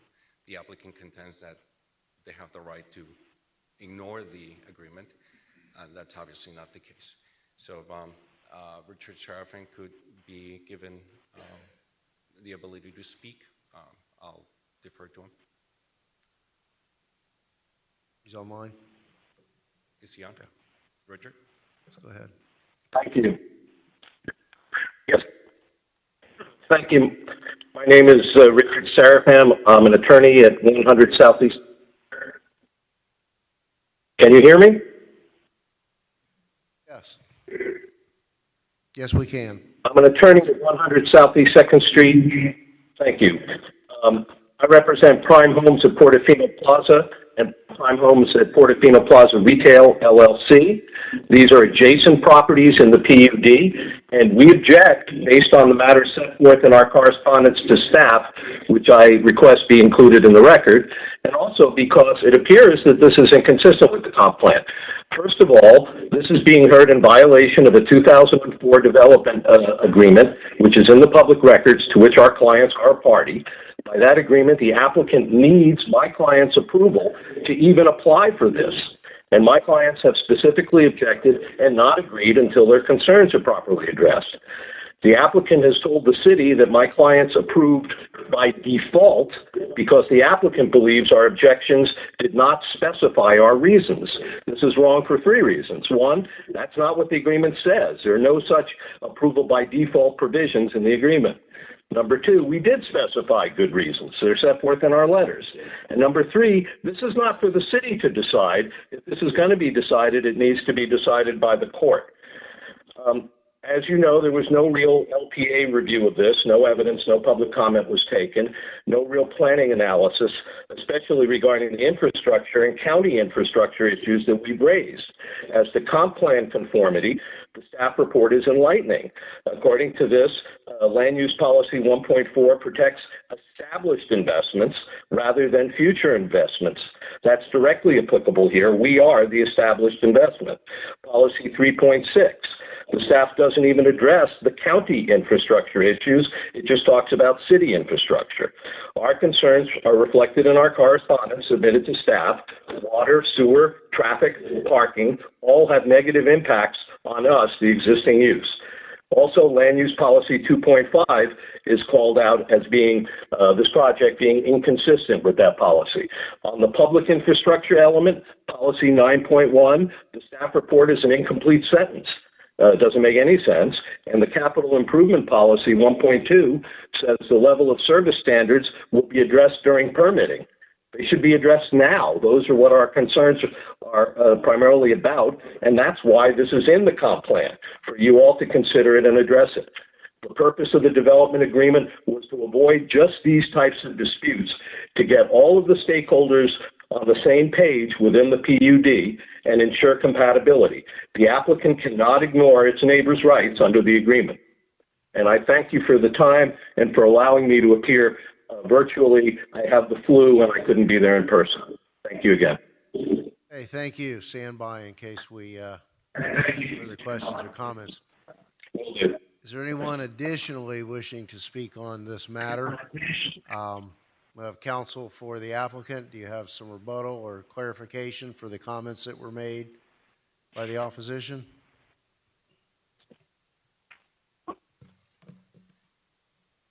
Good evening, council members. Daniel Hanlon, also with Holland & Knight, offices at 701 Brickell Avenue. First, a couple points on rebuttal. This whole idea of a dispute between the adjacent property owner and the applicant is about a private contract between private parties. Frankly, ladies and gentlemen, it's not your problem. No matter what they say, We obviously disagree. We believe that under our contract, they had 30 days to provide us with specific objections. That's a legally defined term under relevant case law. And they simply came back with parking, traffic, and noise. We said, okay, well, what is that based on? Do you have a study? Do you have something we can look at? They never provided us anything. These conversations have been going on for a year and a half now. As I'm sure your staff has seen, there's an independent parking study. Our parking comports with the city's municipal parking laws.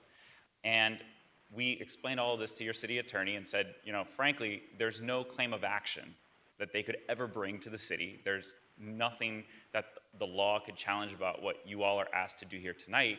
And, you know, because lawyers can and do sometimes just file frivolous lawsuits, your city attorney was, well, you know, just because there's nothing legal out there that they can assert doesn't mean that they can't assert anything. And to protect you all against that, we had my client execute a full indemnity agreement because we very confident in our legal position, and it indemnifies the city for any and all claims brought against the city in any way as a result of your decision here tonight, just in case that does happen. And like I said, I want to address specifically 2 points that you heard opposing counsel bring up. One, there is a specific provision in the contract that says if you don't provide a specific objection within 30 days, it's deemed to be approved. Because again, the way that courts look at this, you can't just hold up a project or hold up the sale of land based on your personal preference. What the case law says, they define that your objection has to be reasonable. And reasonable in this case means that you have to have somebody come into court behind you and show the court that objectively your objection makes it. So in this case, it would have to be a parking expert, a traffic expert. There would have to be a noise ordinance that we were violating. And frankly, we believe that they haven't filed suit against us because they know that they don't have a legal case here. And so their last resort is to come before you and try to create a little smoke and fire about litigation, and maybe you guys will get scared and not move forward. And so that's why we're here today, letting you know this is just a private dispute over a private contract. We'll handle the court if it comes to that. And you have a signed indemnity agreement from us just to make sure that you can focus on what you need to focus on, which is the zoning aspects of this application. And we're prepared to answer any further questions you may have. Thank you, appreciate that. To our counsel, are we comfortable with the form of indemnification agreement that's been presented? Yes, Mr. Mayor, myself, Matt, myself, our team have looked at it. It's an indemnity and hold harmless agreement. Certainly can share it with all of you all, but I definitely feel comfortable with it. It does cover broadly any claims related to this particular dispute or arising out of the dispute, which would be any action you take in your quasi-judicial capacity and any potential litigation that arises from that. All right, thank you. Mr. Vice Mayor? That doesn't mean that the other side can't file a lawsuit against us. Does that, I understand we get this indemnity from this side. That still allows the other side to file suit against us if they deem they want to, because anybody can file suit on us, right? Right. What this says is that the applicant is going to be responsible for those litigation, defending that litigation and the costs associated with that litigation. And what I've heard tonight is our counsel feels that we are protected in whatever decision we make tonight if we decide to move forward with this discussion. That's what I've heard from our counsel, right? Okay. Yeah, and I would just add, because I think an important aspect of this is missing, which is, I think, a critical piece of information. So this PUD is really old, like almost 20 years old, right? So we're going back to like 2004. When this PUD was approved, it had the movie theater portion, it had the Portofino commercial plaza portion, and then to the east of that was a residential portion as well. and then there's an out parcel, which is the Chili's out parcel.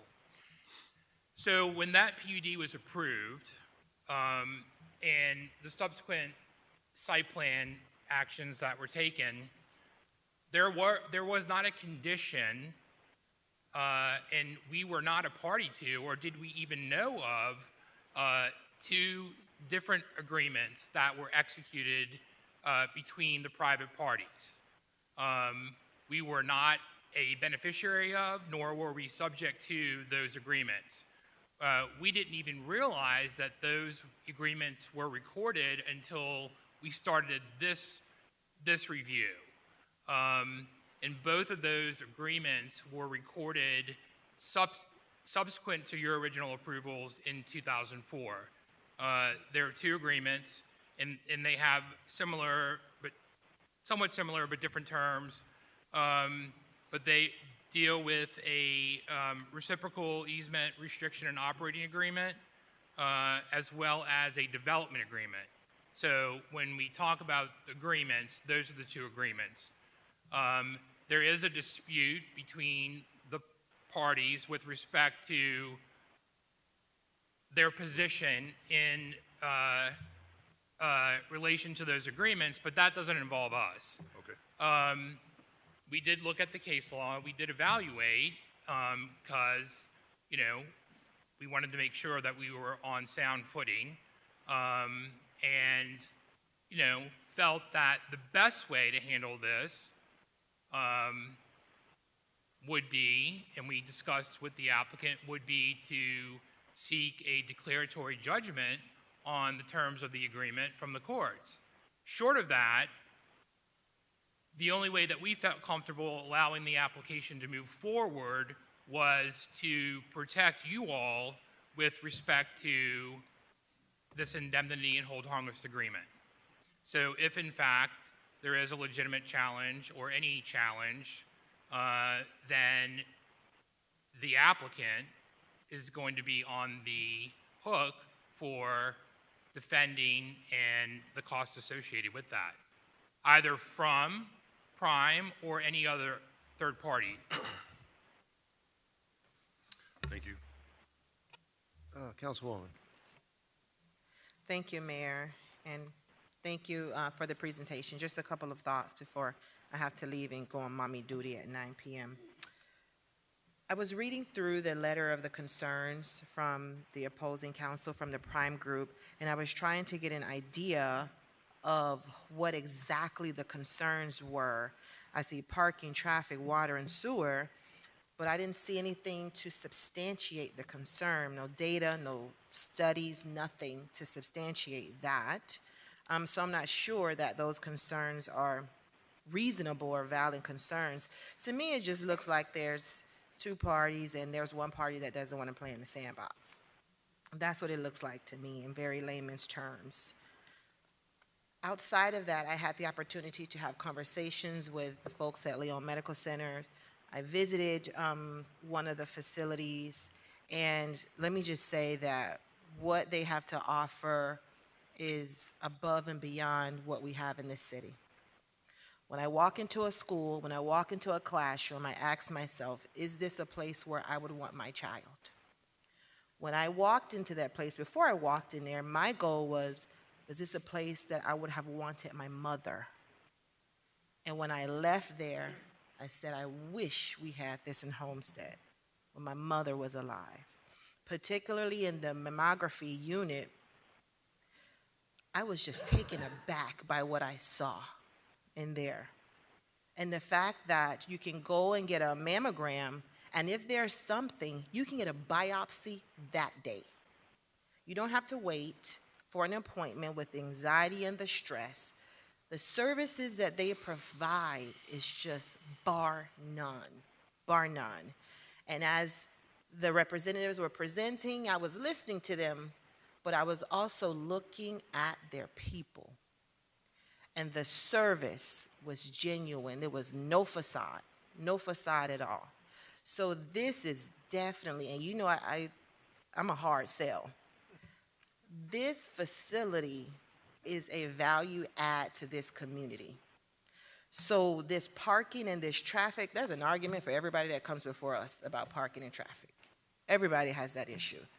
That's not a deal breaker for me for this application. We need this in the city of Homestead based on what I saw in the multiple conversations that I've had. We need this project in the city of Homestead, and to the opposing council, shed a little love, spread a little goodwill and holiday cheer, and get along and bring this to the city of Homestead. Thank you, Mayor. Thank you. Councilman Fletcher. Yes, thank you, Mr. Mayor. I, too, had the opportunity to go visit the facility on Kendall Drive, and I parked across the street from it and watched the traffic for a little bit. And then I walked into the facility. I was immediately greeted by of course, Andres first, but there were several people there that, you know, I could see the initial hand-to-hand conversations and taking in of customers as they walked through the facility. What I see here is a very successful applicant coming into the city of Homestead to provide an improvement on a vacant, blighted piece of property that's shuttered up,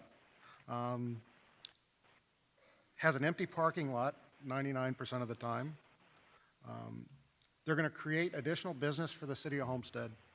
And they're most importantly, they're going to create jobs in the city of Homestead and high-paying jobs in the city of Homestead. And those folks are going to be able to move into the city of Homestead should we, as they move forward. So I think it's extremely important that we're looking at the overall long-term gain of having a great company like this in the city of Homestead. It doesn't detract at all from our already active Baptist system. I think it only enhances the services in the city of Homestead. I don't understand the lack of not playing in the sandbox. That's truly difficult for me to understand. And I do want to ask staff one question. I know we do have some issues with sewer on that side of town as far as our capacity capabilities. Is this going to impact that at all? And if so, how are we going to remedy that? Yeah, this location is attached to Pump Station 22, which is the pump station that's under moratorium now. But talking to Julio Brea, our Public Works Director, we found a solution. There's a pump station nearby that we can actually attach to. So that'll address that problem. Okay, thank you. That's all I have, Mr. Mayor. Thank you, Councilman. Yes, Councilwoman Bailey. Thank you, Mayor. Well, I really wanted a roller skating rink there. But I'm coming to terms that that is not going to happen. So also with the conversations that we had together, just the way that you reach out into the community, the potential that I see with reaching our seniors in the Southwest that are in desperate need of the transportation aspect and all of the other things that you provide, I would be happy to see this move forward. Thank you, Mayor. Thank you. Vice Mayor. I guess a lot of us feel the same. I was very impressed with the facility, with the executive team. Everything about this company is impressive, and I'm going to make the motion to approve the redevelopment. All right, so your motion's been seconded. Councilwoman Avila. Thank you. This was I would like to know about these things before the day is next time. So I don't know if that was strategic or what, but, you know, we did get paperwork while we were sitting here, but obviously there's been a lot of conversation, and I don't like to get, you know, smacked in the face at the dais with these kinds of things, okay? But my visit to the facility was beautiful. Air vents were cleaned. The plants were dustless. It was like perfect. You guys knew we were coming, but it really, you did a great job with the presentation on site. This particular property, my understanding, it is going to be smaller, and it's not going to have, you know, all the bells and whistles, but it's going to be an amazing facility and a service to our community. So I will be supporting this tonight. I did want to see like an extreme action park there too. But this will only provide jobs. It'll provide excellent service. It's a 5-star facility. It'll push more entertainment towards our downtown, which is great. And I was trying to figure out a way to get like a fake ID so I could pre-register or get in there. Like the services are phenomenal. So I was very impressed. I'm very sad to see that this is happening, and I really hope that we don't have to ever deal with this problem. So I'm trusting our council that this is going to be, ironclad to protect us. So I'll be supporting it. Thank you. And just to that point, Councilwoman, I just want to make it on the record that that indemnity agreement was probably provided in mid-October as a draft, and it was executed in early December, so it was provided with sufficient time. I believe the letter was actually from the abutting owner was provided yesterday. Yeah. Mayor, Right, yes, and yes, did you? Okay. Mayor. Yes, I'm Mr. sorry. White. So I do apologize for that, Councilwoman Avila.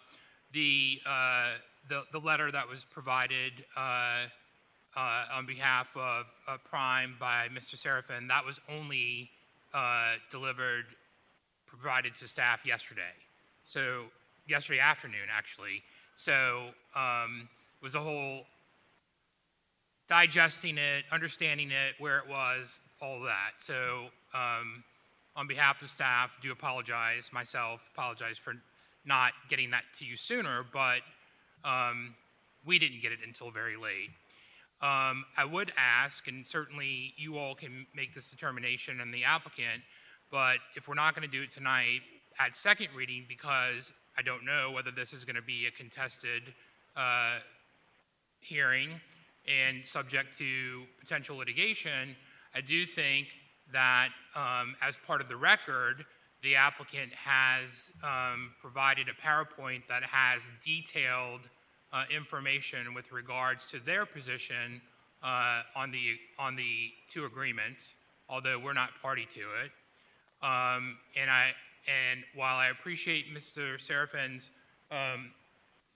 commentary and position, I have to respectfully disagree with respect to his claims of not being consistent with the comp plan. And I would just take an opportunity to remind you all that you have to look at this in context and balance, because if you recall, earlier this year, we were mandated by the state to adopt a private property rights element in the comp plan, which has set forth various enumerated policies dictated by the state that we were mandated to adopt.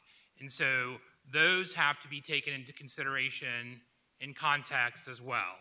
And just for the record, wanted to, as your counsel, state that.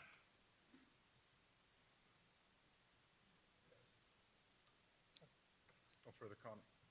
And I just want to say, I'm comfortable moving forward with this. I mean, clearly. Sure, just a moment. Go ahead. Thank you, I appreciate it. Richard Seraphin is also on the waiting room, ready to speak. Just a couple of quick points. I apologize for the late letter, but we just found out about this literally a few days ago. We were not aware. The last time we heard about this application was over the summer, and we understood that it was put on hold. So a few days ago, we found out, and we quickly tried to gather as much information as possible. I started emailing staff to find out what was applied for and what were the reasons and justifications. And we try to bring something as quickly as possible to you all. That's why we're asking for a deferral for this, so we have time to look at it. Obviously, we're not against Ileana. Ileana is a wonderful company, a huge respect. We're very excited to finally have a neighbor back on our property. But if we're gonna play in the sandbox, we should play by the rules, and there are rules established by that agreement, and we would like for that agreement to be respected. And if the Holland Knight the applicant has a PowerPoint application that they like to show, we like to see it, get a chance to respond to it as well. Because again, we just found out about all this a few days ago, and we haven't had a chance to prepare other than the letter that you all have. But we are very happy to have Leon. We just need an opportunity to discuss with them and come to a resolution. There are parking issues, and there are sewer issues. Their higher demand for some of these uses affects us. So we need to work through those, and that may be a private issue, but those should be resolved before the agreement, before this application, and the agreement is very specific. The issues, the 30-day concerns affect or pertain to building permit submittals, not to applications to the city. There's no time limit on that. The agreement is very clear. And if you have Richard Sarafan and you can give him access, maybe he may have a couple other points. Richard? Yeah, thank you. Actually, I think George did a very good job on that. The key points are we're not anti-Leon. Leon's obviously a good company with a good product. We are pro working together in accordance with the agreement to try to work out issues like our concern with the sewer pump station, that we're hearing about something being worked out by the city now today for the first time. We would have liked to have been in the loop on that. We have tenants and future tenants who are going to be impacted by all of this. And if all of the capacity is being taken by Leon, that's going to adversely impact our people. There's also problems with, they talk about the overall parking, but the movie theater people mostly parked at night. That's not going to be the case here. We also have concerns, all of which we laid out in our letters. We also have concerns about the routing of the buses and where they're going to go. So the bottom line here is we only got the mail notice of this hearing late last week. I was hired within the last few days. We put together a very quick letter to make sure the city was on notice of our concerns. And I'm responding exactly based upon what's in the city's staff report. You all should take a look at the actual agreement. The final thing I want to say is no one has come before you on behalf of my clients today or ever threatening to sue the city. What we've been talking about is everyone should be doing the right thing and complying with the agreement. The applicant is not complying with the agreement. The agreement requires our approval before they can even approach the city with these sorts of applications. And the comment was that there was a discussion about maybe a declaratory judgment action could be brought. Yeah, maybe they should have done that. They didn't do that. Instead, they said, oh, we'll protect you. We'll give you an indemnity agreement. And now we have this sort of hurry-up process where, as I said, we got notice last week that there was going to be a local planning agency meeting today at 5:30 that I think lasted maybe 45 seconds on this matter, followed immediately by a council meeting where I can count. It's pretty clear you're going to approve this on first reading. And our concern is that we wanted to have the time to work with and make sure that these concerns are being properly addressed. And once again, I thank you for the time that you have spent here tonight listening to us. Just as an example of a quick example of the intricacies involved in traffic, for example, even though the community, the commercial center has a common entry for both parties, that is not a signalized intersection. It only allows right in, right out. A lot of the traffic comes in through the entry that is on Portofino Plaza's property that is just west of the Chili's, which means that we are affected and we would be responsible for modifying that entry to accommodate buses or the additional traffic. These are things that need to be worked out. There's a lot of things, a lot of details, and it's not something that can be done here on the fly. But we're otherwise, again, very exciting to see a company like Leon come into the city and become a neighbor. And we're excited to have a good product that doesn't affect us negatively. Mayor, if I may. Thank you. Councilor Roth. Thank you. I have respect for both of these organizations, Leon and Portofino, private builders. This is first reading. I think they got 30 days to work this out, and I think I'll make a motion to move it forward tonight and then let them do their thing. I know the holidays are here, but if it's all a matter of egress and ingress, that should be easily rectified. And my thoughts were, as my colleague at the end over there, what was the real reason? And I heard parking, sewer, and something else. And, they say they've been communicating with you guys for months, so not knowing that this hearing was coming up today is, to me, not a valid reason not to do anything. So I've made the motion to move it forward for tonight. We meet next on the 25th of January, which gives a lot of time to get some of those details worked out. So I wish you all both the best of luck. Thank you, Mayor.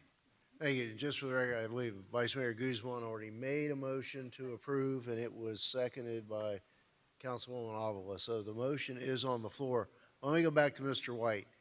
Is it your advice to us tonight to create a record whereby we view the PowerPoint presentation on behalf of the applicant addressing the concerns delivered by the objector?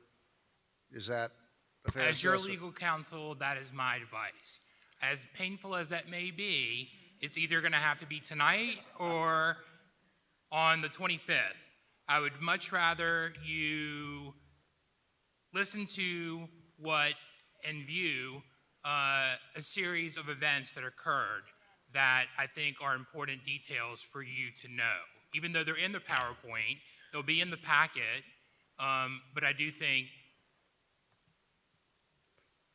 So as they say, roll tape. Okay.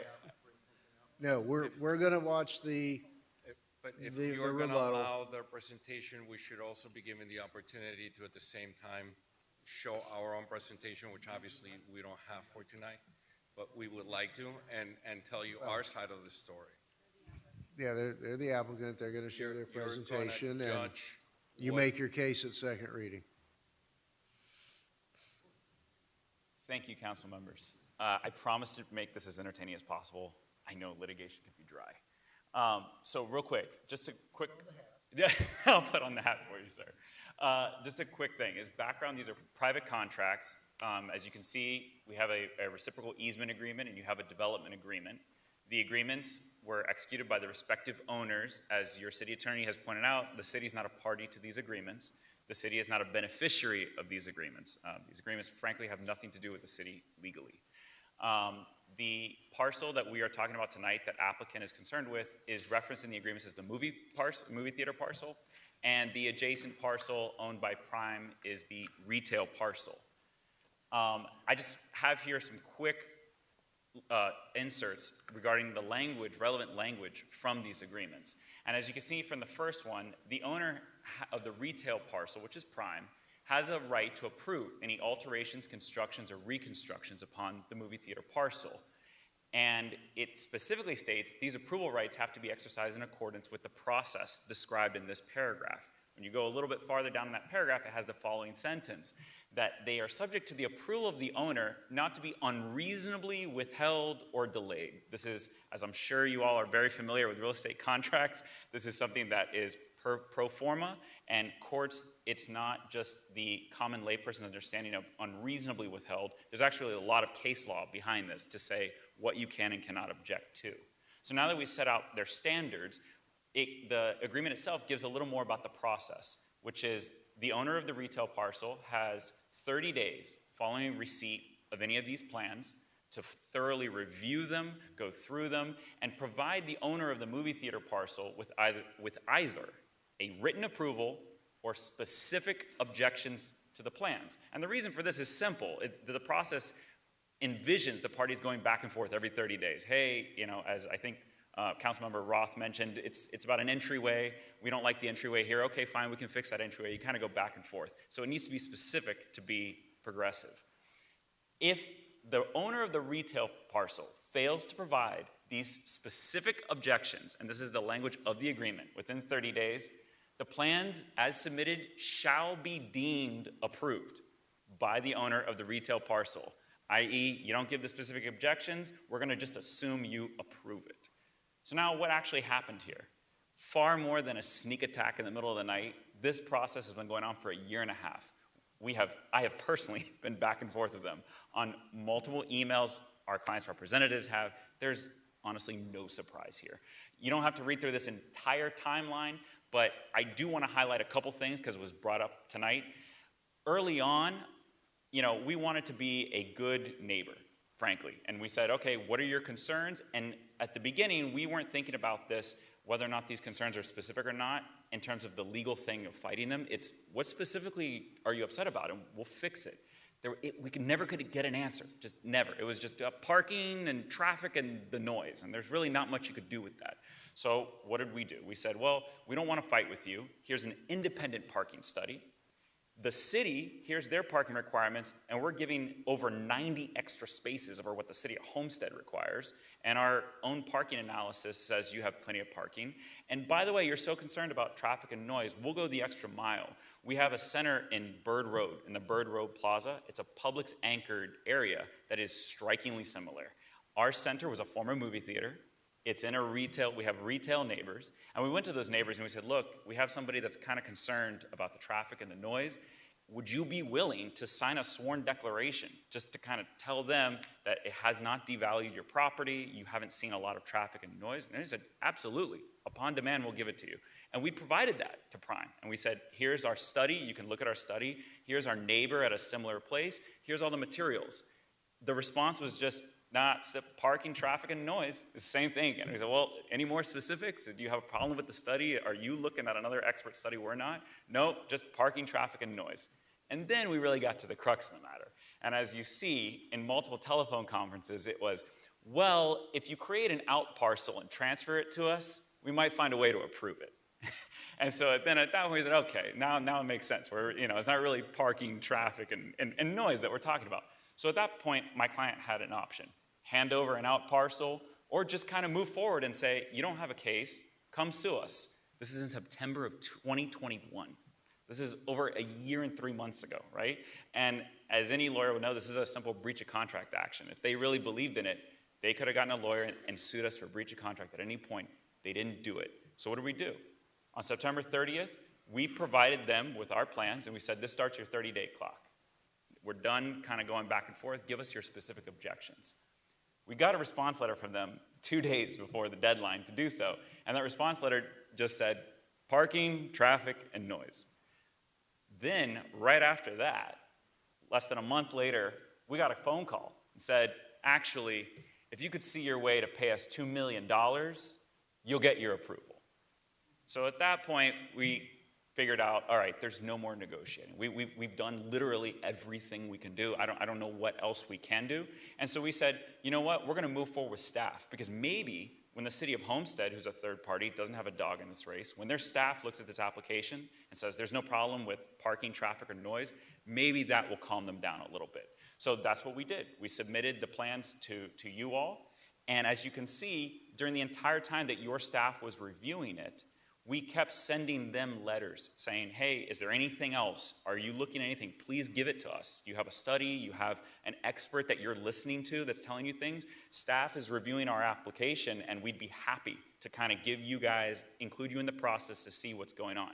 As you can see, through all those letter writing back and forth, it was just parking, traffic, and noise. So there's really nothing that we could do. So I want to summarize, as I've said, as to parking, we've never been provided with an independent parking study from them, an expert or engineering report, a citation to any sort of law or statute that we're doing anything wrong. And traffic and noise, no independent traffic studies, no expert noise studies. And my favorite with the parking, when we asked them, okay, so how many parking spots are we talking here? No answer. So to this day, we don't know what is the amount of parking that would satisfy them. On our side, what did we provide them? A third-party parking study by Caltran Engineering Group that evaluated available parking at the relevant site for every 15 minutes, as well as the turnover of the overall area from 7 a.m. to 7 p.m. on a regular weekday. It provided a parking utilization assessment at the site, and it conclusively established that the plans provide for an abundance of parking and in no way results in a lack of parking for Prime's existing office and retail space. Mind you, they've had this report for a year and 2 months. Then we also said, look at the applicable municipal ordinances. The city of Homestead requires 587 parking spaces, and we show 685. And then we also told them, look, we have approximately 50% of our patients that utilize our clinics using bus transportation, further alleviating parking. What do we do with traffic and noise? As I said earlier, we have a Bird Road Center that was a site similar to them so that they could say we're in the same position. And Regency Center's West Bird Plaza provided a full sworn declaration that they're comfortable with us filing in a court of law, saying that there's no traffic problems, there's no noise problems, There's no diminution of value. So lastly, I just wanted to end with the applicable legal standards here. And there's a couple boring case names up there, but I'll boil it down for you quickly. It says the standard, if they go into court against us, the court's going to look at them and say, okay, your objection has to be reasonable and not arbitrary. And what do those words mean? They have legal definitions. In interpreting those words, you had two cases that are frankly old because the law in this area is pretty established. So from 1984, it says that you cannot rely as an objectioner on your personal preference. So that basically says you can't just say, hey, I don't like this, or I believe that there's going to be a traffic or noise problem.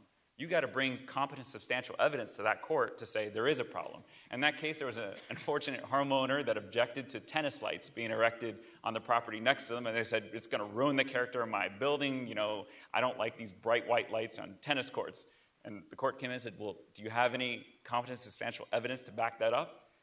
No, judge, I just don't like tennis lights. And the other side brought in an actual lighting expert that said, no, there's no health issues resulting with tennis lights or anything. And the objection was thrown out. You compare that with somebody who has succeeded when they're objecting.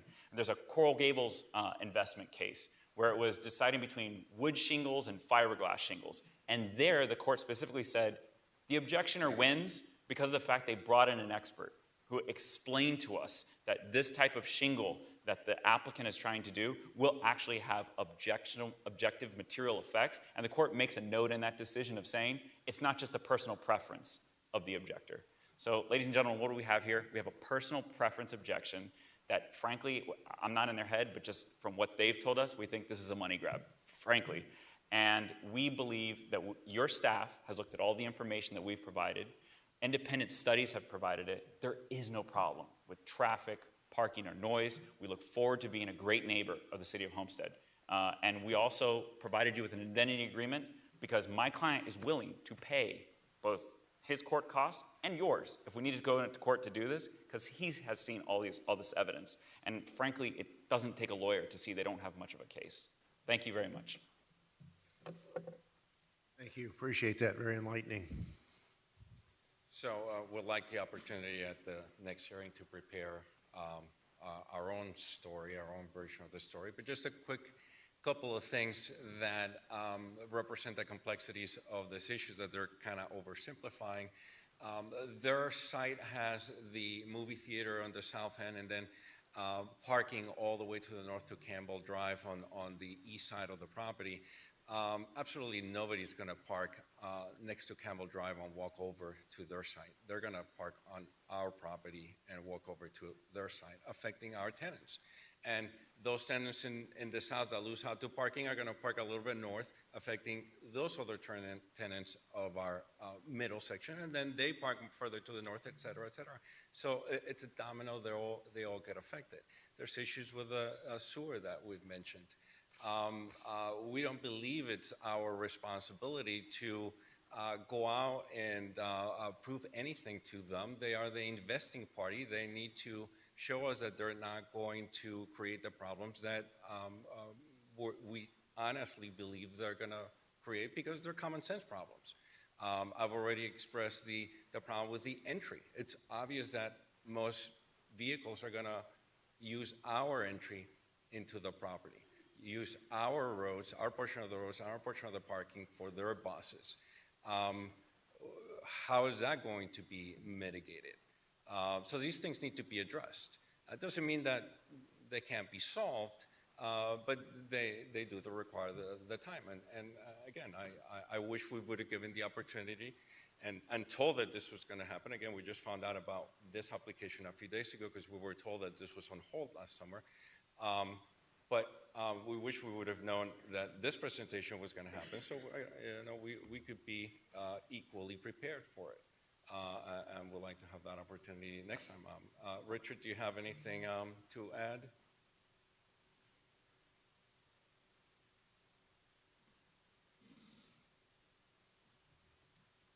Nothing further. Go ahead. Okay. All right, very good. So we have a motion of, yes, Councilwoman. I just have a question before, I'm ready to call the question because as I mentioned, I have to leave. But as you prepare your presentation for the next reading, and I'm, again, reading through these concerns, and I'm really struggling with the one in particular, number 4, when you discuss the water. Okay, so this is a medical facility, and if we're working together, I don't understand the concern that a multitude of multiple examination rooms with sinks will undoubtedly put a strain on water supply, which can in turn create a fire hazard. Well, there's been I'm not asking you to answer that tonight. Be prepared to answer that, because it just makes no sense to me, and I need you to make it make I'd be sense. happy They need to. water, There's a water pressure problem in the area.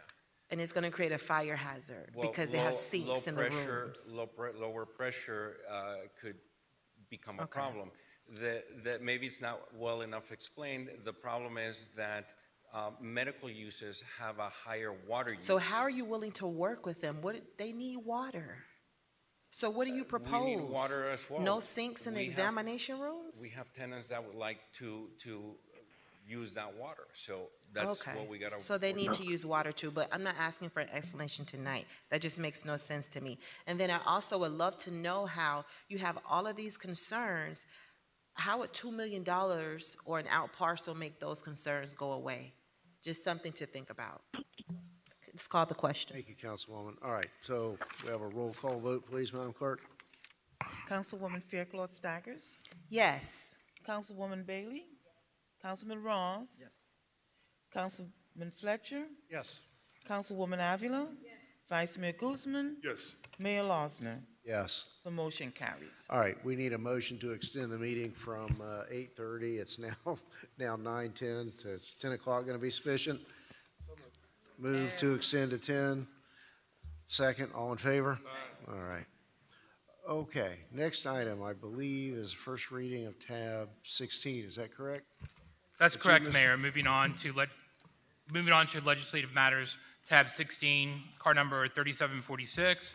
This is the first reading of an ordinance of the City of Homestead, Florida, amending the City Code of Ordinances by amending Chapter 33, Signs and Advertising, Article 3, Signs, modifying regulations related to off-premise advertising, providing for conflicts, severability, and providing for an effective date. Just to reiterate my comments in quick sum, not different from what I said during the LPA meeting. This was the direction you all gave us to work with staff to provide for off-premise advertising along the Turnpike corridor. When we come back for second reading, we'll have a map and we'll have identified those areas within the Turnpike corridor that are commercial or industrial zoned that result in the total number within the municipal boundaries in that corridor. Thank you. Anything further, Mr. Cordino? No, sir. Yeah, and that was going to be my comment, is that on second reading, if we could have, a narrowing down of the available locations and a number of how many, that map would be very, very beneficial, so I can, support this to move it to that point so we know exactly what we're looking at. Anything further from council on that matter? Is there anyone here in the audience wishing to speak on this item? All right, do we have a motion for approval on first reading? Moved by Councilwoman Avila, seconded by Councilwoman Bailey. Roll call, Madam Clerk. Councilman Fletcher. Yes. Councilwoman Fairclough Staggers. Councilwoman Bailey. Yes. Councilwoman Avila. Yes. Councilman Roth. Yes. Vice Mayor Guzman. Yes. Mayor Losner. Yes. The motion carries. All right. Next item is a second reading on car number 3670, Florida Power and Light City of Homestead Electric Franchise Agreement. You, Mr. Pearl? Yes, Mr. Mayor. This is second reading of an ordinance of the City of Homestead, Florida, granting to Florida Power and Light Company, its successors, and assigns a non-exclusive electric franchise, imposing provisions and conditions relating thereto, providing for a monthly payment of a franchise fee to the city, providing for adoption of representations, repealing all ordinances in conflict, providing for severability, and providing for an effective date. Thank you, sir. Anything further, Mr. Manager? The second reading? Second reading, Mayor. All right, very good. Any questions, comment? Moved by Councilman Fletcher, seconded by Councilwoman Bailey.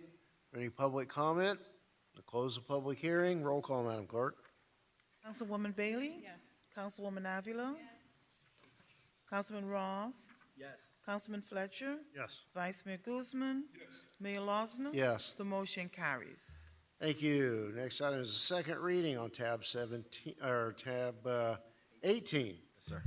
Car number 3709, final fiscal year 2022 budget amendment. Mr. Pearl. Yes, Mr. Mayor. Tab 18 is an ordinance of the City of Homestead, Florida, amending the budgets for each of the several funds and departments of the city for the fiscal year beginning October 1, 2021 and ending September 30th, 2022 by increasing the total budgeted revenues and expenditures by $2,543,000, providing for severability and an effective date. Thank you. Mr. Manager? Nothing additional, Mayor. All right. Moved by Councilman Roth, seconded by Me. Councilwoman Bailey. Any public comment? Roll call, Madam Clerk. Councilwoman Bailey? Yes. Councilwoman Avila? Councilman Fletcher? Yes. Councilman Roth? Vice Mayor Guzman? Yes. Mayor Losner? I suppose. The Yes. motion carries. All right. We are to second reading on tab 19, Mr. Pearl. Yes, Mr. Mayor.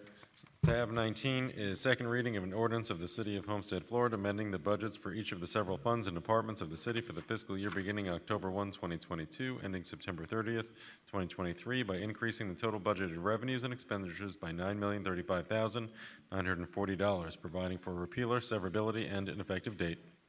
Anything new, Mr. Manager? Nothing additional, Mayor. Let's have a motion. We have a motion for approval by Councilman Fletcher, seconded by Councilman Roth. Roll call, Madam Clerk. Which means nobody say a word. Councilman Roth? Yes. Councilwoman Bailey? Yes. Councilman Fletcher? Yes. Councilwoman Avila? Yes. Vice Mayor Guzman? Yes. Mayor Losner? Yes. The motion carries. Second reading, tab 20, car number 3715. Mr. Pearl? Yes, Mr. Mayor. Tab 20 is second reading of an ordinance of the City of Homestead, Florida, amending the budget for the Electric Utility Fund and the Electric Utility Bond Debt Service Fund for the fiscal year beginning October 1, 2022, ending September 30th, 2023, by increasing the total budgeted revenues and expenditures by $6,760,000, providing for severability and an effective date. Thank you. Nothing to add? Nothing additional, Mayor. We have a motion to approve. Moved by Councilwoman Bailey, second by Councilman Fletcher. Any public comment? We'll close the public hearing. Roll call, Madam Clerk. Councilwoman Bailey? Yes. Councilman Roth? Yes. Councilman Fletcher? Yes. Councilwoman Avila? Yes. Vice Mayor Guzman? Yes. Mayor Losner? Yes. The motion carries. And now, tab 21, car number 3705. Mr. Manager? Thank you, Mayor. At the February 9th, 2021 council meeting, council authorized staff to work with Florida Power and Light for the design and construction of a new electrical grid interconnection point to be located at the Renaissance Electrical Substation situated in the Park of Commerce. The city executed a letter of intent with FPNL for the new interconnection. The agreement was brought to council and approved on July 27th, 2022. FPNL has requested the addition of certain protective language which the city agrees to allow, and the construction option has been changed from option 1 to option 2, which is more operationally effective for the city. The changes are highlighted in blue in the amended agreement.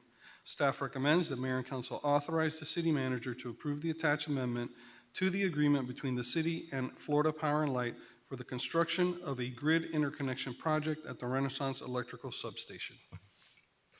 Thank you. Council, any questions, comments?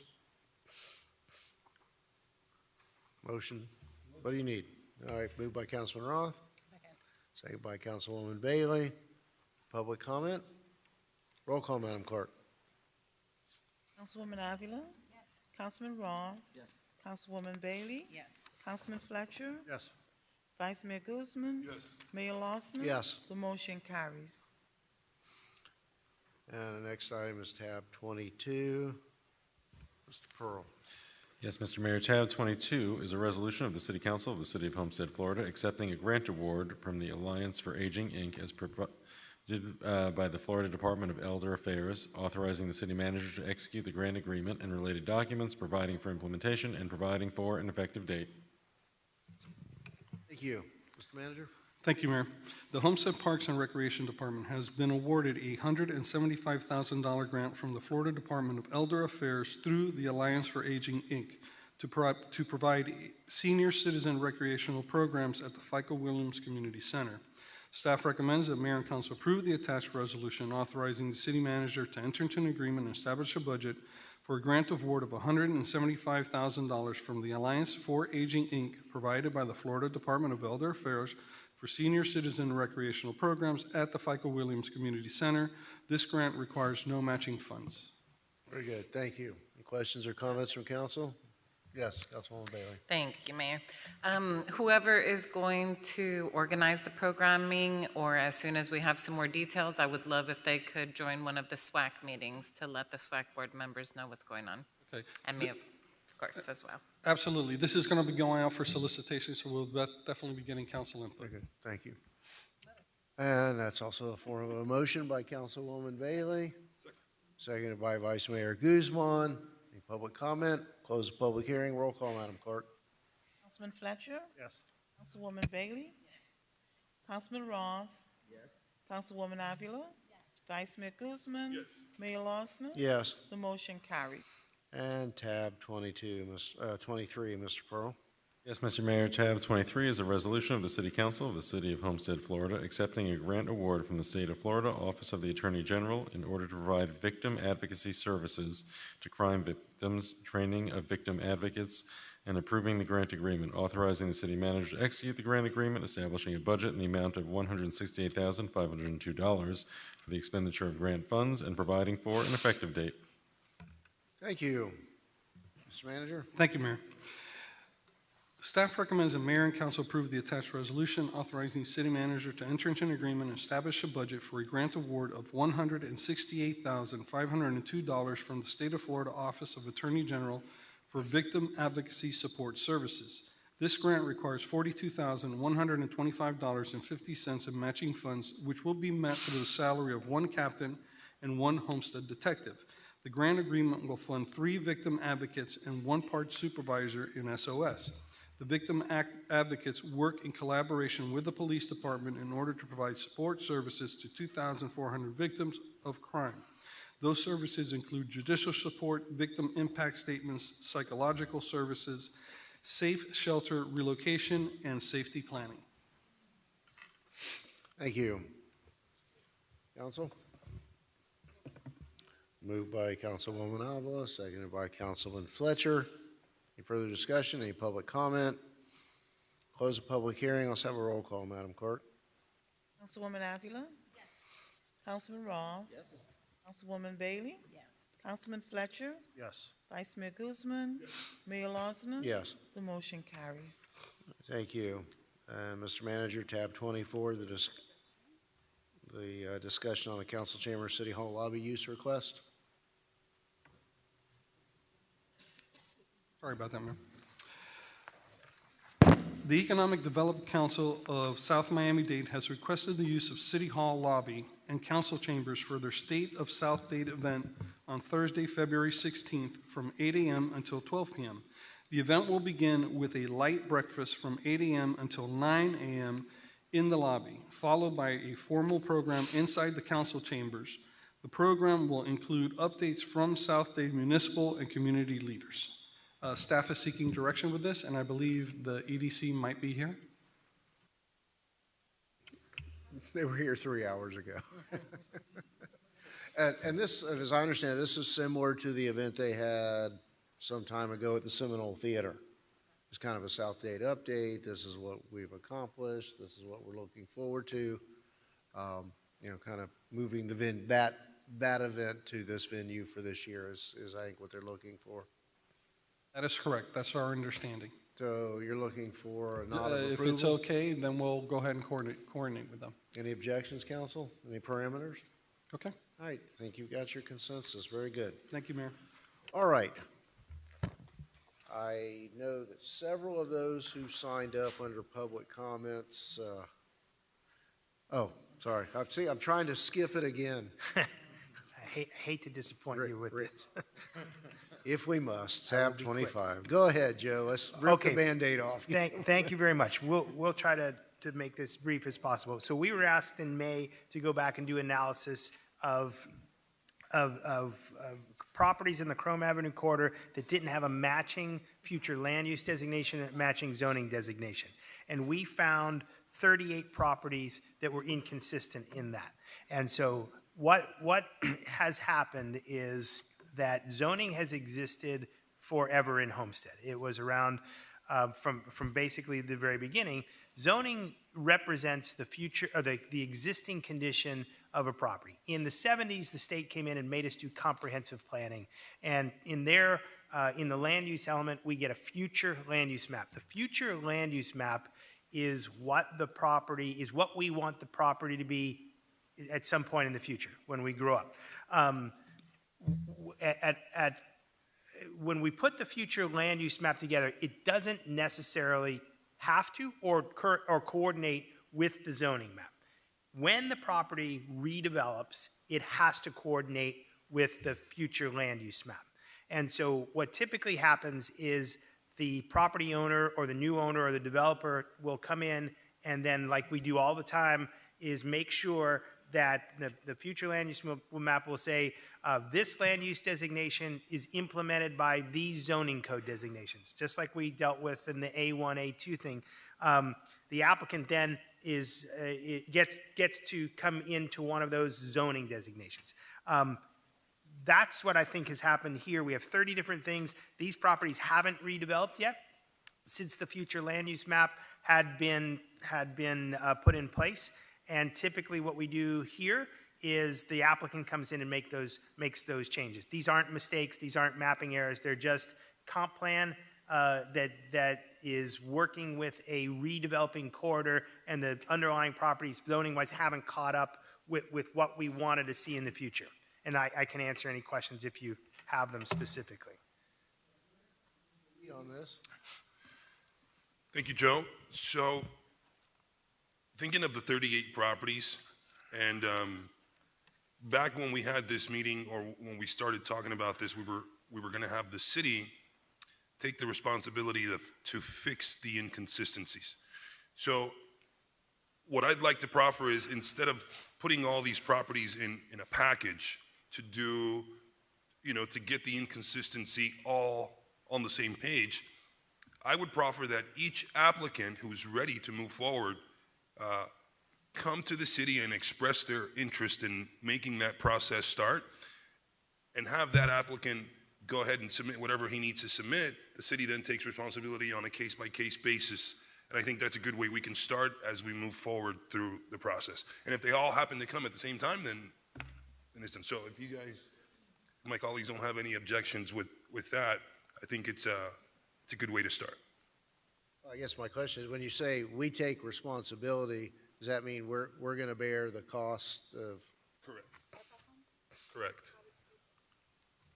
That would be up to the manager to guide us on how we would pay for that, because that was initially what we agreed on when we first started having this conversation. The city would have to absorb the cost of if we're going to pay for the rezoning. I mean, a regular application, Joe, how much? Yeah, well, typically we get an application fee, we've got the cost recovery fees, we've got the advertising, we've got the surveyor, we got the legal fees.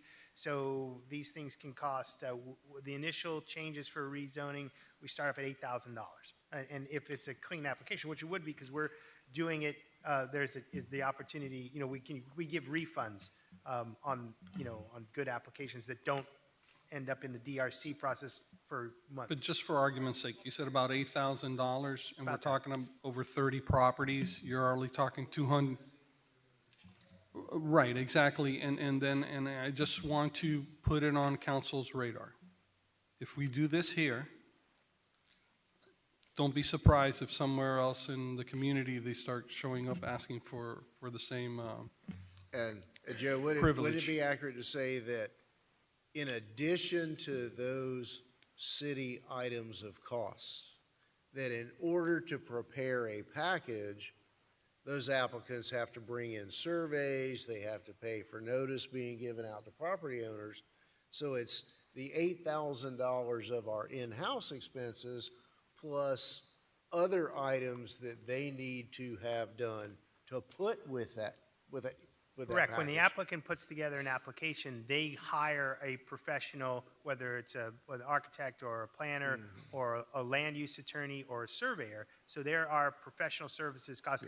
I believe those costs are well in excess of what the city charges simply to process the information. We're reviewing the information that they put together with their technical professionals. So, for instance, when all of these applications, these guys with the land use attorneys, and it's a pretty hefty hourly sum to come and argue the case. There's traffic engineers that argue the case. There are that they put traffic reports together, surveyors that put surveys together.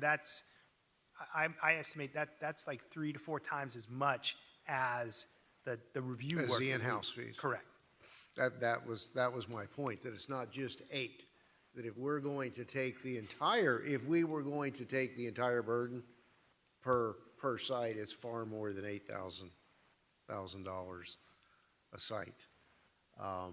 It's interesting, in the last, I guess, year and a half, we've had a handful of properties in that area come in, and I've received a phone call the other day about one where, in order to expand an existing business that's been there for a long time, they're under an R3, and that's not compatible with what's there. That could really be a very deep rabbit hole of expenses, but I guess really we're kind of casting about for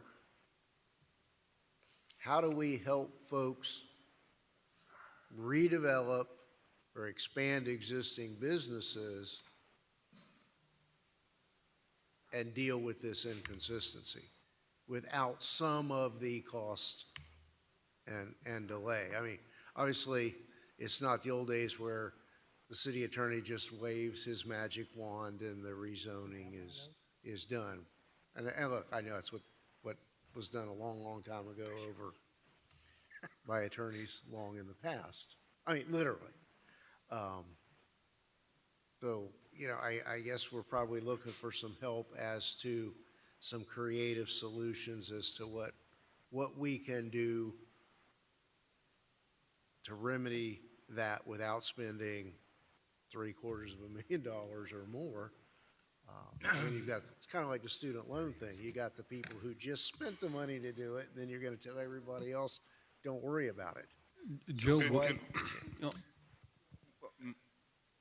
James, if I could help, ask.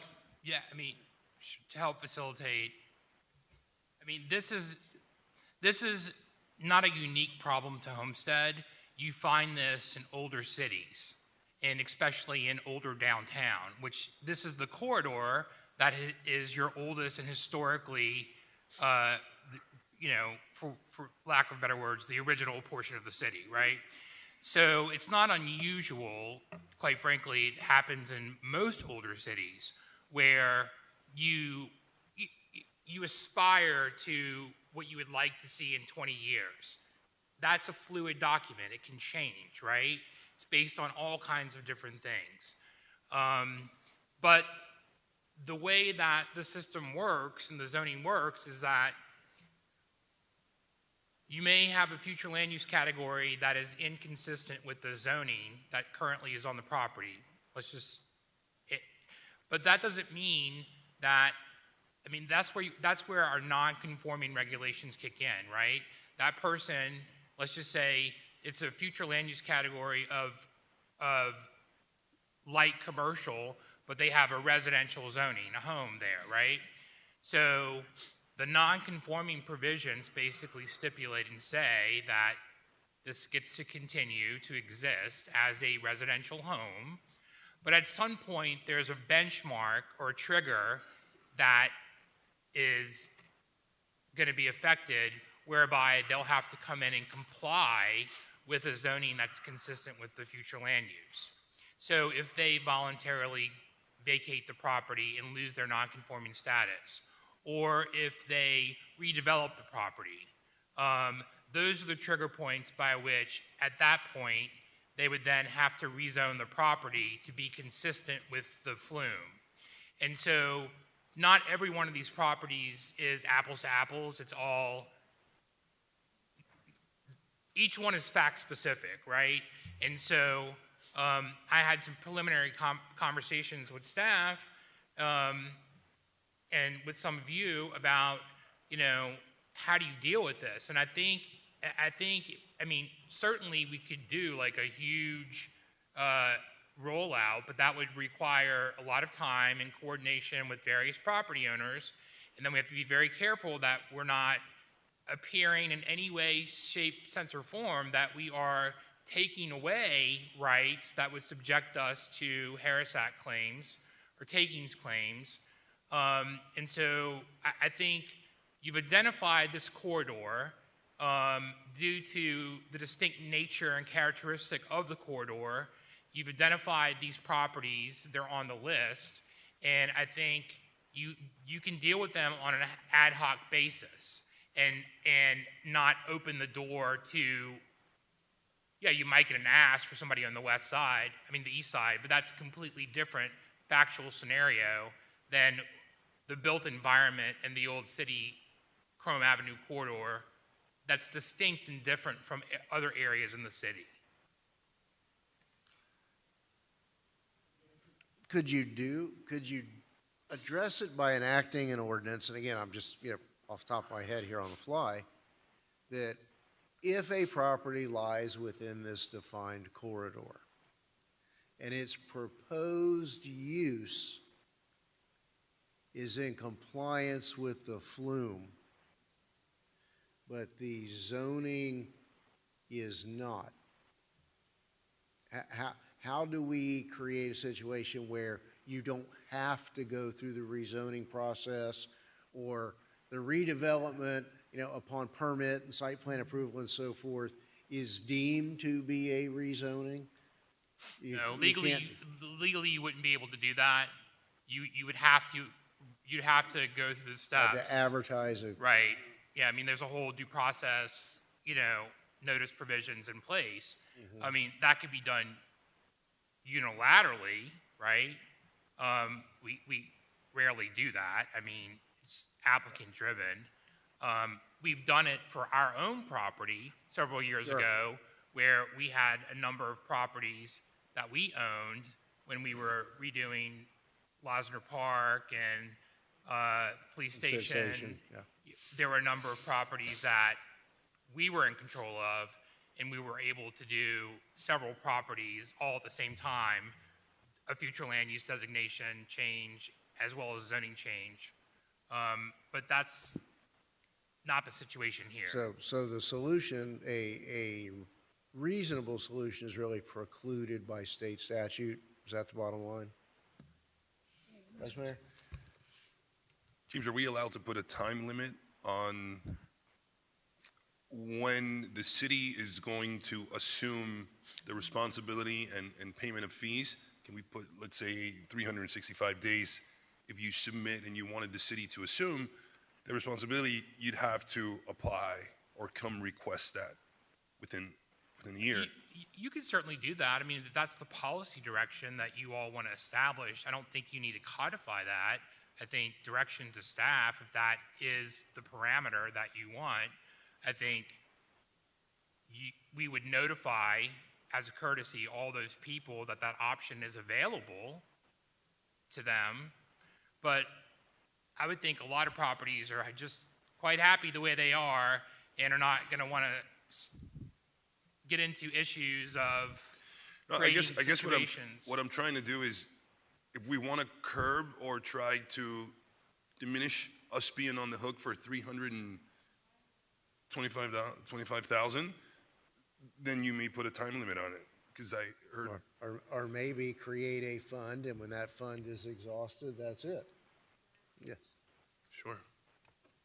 All right, I have some questions. This is in regards to identifying properties that, let's say, for example, are residential and that could potentially convert to commercial because of the inconsistency in the zoning and the FLUM, right? That's one scenario. One yes. scenario. Are any of these mixed use? can they go to mixed use, or is it residential or commercial? There are the land use category, there's one land use category, downtown mixed use, that exists. There's another neighborhood mixed use and professional mixed use. So there are 3 mixed use categories that exist there, and they're, all the zoning categories are either B1A or B1, B1A, R1, 2, or R1, 3, or 4.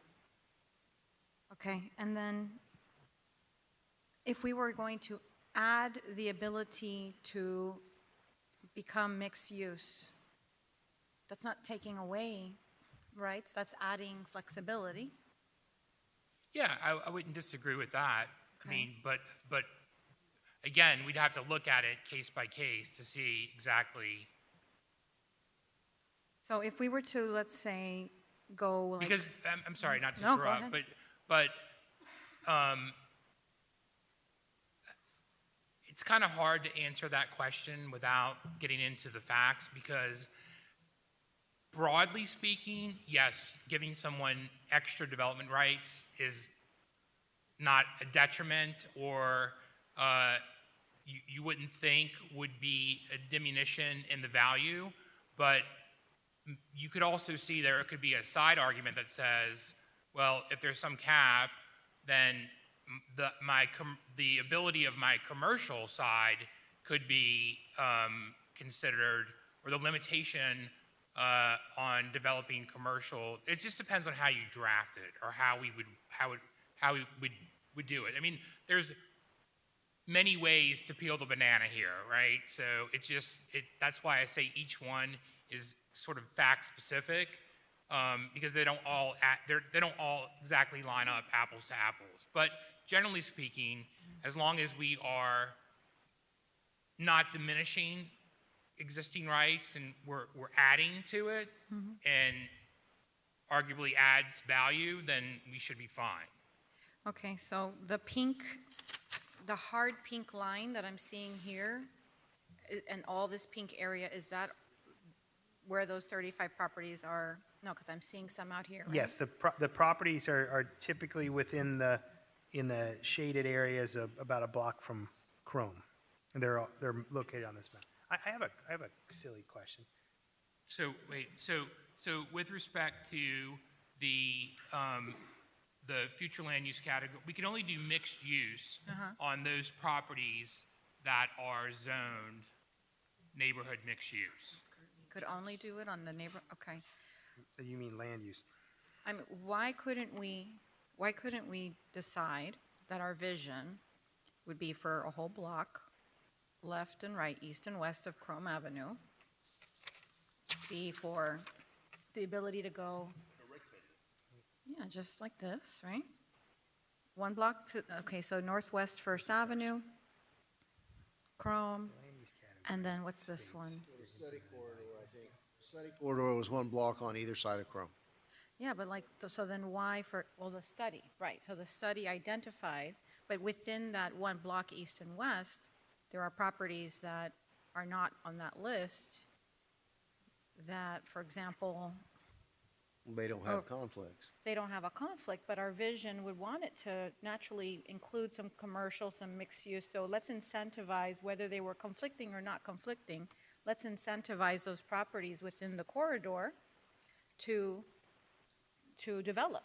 And so I would like to designate, let's say, I think it's a reasonable amount of money to say, let's put $500,000 in a pot of money from the ARPA funds for development.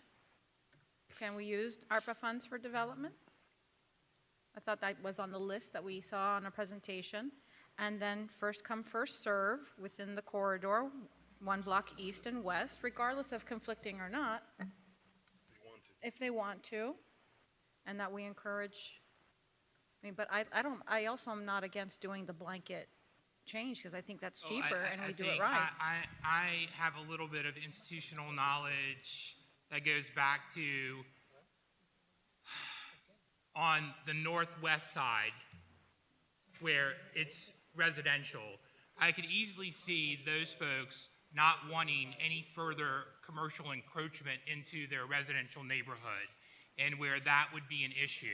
Because historically, those folks have showed up in chambers when we've had items that sought to increase the commercial intensity on properties on that corridor, and there's been some pushback. Now, maybe things have changed, I don't know, but I think that, again, is something that we would need to look at, because I could see where perhaps an argument could be made that changing someone's existing residential, single family, to commercial may diminish their property value as a residential home. I'm not saying to change it, I'm saying to add it as a flexible option. I know, but the action of us taking that change would subject us potentially. I'm not saying that it will, but I don't think we could just make a blanket statement this evening. I think we would have to look at it a little bit more to assess. On this map, which color is residential? So, or Residential. the yellow? There's very little Residential yellow. is the yellow, the orange, or the green. May I? Green is hotel, motel, and institutional. Right, it's R4. The yellow, the bright yellow is one family. Is R1. And There's that only a few properties are yellow. There's this light beige, but I don't know if that's the paper or the light low ba- residential use, I guess, yes. Yeah, okay. that's kind of a R3 multiple apartment. The beige, I don't know, I don't have the beige out there. It's probably a resident. I consider this area as our greater downtown, and so that's why I think that it behooves us to have the commercial up and down this corridor. I mean, if you don't want to go that far north, but what is this, 15th Street right there? I mean, that's busy commercial business. No, it already is, and really, there's only a couple of properties up there that have those inconsistencies. The inconsistency, Yeah. right. I'm saying that It whether they're is- inconsistent or not, I would like to encourage the business development to convert from residential to business to commercial, to create commerce in those areas. So I would be in favor of continuing the A good conversation. example of that would be the property next to John Moss's office. There's a block, and there's just one property that seems like it's an We can't hear Vice Mayor. disregardless. I may have a suggestion. Maybe we go into something that we kind of already do already with the administrative approvals. So the comp plan in each of the land use categories, so if it says, just pick one, it says light commercial use, and in the comp plan definition, it says implemented by these zoning code categories, 1, 2, 3, or 4, right? We want, if the applicant's going to change to one of those zoning code categories, what analysis do we really have to do, right? We want it to be that way. The zoning is already approved. It's into. Why don't we just do that administratively? No public hearing fees, really no analysis fees. We want to do it. You can't do it administratively. You would have Okay, to have a but public hearing. either way, we can have a public hearing, but what analysis do we really need to do? Because we want it to be that way anyway. It's not like we should be into a deep analysis of is it compatible with the neighborhood? Because we know it's compatible with the neighborhood because we want it to be one of those 4 categories anyway. And that should cut. That's kind of what I asked a few minutes ago about can't we just wave the magic wand? Yeah, I mean, that's kind of your magic wand theory, right? So the applicant goes and puts together the application, and then we can cut probably the bulk of those fees out by just putting those quickly on a council agenda and saying, you know what, this zoning category, this zoning category implements this land use category. We recommend approval. Just like when somebody comes through on a site plan with no variances, why would we deny it? It already matches the code. It seems like maybe that's the easiest answer we could come up with. So I think we just have to come to an agreement as to, well, how wide is the corridor? And because I'm looking beyond just the inconsistency, I'm looking at the overall vision. And then also, why did we stop at 5th Street? Like, is everything south fine on the Well, corridor? is that the southern city limits? Where did we stop? Well, that's 8th Street, and that's. No, you all specifically asked, gave the parameters from north to south. Okay. And how wide with respect to the scope of the flume and zoning analysis to see where there are inconsistencies that lies. Okay, I'm going to assume that south of Fifth Street, there's no inconsistencies and no issues, and that the commercial is pretty much a block east and west. This could be, I mean, if we looked at the entire city, this condition can be all over the city, right? I mean, we have no idea necessarily what comp plan categories aren't implemented by the zoning. And we only find out about them when the applicant comes in to redevelop, and the first thing we do is a zoning check. The very basic 101 is, hey, does your comp plan match your zoning? Oh, it doesn't. Okay, that's how we put their checklist together. You need to do this, that, and the other thing. Okay. We took it down to the north limit of what we've kind of called the core downtown. Okay. Is what the southern limit is the north line of the core downtown.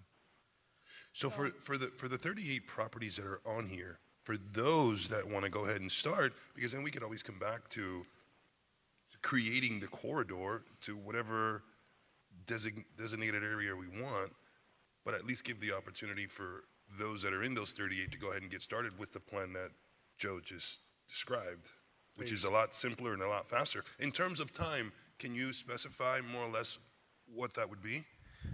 Honestly, we should be able to do it very quickly because the analysis is simply the comp plan says you're implemented by these 4 categories. You're doing one of these 4. You should go with it. Now, the thing that would slow them down would be they're typically going to have a site plan involved with the development after the zoning. And that should go through the But that's on them later. Yeah, I mean, zoning can change first, right? Like the applicant that came through today, he's changing the zoning, but he'll be back with site plan later. So we could change, the zoning should come first. We should be able to do that relatively quickly. I mean, it's got to get in line. We've got to put work together, but it's really almost an administrative, very quick review. So if they had everything ready, potentially in 3 months, they could be ready to Yeah, go. I mean, I think way shorter than 3 months. I mean, I think, well, okay, staff, but. And the cost would Because be- there's a volume, we have 2 hearings, there's a volume, but it's way quicker than a It used typical to be. DRC analysis where it gets in the hopper with, and then it's got to go to all the department heads type of stuff, and then it comes back and there's a bunch of comments. This is, we get the application, we say, yes, A2 is implemented by EUM, goes to council. I mean, okay. LPA, then council, but it's pretty quick. What kind of cost are we talking about for fees and costs to go that route? Well, the fees are typically public hearing fees, which are whatever it costs. Michelle, what are the public hearing fees? They're by formula. They're a formula, but either way, it's and then we charge typically the cost recovery, but you don't need a surveyor, you don't need a traffic engineer, you don't really need a planning analysis except for the person to look at it and say, yes, the zoning analysis is the first thing we do. That can be done in-house as part of the regular day of work. It doesn't necessarily have to go to a cost recovery.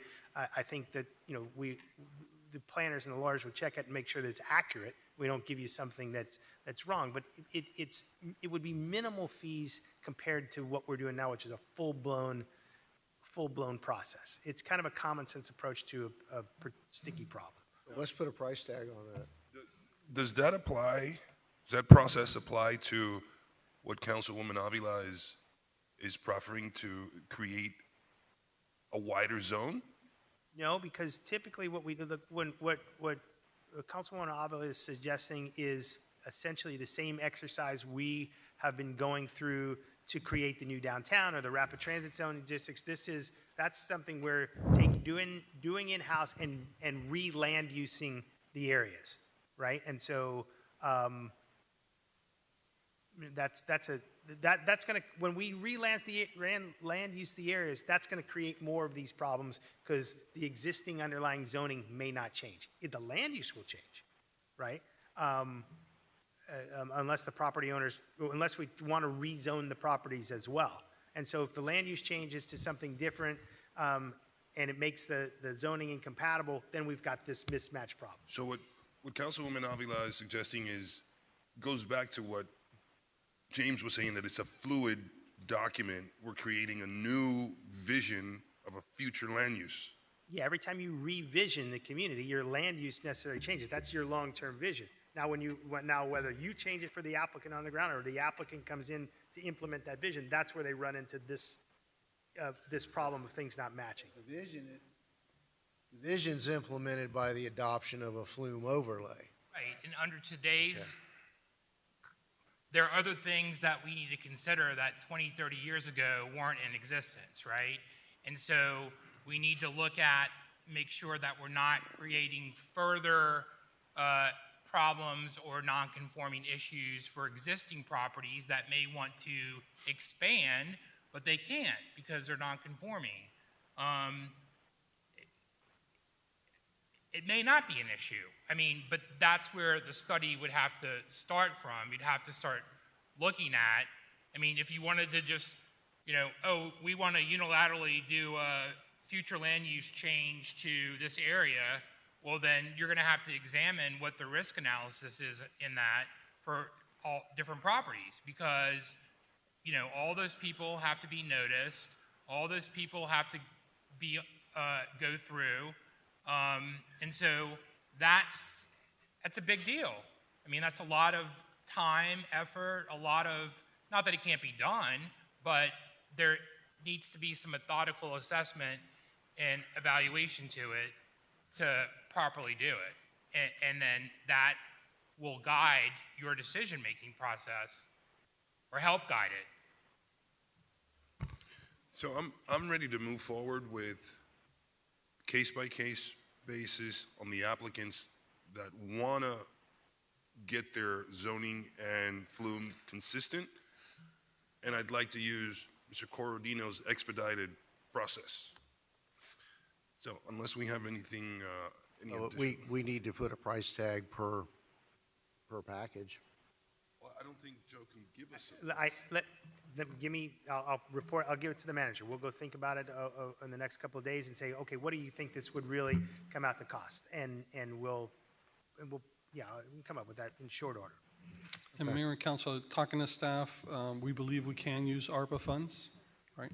So at least there'll be funding. Let's don't get too generous. Now, point of clarification. So, you know, I'm one of those property owners and I want to change my zoning. And so I go, hey, by the way, I want to put this together. I have a site plan too. Are we going to limit them to come for the zoning, take care of that, and anything else you want to do later on comes separately? So that it doesn't get convoluted, it doesn't get combined. Your essence, clarify. We're talking about bearing the burden of the administrative rezoning to come into consistency. Once they want to go forward with site planning or whatever's necessary to do new development or expansion, that's on them? Is that your thought? Okay, so they come first for the rezoning.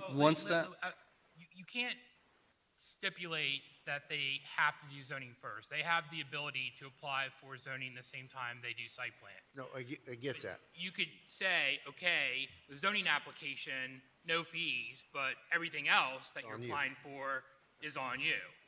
And that's easily, is easily bifurcated?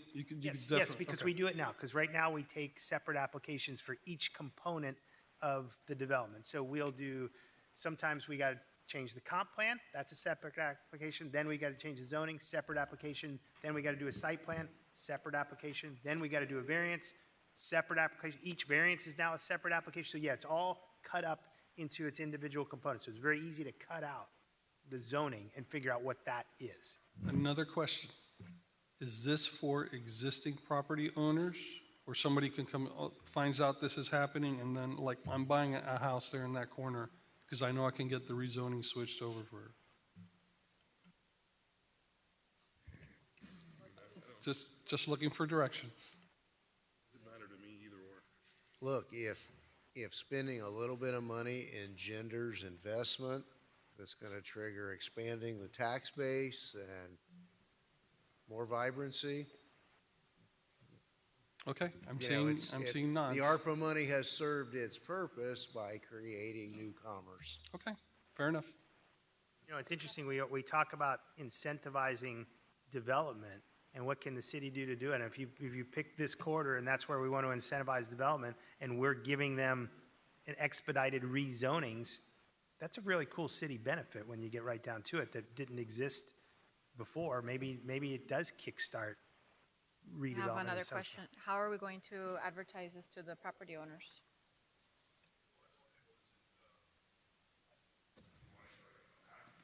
The 35 properties that you have identified, what's the next step? So we pass this, is there a first and second reading, or what's the next steps to No, do I that? think this is just policy direction. Okay. And if the policy direction is that you all want to start, you've identified these 38 properties as potential redevelopment or non-conforming properties, then I think if the policy direction to staff is that if and when these property owners decide to come in, either on their own for redevelopment, or if they lose their non-conforming status, or at whatever point it gets triggered, then the city will cover it. And I think you can simply provide some correspondence by certified mail to the property owners. The 38. I'm sorry, to the 38 property owners, just to let them know, hey, by the way. I'd like to put a time for response on it. It's not we're going to do this and forevermore. You That's can always right. come back. It's a closed-in program. Correct. And maybe we should make it budgetary, on the budget year. So they have, within the year, they have to provide intent to proceed or notice of intent to proceed, and not necessarily complete it all in the year, but begin the conversations and notifications with us. But I'd like to simultaneously continue the conversation about identifying, a block east and west, and what that looks like, and what that research means, and how that affects the FLUM and the zoning and the whatever else. And that's a related but separate issue. Right. But we notify the 38, but I don't know why, if it's going to be a pretty straightforward situation, why not by the end of next year? You need to avail yourself of this benefit. To reserve the funds, and that way we can allocate the funding and identify the properties, and maybe there's property owners that say, no, I want nothing to do with that, and then we can release the funds to other interested parties within that area. So in the coming days, we'll establish a budget. Okay, and I'm fine with 500 to start with. Right, and I would need a motion to go ahead and be able to use the ARPA funds, but I definitely, if you give us a few days so I can sit down with Joe, we get a calculation and figure out what that dollar amount, as well as how we're going to notify these residents of this opportunity. So just give us a few days and we'll put something together. We'll email you all, so. Because if we're doing 38 properties, 500 is well in excess yeah. of $10,000 a property. So my- we don't need anywhere near. Right, but I was referring to 500 on the overall Well, let's vision, take but that in the next step when correct. we identify and establish That's the fine. vision. Okay, that's fine. So you need a Have motion? what you need? What do you need to go forward? We have your direction. Joe and I Yes. will work together and we'll get you the numbers and the information you need. Thank you, Joe. You're welcome. All right. All right, it's that time of night, and I know we've lost several of those who signed up to speak publicly. We have, it looks like, is it Melinda? Melinda Washington? I know Leela Beasley left, Sandinia Cartier, I think she left as well. Edie Ramos? Robert Anderson regarding garbage pickup. Hi, Mr. Anderson. Thanks for hanging in there. You're a glutton for punishment. At me. Go ahead. Well, my name is Robert Anderson, SEN. I own and manage Homestead Trailer Park. The park has been in Homestead for 72 years. I've managed it for 42 years. I got about between 40 and 50 renters in my park. They all pay their own utility bill, which means the city gets about $3,000 or $4,000 a month. Got a problem. They're not picking up the garbage. I went to the office, the garbage office, or whatever you want to call it. They don't know why. went for a week. Yeah. A week. Wasn't a pretty sight out on the street. No. So you missed 2 pickups for the entire park. That's right. 40 and 50 people. A lot of garbage. And then you don't recycle. You only recycle twice a month now. Are you going to get rid of that too? No. No? Mr. Mayor, are you familiar with the property? Can we do some research? Do we have? I'll reach out to the department. Julio is here. He's hearing the gentleman as well. We'll reach out to Solid Waste, find out what happened, and we're going to ensure that his garbage does get picked up on a timely fashion. I went to the office twice and talked to the ladies there. They didn't know why. We didn't know why. All right, we shouldn't be here that much longer tonight. I'm going to ask the manager to stick around, and I want you to tell him who you spoke with and some Absolutely. approximate dates. If the weak link is there in our representatives, the manager needs to know that. Okay, So- I have another request. What's that? This lady's name is Ms. Barbara Quenz? Okay, I was close, huh? And she's in charge of utilities? Yes. I'd like to have a face-to-face meeting with her. No telephone, face-to-face. Anybody here can arrange it? Yes, we can arrange I it. think we can. Can you? Turn around. She's behind You you. want face-to-face? Turn around. Okay.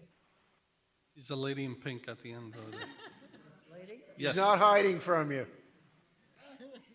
Well, did I get lucky? That's because the cameras are on and there's too many witnesses here. So. Wow, I'm sitting right next to her. But, You know it. you know, if, I say, we should, famous last words, we shouldn't be here too much longer, and I'd really like you either in person tonight, or if you want to No, I'll talk to him phone tonight. call tomorrow, and let's have a candid conversation about your visits to that department. Yeah, okay, I appreciate it. Thank you, Mr. Anderson. Because it kind of stunk, you know, after a while. Good. Thank you.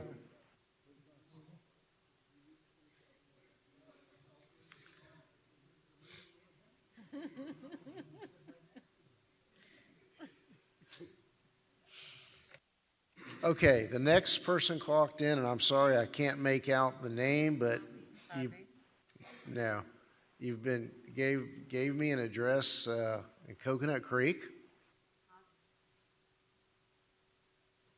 Is it Jerry? I think it's Hoppy. Javi?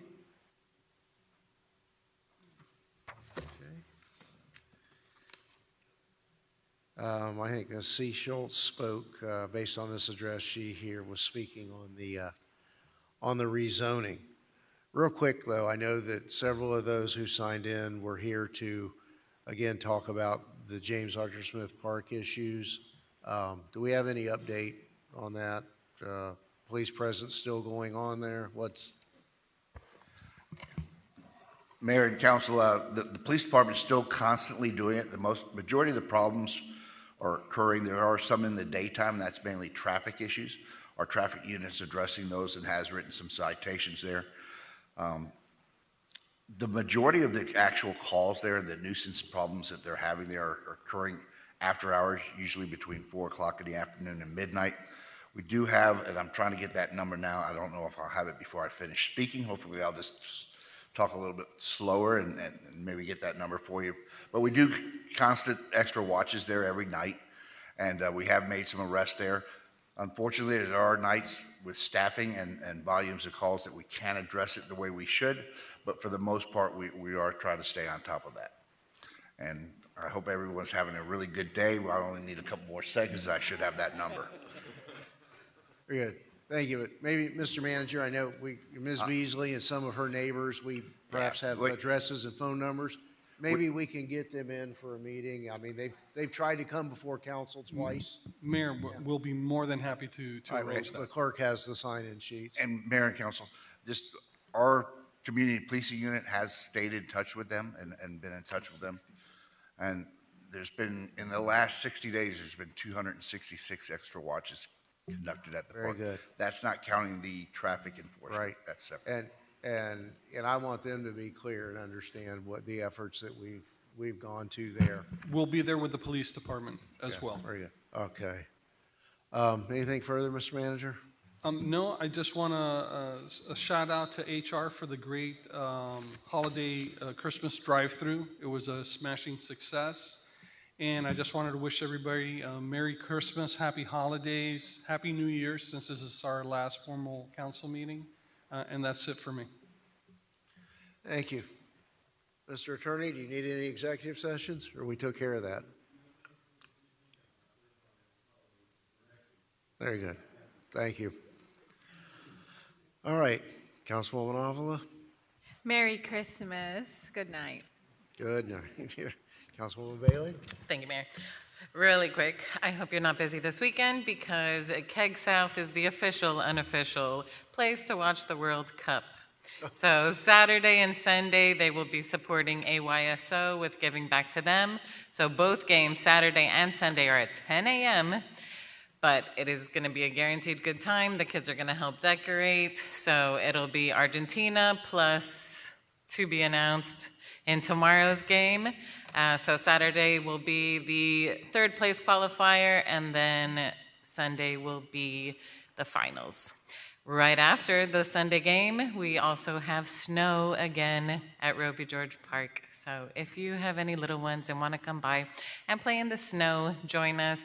Canvas art, beautiful local performances, service in the park, lots of fun stuff. Thank you. Thank you. Councilman Roth? Thank you, Mayor. Just, I have one thing that I would like to bring to the dais. And I've known Chief Roll for over 30 years. And I would like to ask that the city attorney, and with your blessings up here, to put together a resolution, and we can talk about this a little bit more, but in naming the police station after our chief. He started with this city back in 1980. 42 years ago. And I don't think there's any public servant that has served this city with his desire to serve, his loyalty to the city. And I believe truly that people who have earned these honors should be able to see them prior to their departure. And I'm not saying that he's leaving, but I really think that we need to recognize him for his service, his loyalty to the city. I know that when I'm out with him in public, I'm astonished at the reception he receives from the public and from the people he served for all these years. So I would ask that the city attorney tell me what the process would be. I watched it happen once before. I wasn't a part of that process when it was Roscoe Warren Park. So if you could just kind of help me out and figure out if there's a desire to do such a thing. That Roscoe Warren Park is one of the many reasons there is a process now in place for naming, and it's certainly not bringing it as a non-agenda item at 10 o'clock at night, but to accede to your wishes, we'll have the attorneys brief us on that at our next meeting. Historically, these facilities were done, there was a process, now the naming process of the street dedications, which were a little separate, but for our own city facilities, there's been actions taken by the council. Roscoe Warren, 2005, I think it was 2005. There was a resolution that was adopted that made that designation. If it's, the will of the council, you let me know, and I will, put something together for you. You just need direction, what you want to do. Well, since I brought this up, I would like to ask that you provide that for our next Cal meeting. The resolution, and we could decide that night. Okay. Thank you. The other is the same as the city manager. Wishing everyone a Merry Christmas and a Happy New Year. We will see each other again next week. Until then, God bless all of you. Thank you. Vice Mayor? Good night, everyone. Thank you. Not to belabor the night, but I want to shout out to all of our staff who helped put together that tree lighting. That was phenomenal. There may have been more folks there than there were at the grand opening. If not, it was pretty doggone close, and just the spirit that was there throughout that crowd was tremendous. I want to thank them for that. And again, my best wishes to everyone for happy holidays. And then we'll be back at this a time or two more before the clock turns to 2023. So with that, do we have a motion to adjourn? A motion to adjourn, but I want to say thank you to Lori for the goodies. Thank you very much. All right, we're adjourned. Thank you.